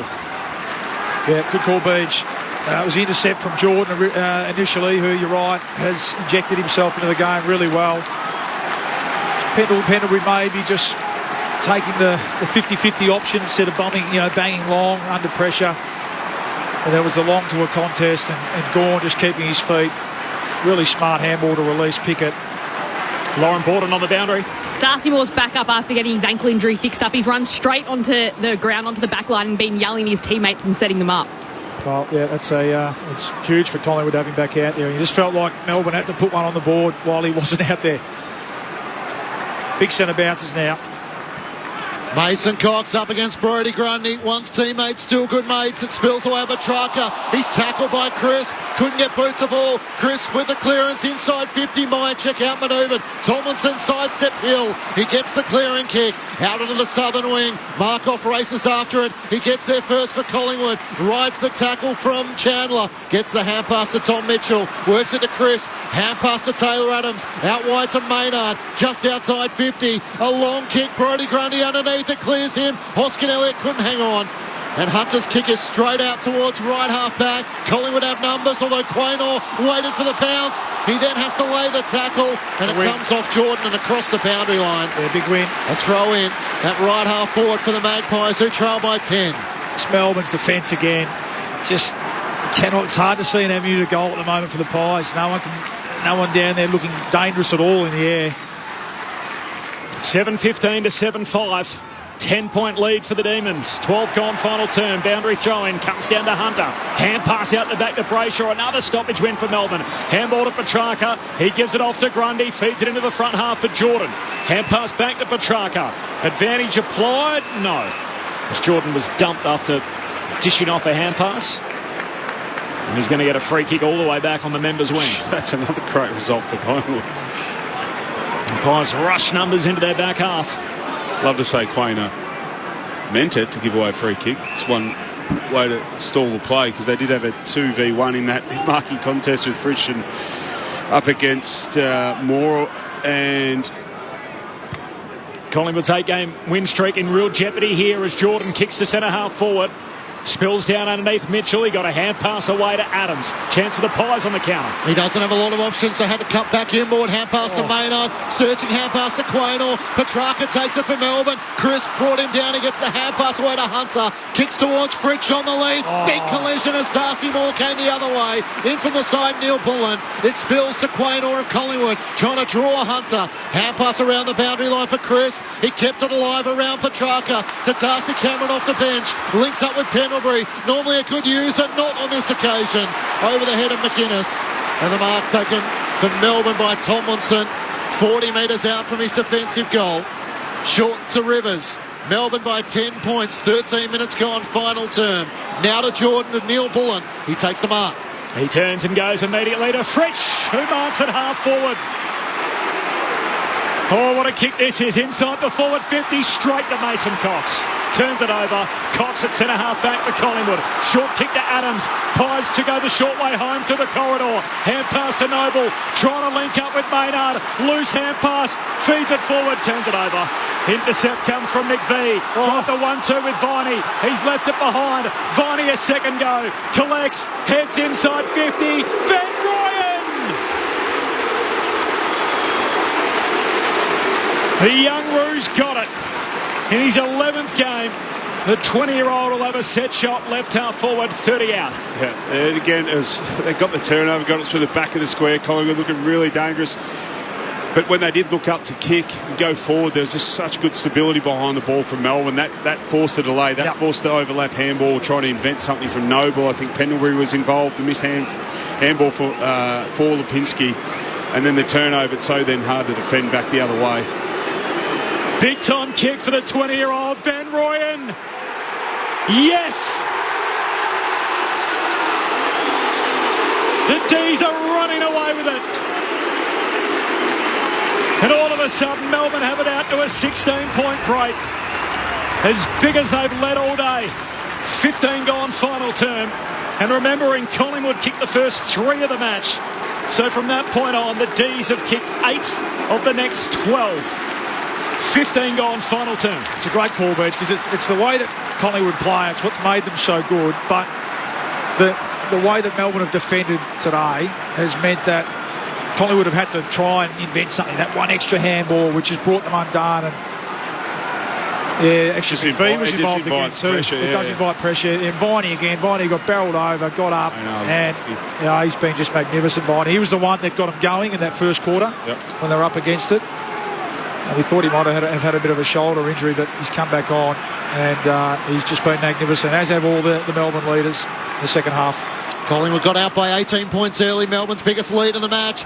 Nick Dacos trying to get the clearance injected into the midfield. Can't come up with it fine. He's been relentless for Melbourne. He gets it out towards Neil Bullen on the southern wing. Markov slides in, knocks it forward to the advantage of Harrison. He's tackled by Langdon. Searching hand pass to Taylor Adams. He links up with Pendlebury on the wing looking for options. Hand passes forward to Nick Dacos. Over the top to Mitchell. Back to Nick Dacos. Trying to get something going. Forward to Markov. Inside 50. McInnes can't get there. Salem takes the mark in front.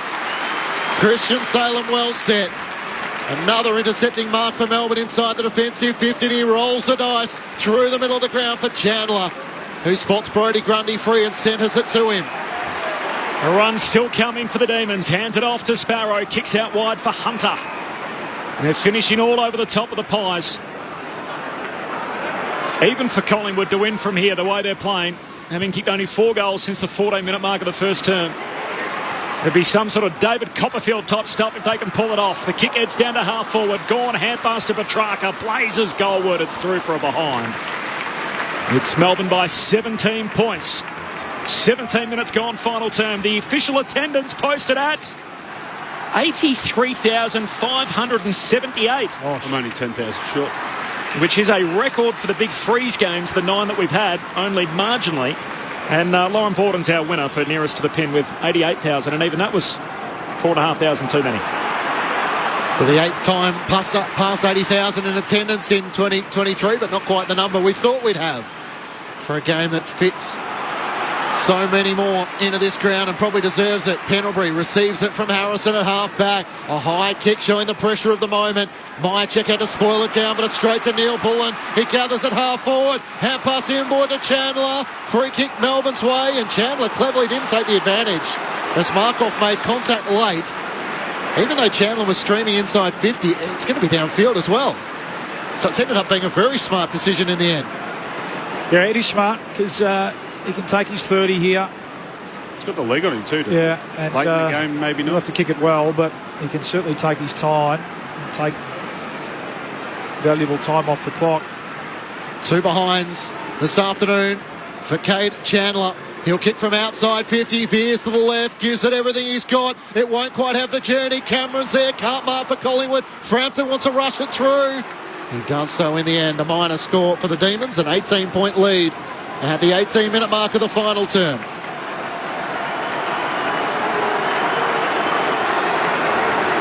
Gee, they look a beaten team at the moment, the Magpies.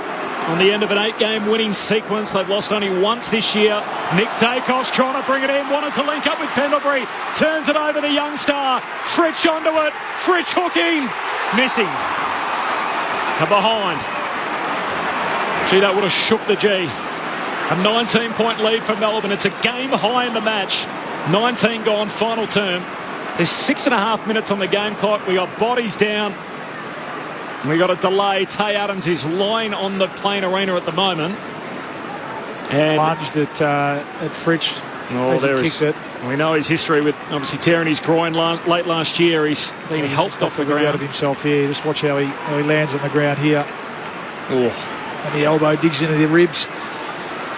Tough cookie. He'll be okay. Inside of the arm of Bailey Fritsch as he bucked him. So interesting that they stopped play to get the trainers out to him. Now he's shaking them off and he's going to stay out there and didn't even come off with the trainers. We saw something similar. Collingwood do that last week with Hoskin Elliott when he had an ankle complaint, able to pause play to get that looked at. John Noble brings Collingwood back into play. Long towards Darcy Cameron. Got hands to it. Can't complete the mark. Ball stuck underneath him as Brodie Grundy locks it in. Will make the umpire aware, stay on the ground, and it stalls the play. So I think he just got winded and he's told the players to ask for the physio. So surely if you call for the trainer, you've got to go off with him, don't you? I had the Medicab come out on Saturday for Hugh McCluggage and he didn't get on it. I'm pretty sure that's a breach of what's meant to take place. Lauren Borden on the boundary. Well, he's just come off anyway, just come off in his own time and pointed to his side again, just having a walk with the doctor and explaining to him how he's feeling. Melbourne by 19 points. Grundy one down the tap, a free kick off the ball, and it's a Collingwood free kick to Tom Mitchell. Just wonder whether it's time to throw Darcy Moore forward. Just been completely beaten, the Collingwood key forwards in particular today. So Collingwood fans would think it's not over until it's over, but they need to show more spite than they are at the moment. The kick towards May, can't take the mark for Melbourne. Onto it Salem, hand pass to Hunter. Gets the hand pass away to Sparrow, who chips it further forward to Neil Bullen, who marks in front of the Melbourne bench on the members' side of the G. Melbourne by 19 points. And Alex Neil-Bullen called to play on. He's got Gawn in the forward 50. Fritsch as well. Centres it towards Gawn. Getting back Darcy Cameron. He travels the mark. Positioned himself well and takes an impressive mark. Yeah, sorry, Clinchy. He's been pretty good. His ninth mark, Darcy Cameron. Pies are going to go. We're not sure where these goals are going to come from. 19 down. Cameron links up with Noble off the back flank, kicks down the wing. Myercheck outnumbered, outsized and beaten. Comes down to Rivers. Melbourne back with it. Sparrow, hand pass away to Salem. Squeezes a kick down the wing to Hunter. Hugs it to his chest and he says, just pump the brakes. 5 minutes left on the game clock. Melbourne by 19. And Collingwood have only kicked virtually 4 goals in 3 quarters. Long kick to half forward, intercept mark, and Frampton takes for Collingwood. Oh, really go, Billy. He plays on, wants to switch. It's a dangerous ball out to half-back, and Murphy's got it in front of Smith. Half-back southern side for the Pies. Melbourne by 19. He returns it to Frampton. He's got Maynard free on the members' side. He spots him eventually now. Sends it out to right half-back. They've got options further down the members' wing, but Maynard's thinking long and more direct. Looking towards Myercheck and Hill. May in from the side. Drop the mark. Hill's onto it. He's got Hoskin Elliott free. He marks inside 50. Directly in front. 35 metres out from goal. If Collingwood are going to start the climb, it has to start now. Just the drop mark in the end, wasn't it, from Stephen May? One of the very, very, very few mistakes he's made today. He's completely owned that defensive end for the Demons. More time than goals needed. They're still in it. Will Hoskin Elliott to keep Collingwood alive. He misses to the right-hand side.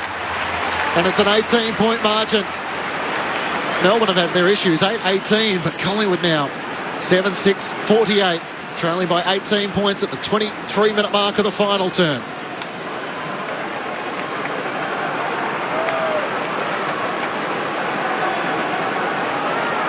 Felt like a must-have in the context of the game. Melbourne by 18 points. May goes long out to half-back.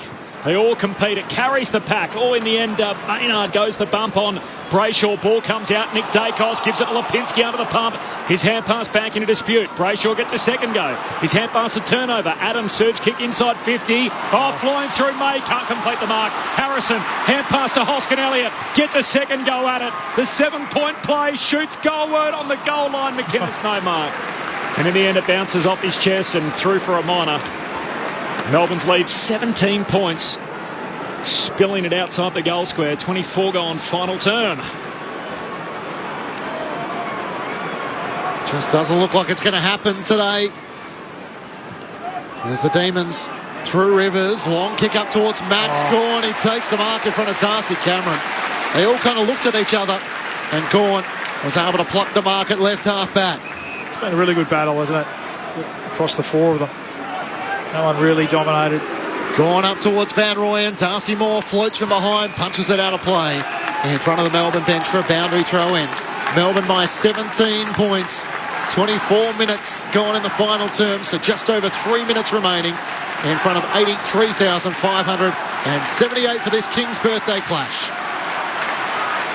Boundary throw in, Gawn palms it down and gets a second go at it. Hand pass away to Jordan, who's been terrific since he's come on. Hand pass to Hunter, kicks inside 50. Quaynor knocks it away to Maynard, almost run down again inside defensive 50. Hand pass to Crisp, advantage applied. Collingwood still going, gives it to Pendlebury, he's crunched. Joel Smith came and got him. Ball bobbles out, up says play on. Collingwood still going forward. Crisp heads out to Harrison, paddles it out in front of himself. Hoskin Elliott collects high half forward, swings a high bomb inside 50. They all go for it. Myercheck flies, no mark. Falls down towards Rivers and he just gets it out of the defensive arc. Sends it up towards Van Rooyen. It lands in front of Murphy. He's now over the footy. Van Rooyen over him, and the umpire will ball it up. Melbourne by 17 points. 25 minutes gone in the final term. Gawn slowly gets to the ruck battle up against Cameron. Taps it down to Petrarca. Kicks it towards half forward, although Quaynor's well set. He takes the mark in front of Pickett. Wheels out into the corridor, looking for options at centre half forward. Gawn set himself there, and he floats in from the side and drops the chest mark. Harrison with the hand pass, away to Cameron, links up with Taylor Adams, back to Harrison, charged into Salem, it spills away at Melbourne. Neil Bullen just about was getting the hand pass clear, but it's a Collingwood free kick for over the shoulder, and it's going the way of Brodie Myercheck.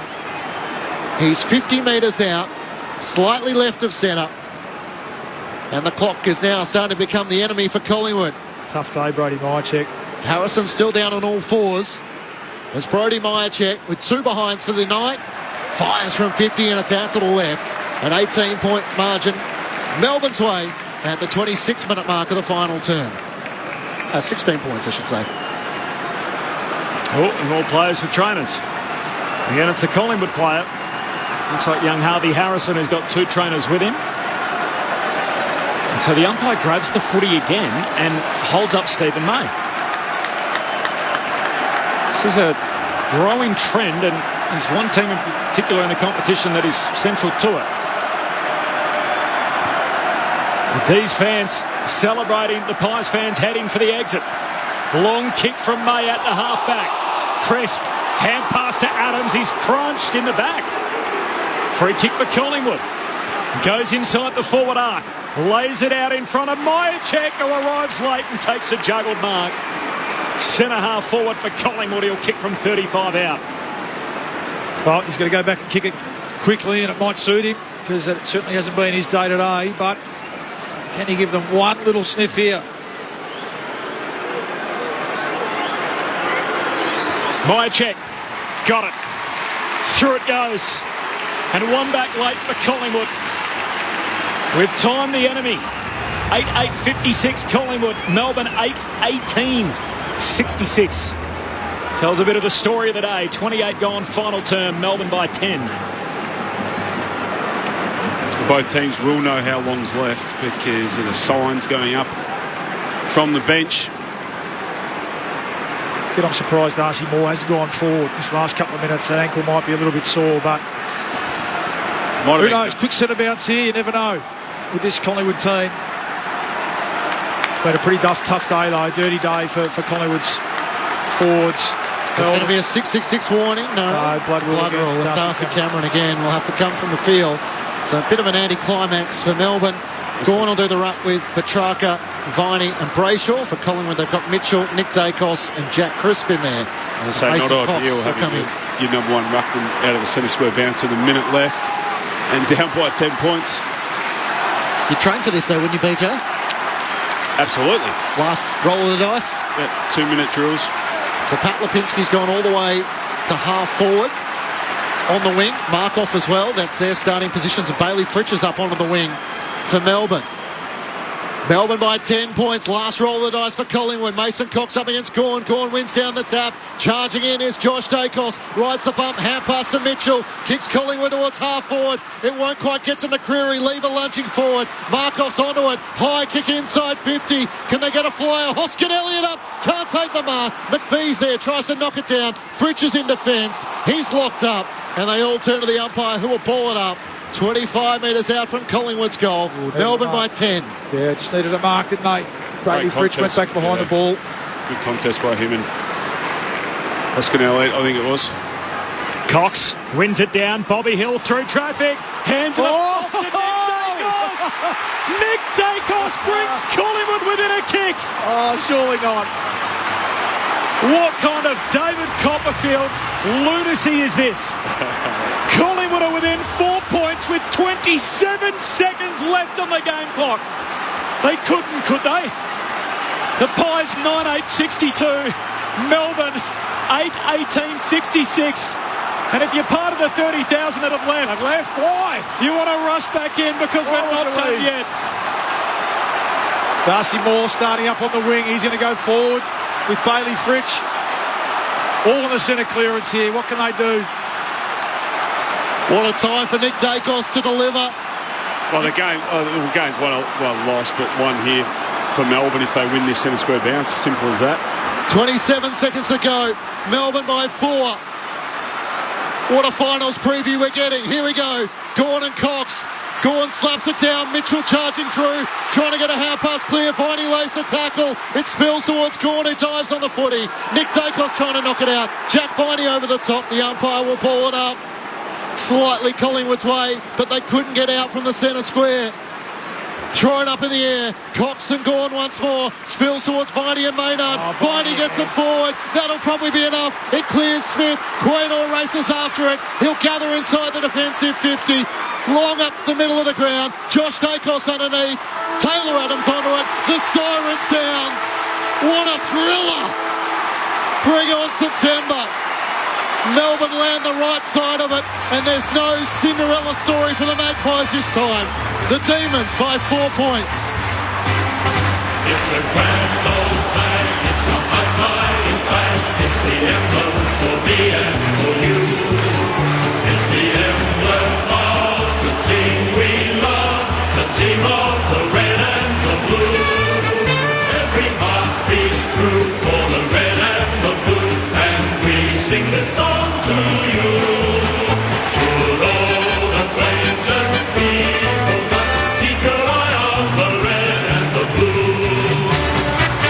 In front of 83,578 fans, Melbourne 8-18-66 defeat Collingwood 9-8-62. The Magpies led by 9 points at quarter time. They kicked the first 3 goals of the match.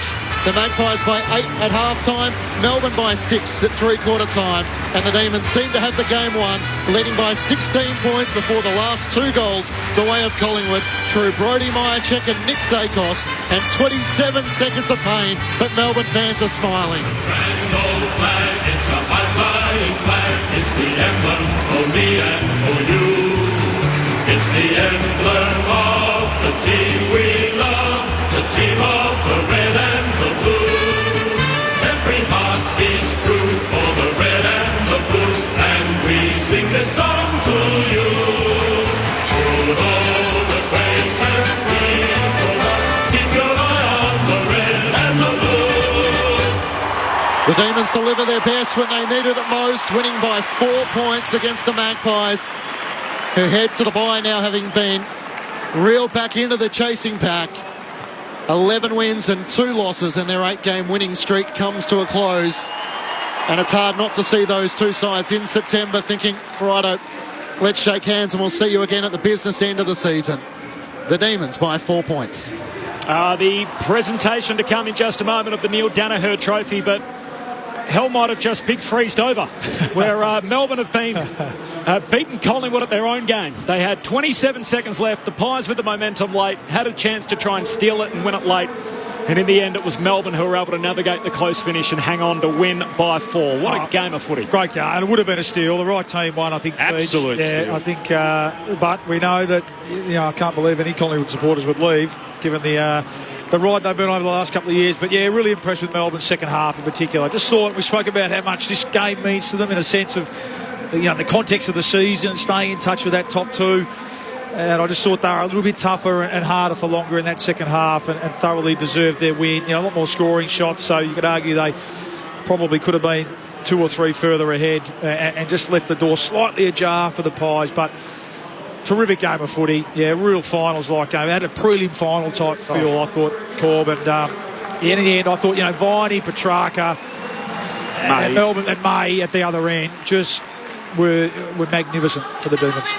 Collingwood Football Clubs, I'm here tonight to announce the winner of the Neil Danaher Trophy in honour of Neil Danaher and his commitment and effort in the fight against MND.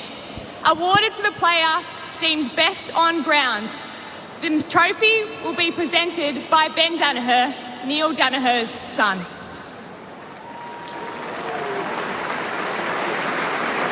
The winner of tonight's trophy goes to Captain Courageous, Jack Viney.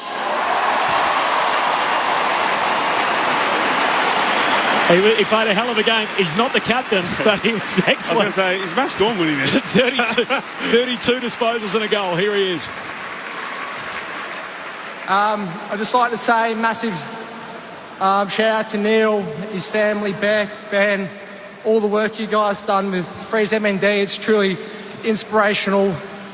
You know, we all came here, barracking for the D's of Collingwood, but it's great to see the whole crowd in their MND beanies, so thanks for coming. Short and sweet. It's the presentation downstairs, the Neil Danaher Trophy. So Melbourne winners by 4 points in front of 83,500. 8-18-66 over Collingwood, 9-8-62. Peach, you didn't get a chance to give us your take at the end of all that. So they had it out and looked like a comfortable lead for Melbourne most of that final term, and then Collingwood kicking 2 goals, time on in the last. And they had 27 seconds to try and win it from a centre bounce at the end, and Collingwood just falling short by 4 points. Melbourne able to navigate those last 27 seconds to get out of here with the 4 points. Oh, yeah, well, the question mark at half-time was whether Melbourne could sustain their ability to defend Collingwood, and can Collingwood find a way to get speed back on the ball and speed in the game to actually bypass Melbourne's defence, and in particular their defensive six, because that for mine at half-time was kind of the difference in the game. The game was definitely, well, I felt it was definitely on Melbourne's terms in the way how you want it to be played, how it looks, how they're defending. There's a lot of stability behind the ball, but if we could get a number with, percentage of time in the forward half, I felt like it was very heavily towards Melbourne, and they continued that from half-time. So it was a little bit flattering in the end, the 4 points being the difference. Collingwood, as you always know, just continually find a way to get themselves in games and win games in that position. But, I think it just felt like it should have been, halfway through that last quarter, it should have been 6 goals and well beyond them just in terms of their dominance.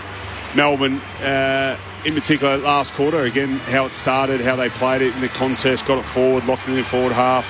It was set up really well behind it. The pressure applied from the Melbourne's forwards, smalls and talls, and that's an area that they've kind of lacked since their premiership year, is that real forward half frontal pressure kind of game, which I felt like it was definitely there tonight. It was more reflective of their premiership year and the way they played their footy. So it had, again, the build-up, a great build-up, great day for everyone in Neil Danaher and his family, but it definitely delivered on the front of Collingwood and Melbourne and their performances tonight. But it was a dominant performance overall, I feel, from Melbourne.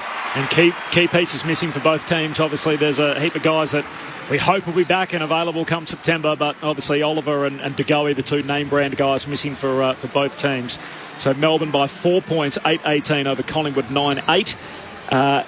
Collingwood's 8-game win streak comes to an end, so they're now 11-2. They're still on top of the table, but on equal points with Port Adelaide now. They have the superior percentage.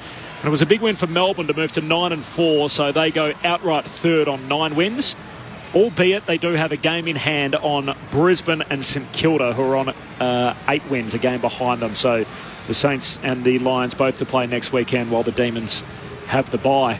You said at the start of the day, Bawley, that you felt like these teams were 1 and 2, with no disrespect to Port Adelaide.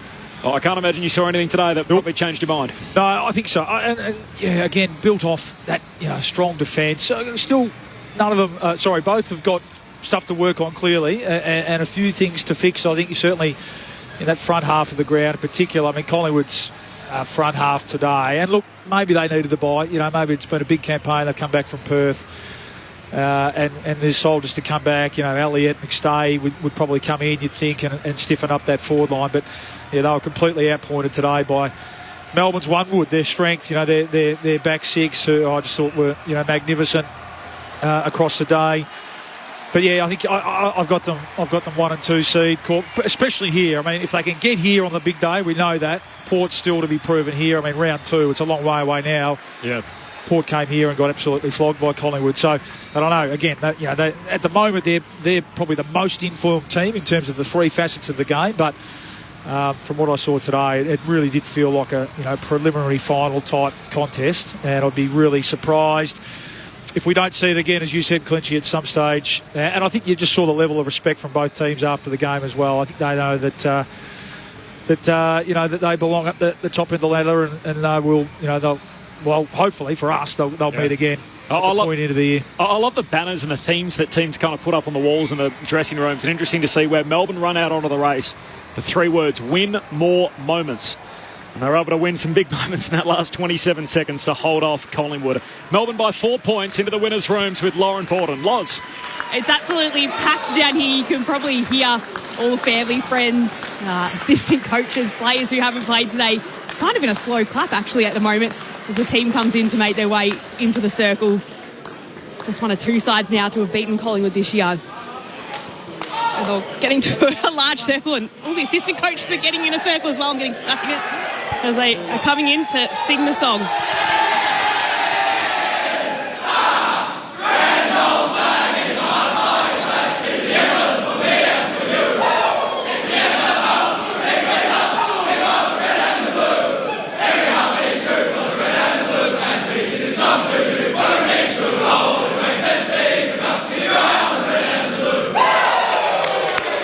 Absolutely wrapped with that effort. You can just see huge smiles on their faces as they break away now to have some further chats with teammates about it, and hopefully we'll get a player to chat to soon. Thanks, Loz. So we'll see if we can get some reaction from the Collingwood camp as well with Lauren before we're off air at past, even if it's not a reaction, but just an update, given that we've got our Champion Data laptops up here, which basically have all the statistics on them, and they change colours when your players are hampered, and they've ended up with a whole heap of colours at the end of the game. So Johnson was the tactical sub taken out of the game. Darcy Cameron had a blood rule. And then Murphy and Harrison, both with an injury cloud sort of lit up on our computers. So maybe a little bit more in the postscript. They've had sort of illness right throughout the group during the week. They had 2 guys come in struggling with ankle complaints, McCreary and Hoskin Elliott.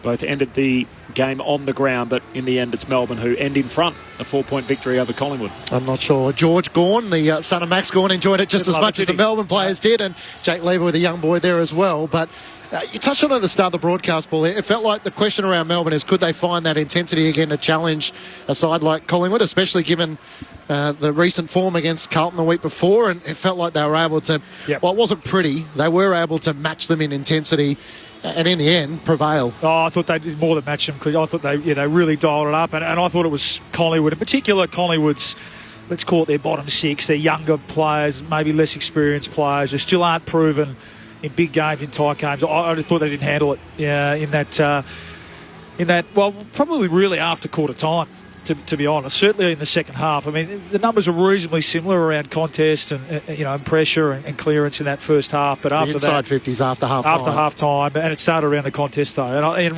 Viney, I mean, what a heart and soul player he is. It looked like, obviously Oliver's not there. It looked like it was really him, and Petrarca got going a bit too.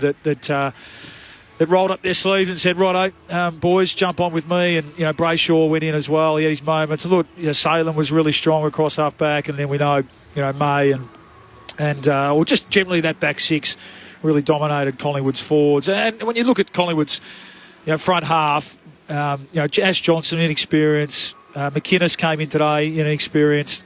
Young Harrison, we know. So there's some experience not out there, And then Myercheck, I thought was really well down on his usual output and really well beaten. To me, he really looks like he needs a break.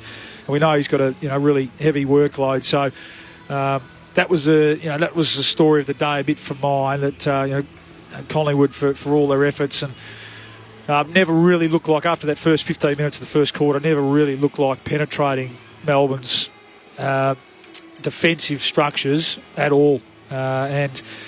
Dacos was down a little bit. I thought, he always keeps running and keeps working. He's ended up with 27 and that last goal, but a little bit down on his usual output. The ex-skipper, Pendlebury, down a little bit as well, just on his execution, decision-making. So just a little bit off across the board from the Pies, but that was brought on by Melbourne's dialing up of the pressure in that second half. Yeah, most definitely. And that's the template for going forward. In their forward half. So.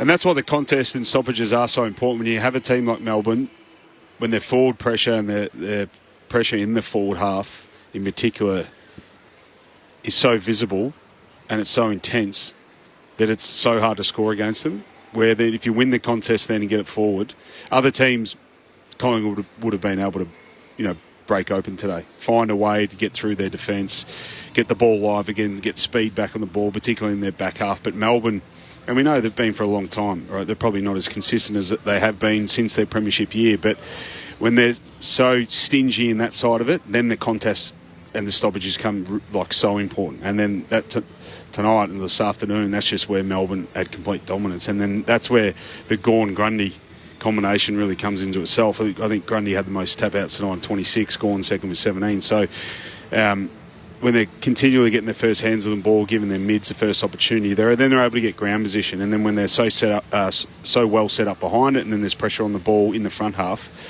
it's so hard to score against. One of the best offensive team, if not the best, in the last 18 months. Couldn't penetrate it tonight. So it's and it's footy that stands up in any moment, anywhere, anytime. So that's what was, I think, the biggest thing to take out of it tonight. It seriously, Melbourne got the game on their terms, and it seriously looked like the footy they played in their premiership year, which obviously stood up on the biggest stage and consistently stood up all year. You mentioned moments. Sorry, Clinch. You just picture in that second half, a lot of one-on-ones even that Melbourne just prevailed in, or 1-on-2, 1-on-3. And I was Hibberd down here out of position against Myercheck. It was May 1-on-3 when Collingwood finally got through, winning that contest. Salem going back into the hole and taking that mark. And McVie, who's a real player. He's a real fight. He's cemented his spot in that back 6, back 7, particularly with his ball use as well going the other way. So they just won more of those moments, certainly behind the ball, but probably all across the ground as that game went on in the second half. And the other big question was going to be how much Collingwood missed Jordan De Goey.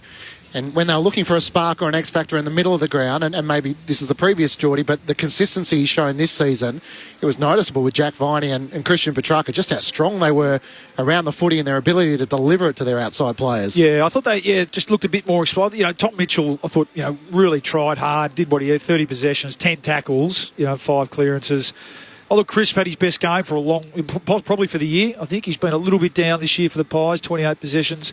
And a goal himself, and looked like he had his run going and had more time in the middle with the going out there. But I thought Viney and Petrarca's combination just outshadowed. Adams went in there a bit, Pendlebury spent a fair bit of time in there, but I thought they outshadowed a bit in terms of their explosiveness and their cleanness and their ability to get out into space, as you said, Clinchy. And we know that's what De Goey brings. Clearly, Oliver goes back in, and that's tantalising in itself, isn't it? You throw those two back into this game, and that goes to another level again. For mine, Collingwood's issues were ahead of the ball, and again, we mentioned the lack of experience there, and some question marks will come on, in big games. It will come on a guy like Ash Johnson, I think, who we know is miraculous and can do the brilliant stuff, but can he screw his guts up and when it's tough and when you're playing it's really good players and really good team defences, when it's you not need your to be day there for those moments. Can you do that? So this is his 20th game tonight for Ash Johnson, obviously mid-season recruit a couple of years ago. He's an interesting case study in the sense he's kicked a goal in every single game he's played, bar 2. Tonight it's 3. And 2 of the games he didn't kick a goal in were the 2 finals last year, a semi-final and the prelim. And today, which felt like a prelim, I'd be interested to hear. To me, it didn't look like he was sore. That looked like a pretty early, tactical call that this isn't working for us. And we have Markov here who'll give us a bit of run. Let's try something else forward. So still question marks there, but young player. So there's, that's the case with a few of them. But I think they'll be keen to get certainly Elliott back, and I think McStay, with his size and ability to at least compete in the air. Today it just felt like airily Melbourne with May and Leo were just dominant. Yeah. How far is Elliott away? Is that us? I thought he was just about right this week. So you think? Yeah, so he missed the trip to Perth. We thought he was going to play today. Another young him and Harrison. Yeah, that's right. And McStay's right to go as well. And McCreary just didn't look. He looked a bit off too. We know he was sore this week. So to me, they look like they need a break. Collingwood, they need the bye. They play a high octane heavy game. So they'll be looking forward to that. Did anyone see what happened at the end of the game? So Mason Cox looked like he was filthy at Christian Petrarca at the end of the match. It was Petrarca to Cox, I'm pretty sure, and then the other way around. Yeah, Gawn was. Right. I think Gawn and Maynard were having a chat. Maynard basically had to come in to move Cox away, and they sort of exchanged a few words, and that's how it kind of. I think initially it was Petrarca and Cox. Yep. Petrarca went over pointing the finger. I think Gawn assisted him, and then Maynard came in to kind of diffuse the situation. Is that unusual? I mean, you're a very animated player at times, but usually when the final siren goes, it's sort of... it's your first time if you've got something you've just been keeping to yourself. I'm tipping it happened late in the game. He probably hasn't held on, but it's the first time you probably get a chance to get something off your chest. I don't know. It was something that happened in the game that literally... on Petrarca's mind, or it just happened late, which I'm assuming, only assuming it did, that he's able to get off his chest. I'm not sure which footy show it was during on the couch, or one of the footy shows anyway, but they highlighted what happened with Hoskin Elliott last week, where the trainer, basically Pendlebury pointed out to the trainer, hey, pause play, he's not well, and then they had to run a trainer out to him and it halted play. We saw it twice tonight in sort of really key moments, once with Adams, I think there was another one sort of over here in the other end of the ground late in the piece. Is that a trend in the competition? Is it unique to Collingwood? Is it sort of something that you've noticed where you thought, gee, that's a bit cheeky? Yeah, it's interesting. You're the one that commented, maybe. Yeah, I haven't noticed it. Yeah. I don't know what the rule is, to be honest. I don't know what the rule... Obviously, if it's concussion-related or looks like a really serious injury... Well, if he stays on the ground, the trainer is out in the ground, I think it becomes a dangerous situation that the player can't get up and there's a trainer, so they if have it's near the play. Yeah. So they have to blow the whistle. So if it's anywhere near, I don't know. In the vicinity, normally they'd stop. I don't know the distance, so it's in the vicinity, or a kick, arguably, let's just say a kick, so 50, 60 metres, then the umpire has to stop the game. Well, the league won't love it, so I can't imagine, because if that's a trend, I mean, you walk into Moorabbin tomorrow and you say, hey guys, look what Collingwood's doing, we should do this too when we have a player that's unwell, and then it spreads and every team in the competition does it, and then we've got breaks all over the place for guys that get trainers to get a breather, and then play restarts and off we go.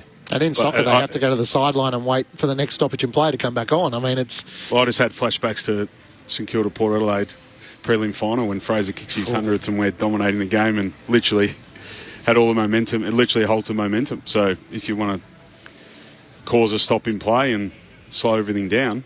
And then Brent Guerra had a windy in the goal square, and the rest is history. Didn't bring that up, mate. Full-time Melbourne by 4 points over Collingwood in what was a hell of a game on the King's birthday Monday. Let's head back into the winners' rooms with Lauren Borden. Loz. Thanks, Corby. I'm down here with Max Gorder. Sensational victory. Congratulations. Did it really feel like you were playing a finals game in June? Yeah, probably had that feeling about it. Last week we played a low-scoring game, and apparently it wasn't great to watch, and it shouldn't be on a Friday night. This week we play a low-scoring game, and apparently it's one of the better games of football. So that's what happens when two of the best defensive teams play each other. It was really, really hard to score out there. I think half-time was 25-30, which means you're always a chance no matter what's happening. As we know, Collingwood are always a chance up until the last kick as well. So yeah, I was really proud of our boys, and it was great to be a part of the day. You did really halt Collingwood scoring from about the quarter time mark. Can you tell me how much confidence that gives you as well, that you stopped their scoring and you stopped that final quarter onslaught too? Yeah, they can score really quickly. That's one of their strengths.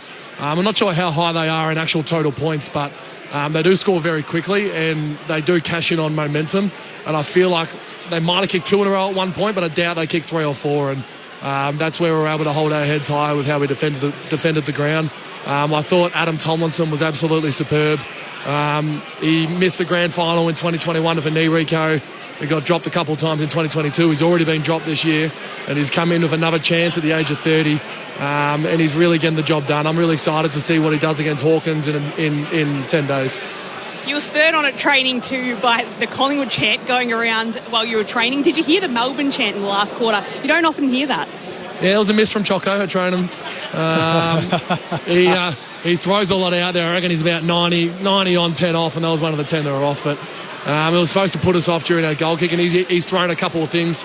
And we kicked 6 goals 18 tonight, so I don't think it worked for Choc, unfortunately. But no, the Melbourne chant did start going. It is a Melbourne home game. Neil's a Melbourne man, and I'm sure that all the supporters wanted to flock down and support such a great cause. I'll send you upstairs now to some more questions from Luke Ball and Brendan Goddard. Oh, Max, well done. I love the game. I didn't care about the scoreboard. To me, it felt like a real preliminary final. And one guy in your team who I think was anointed captain when he accepted the medal, but he certainly played like it tonight, Jack Viney. I just thought he was magnificent. Obviously, with Oliver out, I thought he really, probably from halfway through that first quarter, led the way for your boys. Yeah, he was superb. I remember when he came to the bench, I was on the bench at the time. There was no way he was getting pulled. I don't know what's wrong with him. He probably won't play for another year, but he went out there and he just kept going. His clearance work was unbelievable. To his own credit, he said that he wasn't playing his best football the last 4 or 5 weeks. And last week he said, all right, I'm just going to get back to my Jack Viney best and attack the footy. And for those that watched the Carlton game, it was definitely there. And then he's backed it up again this week. So, yeah, he was superb. And he's captain now, which is great. Weight off the shoulders. Yes. And what about at the other end of the spectrum? I love what the season that Judd McVee's putting together. You mentioned, the back six and, obviously the bigger names in May and Lever, but young McVee, he's certainly cemented himself into that back 6 or 7. Gee, he started well. His first quarter was unreal. He can seriously play, and he plays on the best forwards. I'm sure he was on some pretty dangerous types like Bobby Hill at some point today, who was good as well. But yeah, that's the role he has to play when he comes in, and then frees up Trent Rivers and Christian Salem. So first-year players, you always talk at some point about potentially resting them, or they look out of their depth at some point, they get tired, but it hadn't even come into our thoughts that Judd's the first-year player. Technically he's a second-year player, but he's debuted this year. So he's just going strong. Maxie, it's Brendan Goddard. Well done tonight. Just take us into the rooms at half-time after such a dominant second quarter. We just felt up here that you probably deserved to be about 4 or 5 in front. But was it pretty positive at half-time of what you're doing and how you had the game and how it felt? Yeah, it was. It's sort of the way I was talking about us keeping Collingwood to just 2 or 3 goals in a row, never more. Collingwood did that to us. Like, that's their ability to hold our momentum. They were giving us some bad shots. To be fair, some of our shots we should have kicked, but they were also giving us some challenging shots because we weren't attacking the place at the top of the goal square where it's a lot easier to kick them. So, at half-time we were cool, calm and composed, and it really is a credit to this group because we do that a lot. I know it's just after the game, but the time you've had to reflect on it, I made mention a number of times, it really felt and looked like a game from your grand final or premiership year where the forward half pressure, time in forward half. Did it feel like that out there? And upon reflection, did it feel like that? I mean, our best footy we know we can play is that forward half brand. I presume all 18 teams would say something similar, but I feel like the way we play it, we can really suffocate teams, and we can keep teams that normally score 80, 90, 100 points. We can keep them into the 50s and 60s, and they were in the 50s there until they kicked those last 2 goals. So, it did feel like that. But I also, BG, I make sure we don't chase that. The last 7 games of 2021 was some of the best football. I mean, I'm biased, I'm a Melbourne supporter, but from a neutral, I dare say it was 7 pretty quality games to finish off the year. We don't have to chase that to be able to be at our best. There's a new Melbourne best, there's a 2023 Melbourne best, and something like that, like we did today, is more than enough. Max, it's Matt Clinch upstairs. Was that George in the song with you? How did he go? Yeah, he's with me now. He doesn't seem too over the moon about not being at home having some sort of dinner, but no, he came into the song. It's one of the good things about this club. One thing I learned, I mean, I said it last week, when there's kids and whatnot around, it just makes you think why you play football, and the smile that I get from George, win, lose or draw. Mason Cost could have kicked the winner today, but George would have still been smiling. So it really is something that puts a smile to your face. And you gave us the bluff during the week. You told us Brodie Grundy was going to take the opening tap, and there you were right at the start. How did that come about? I was always doing that. Brodie's come across. He's a 2-time All-Australian, 2-time Copeland, but he doesn't get the first bounce yet. Max going with us on Grandstand AFL. Max, can you just take us inside the Big Freeze concept? It's obviously 9 years now. You do it every single year, but Neil, in the state that he's in nowadays, and the fact that he was still able to come and give some kind of address to the team, I mean, how do you sell that message more broadly to your players as to what it means to actually be part of it and have him as a presence still around the club? I always say he's the definition of selfless. He's fighting a disease and raising money for a disease and creating awareness for a disease that he's not going to win. But I'm starting to doubt that. I reckon he might win soon. He's 9 years on and he's still looking strong. We got a couple of cuddles. I got a cuddle before the game. I got a cuddle when he come up on Tuesday to the club. Beck said a really good quote during the week. I won't get a word for word, but it was something similar to the old man who plants the tree, knowing full well that he's not going to get any shade from it. That is what Neil was doing. He's creating awareness and getting the best scientists in the world a lot of cash to be able to fight this disease, and people are going to win sooner or later, and it's coming quick. So I'm super proud to be able to play in a game that creates awareness. It was a sea of blue today, 80-odd thousand tonight. I saw at one stage, I looked up and there was 2 mil there, which I think was one of the targets pre-game to be able to get. So it's about 2.5 at the minute. 2.5, which that's good. That means Christian Petraka's put a bit of money in. It's just, I'm super humbled and super proud to be able to, 1, be in this game, and 2, be friends with Neil. That's a great answer.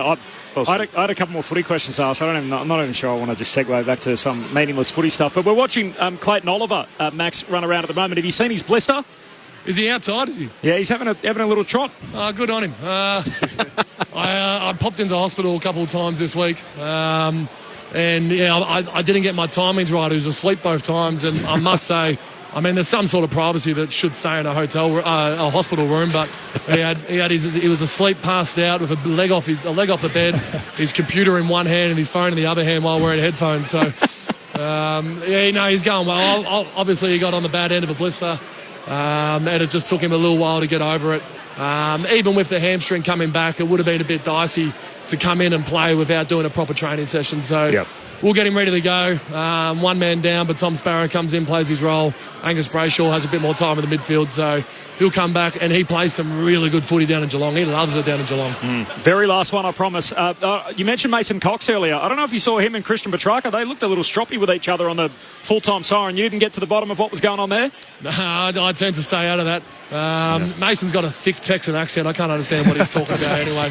And Christian was just a little bit too pumped with the win. But to be fair, we beaten the team that's beaten us. They've had the hoodoo over us the last 8 or 9 years. They're easily the best team in the comp at the moment, and we've taken a scalp. So track was pumped up, and yeah, like I said, I couldn't understand what that Southern Texas accent was saying. No, we loved it. We want to see that over and over and over again. Appreciate your time, Max, after such a win on ABC Radio. Congrats. Thanks, gents. Max Gawn in the Melbourne Rooms. He's great talent, isn't he? 2017, the last time Melbourne won a Queen's birthday clash, so it has been a little while. Okay. Of course, there was a few years during COVID where it didn't take place in the traditional format. But it's always interesting. Max gives you something every time you get the chance to chat to him. He doesn't give you the stock standard answers. So even the story about Neil, incredible, the legacy he's leaving. So it's a Warren Buffett quote. Someone is sitting in the shade today because someone planted a tree a long time ago. So plant the seed, shade of which you know you'll never sit under. Yeah, it's great. And I just love the other message around just choosing you. You can choose your attitude. You can't always control what happens to you, but you can choose how you react to it. And that's embodied in what Neil's doing. So another great day, wasn't it, all round? And I think both teams, as we'd hoped, honoured the day with the way they played. There's a lot of respect. I know there's been a bit of but you can tell there's a high level of respect between both teams and how they go about it, and they know that they're going to be there when the whips are cracking at the end of the year. And we hope they get to meet again. What a day that would be. What a day that would be if they get to do it again later in the season. So they don't play for a second time in the home and away season like they did last year. So if we see it again, it will be come September. Moving okay, isn't he? Clary out there. Underrated injury, the blister. Oh, mate. Really nasty. Have you guys had some bad ones? Yeah, absolutely. I used to get them at the start. In the heat, though, the pre-season, you used to have to tape my feet all the way up. But usually don't get them midway through the year. Luke is a hypochondriac. Did you wear some new boots or something, did he? You don't usually get them in the middle of the year, though. Did you with the new wheels, the new dancing shoes, maybe? Yeah. Did you ever go down with the blister beach? Nearly. Nearly. I didn't train during the week, and because a few of my mates in the WhatsApp group were talking about blisters, how soft is he, et cetera, et cetera. And, so if you get one that gets infected. I didn't train during the week. And it was early day Ross, I'm pretty sure. And Ross was just shaking his head. Why are you missing training? Start with, BJ's got a blister. You can imagine the reaction, right? So, missed training and had to justify my actions to him. And then we travelled to Perth and I had to get an injection, a local anaesthetic in my heel to play. Otherwise, I didn't wear a shoe all week. So I just ran in the flip-flops or the slip-ons to try and dry it out, etc. And then, got the injection in the back of the heel to actually play. So I was like, if I didn't have that, literally I couldn't have played. So you can understand why someone misses a game of footy due to a... Yeah, and then it get to a point where actually you have to go to hospitals. It literally is pretty severe. It's your feet. Yeah. They're the most, for a footballer. They're your wheels. They're our wheels. Important tool. The votes in the ABC Footballer of the Year. This is you, I did last week, but we both agreed on this one. Heavily Melbourne-based, so apologies and a shout-out to Mitchell and Chris. You made mention his best game for the year, but definitely that dash off half-back. And then when he goes into the midfield, he's having an impact with his speed and agility and carry on the footy. But one vote, Stephen May. just if you had taken those couple of marks late, he fumbled a couple, dropped a couple, but you just couldn't get past him. So I know it's a combination and a team effort back there. So the backs obviously relying on the forwards and the mids to put on the pressure to make it easier. But there are times when he legitimately just had to stand up when the ball had speed on it, and he did that, and he continually does that. So it was a good battle tonight. You arguably had the two best intercept defenders in the competition, either end in Moore and May, and I think May won the night. Bailey Fritsch had as much as Moore still impacts regardless. Bailey Fritsch hits the scoreboard, kicks 3, but he's had 6 shots on goal. And you'd say he probably spent 80% of the time on Moore. And then I got Petrarca for 2. Again, it wasn't a night for a lot of class on the outside and everything that he can offer, but it's just when someone needs to stand up, and there's moments continually, consistently, Petrarca was at the front of it as a midfielder. And he probably felt the extra expectation on him without Oliver, and he stands up, and the clear best player on the ground, in both Bawley and I's opinion, is Mr. Captain Courageous himself. He's the new captain of Melbourne, anointed, Livy Birch, is Jack Viney. So he was outstanding tonight. So, and it's a good comment that Max made just in relation to self-assessment and where he thought he was about a month ago and not playing his best footy, and then goes back to what his strengths are, and that is his toughness and his attack and his contested possession. So, well played, Jack Viney. 1 for May, 2 for Petrarca, 3 for Viney. Brendan Goddard's votes in the ABC Footballer of the Year. Lauren Borden in the Pies rooms. Loz. Hello, Corby. It's actually kind of feels like a win being here in the Collingwood rooms. We know that's how they try and treat things. They try and take it relaxed and really have a family-orientated aspect about the club. I can see Craig McRae's just down here chatting to Paul LeCurier about the match. Players have already started making their way home and out. The vans are being packed. So a lot of friends still in here, but just milling around, having a chat. Mason Cox has got some ice on his knee. So a pretty relaxed club despite their first loss since round 4. Thanks, Loz. Appreciate that insight. Act like winners. That was a big one from McRae, wasn't it? Yeah. Regardless of the result, act like a winner. I saw that straight away when the siren went. So they didn't play their best. They lost by under a goal. That's right. Yeah, and they look sore, so they'll enjoy the week off more than anyone. Was that the quality loss when they lost to Geelong? They all slumped on the ground, and he wasn't happy about it at all. Thanks to Brendan Goddard. Thanks to Luke Ball. Lovely to see you both. Thanks to Lauren Borden downstairs. To Jules McKenzie, our tech. To Matt Clench, to Andrea Williamson back in the studio. That's the whole crew, and we're done for round 13. 8 games across 5 days. It's been a hell of a weekend. News stories in any direction that you can look, and we'll be back to do it all again come Thursday night when round 14 gets underway. Jack Viney, best of field. Melbourne ending Collingwood's 8-game winning sequence. $2.5 million raised for motor neuron disease. Big Freeze, number 9. A successful day at the MCG, but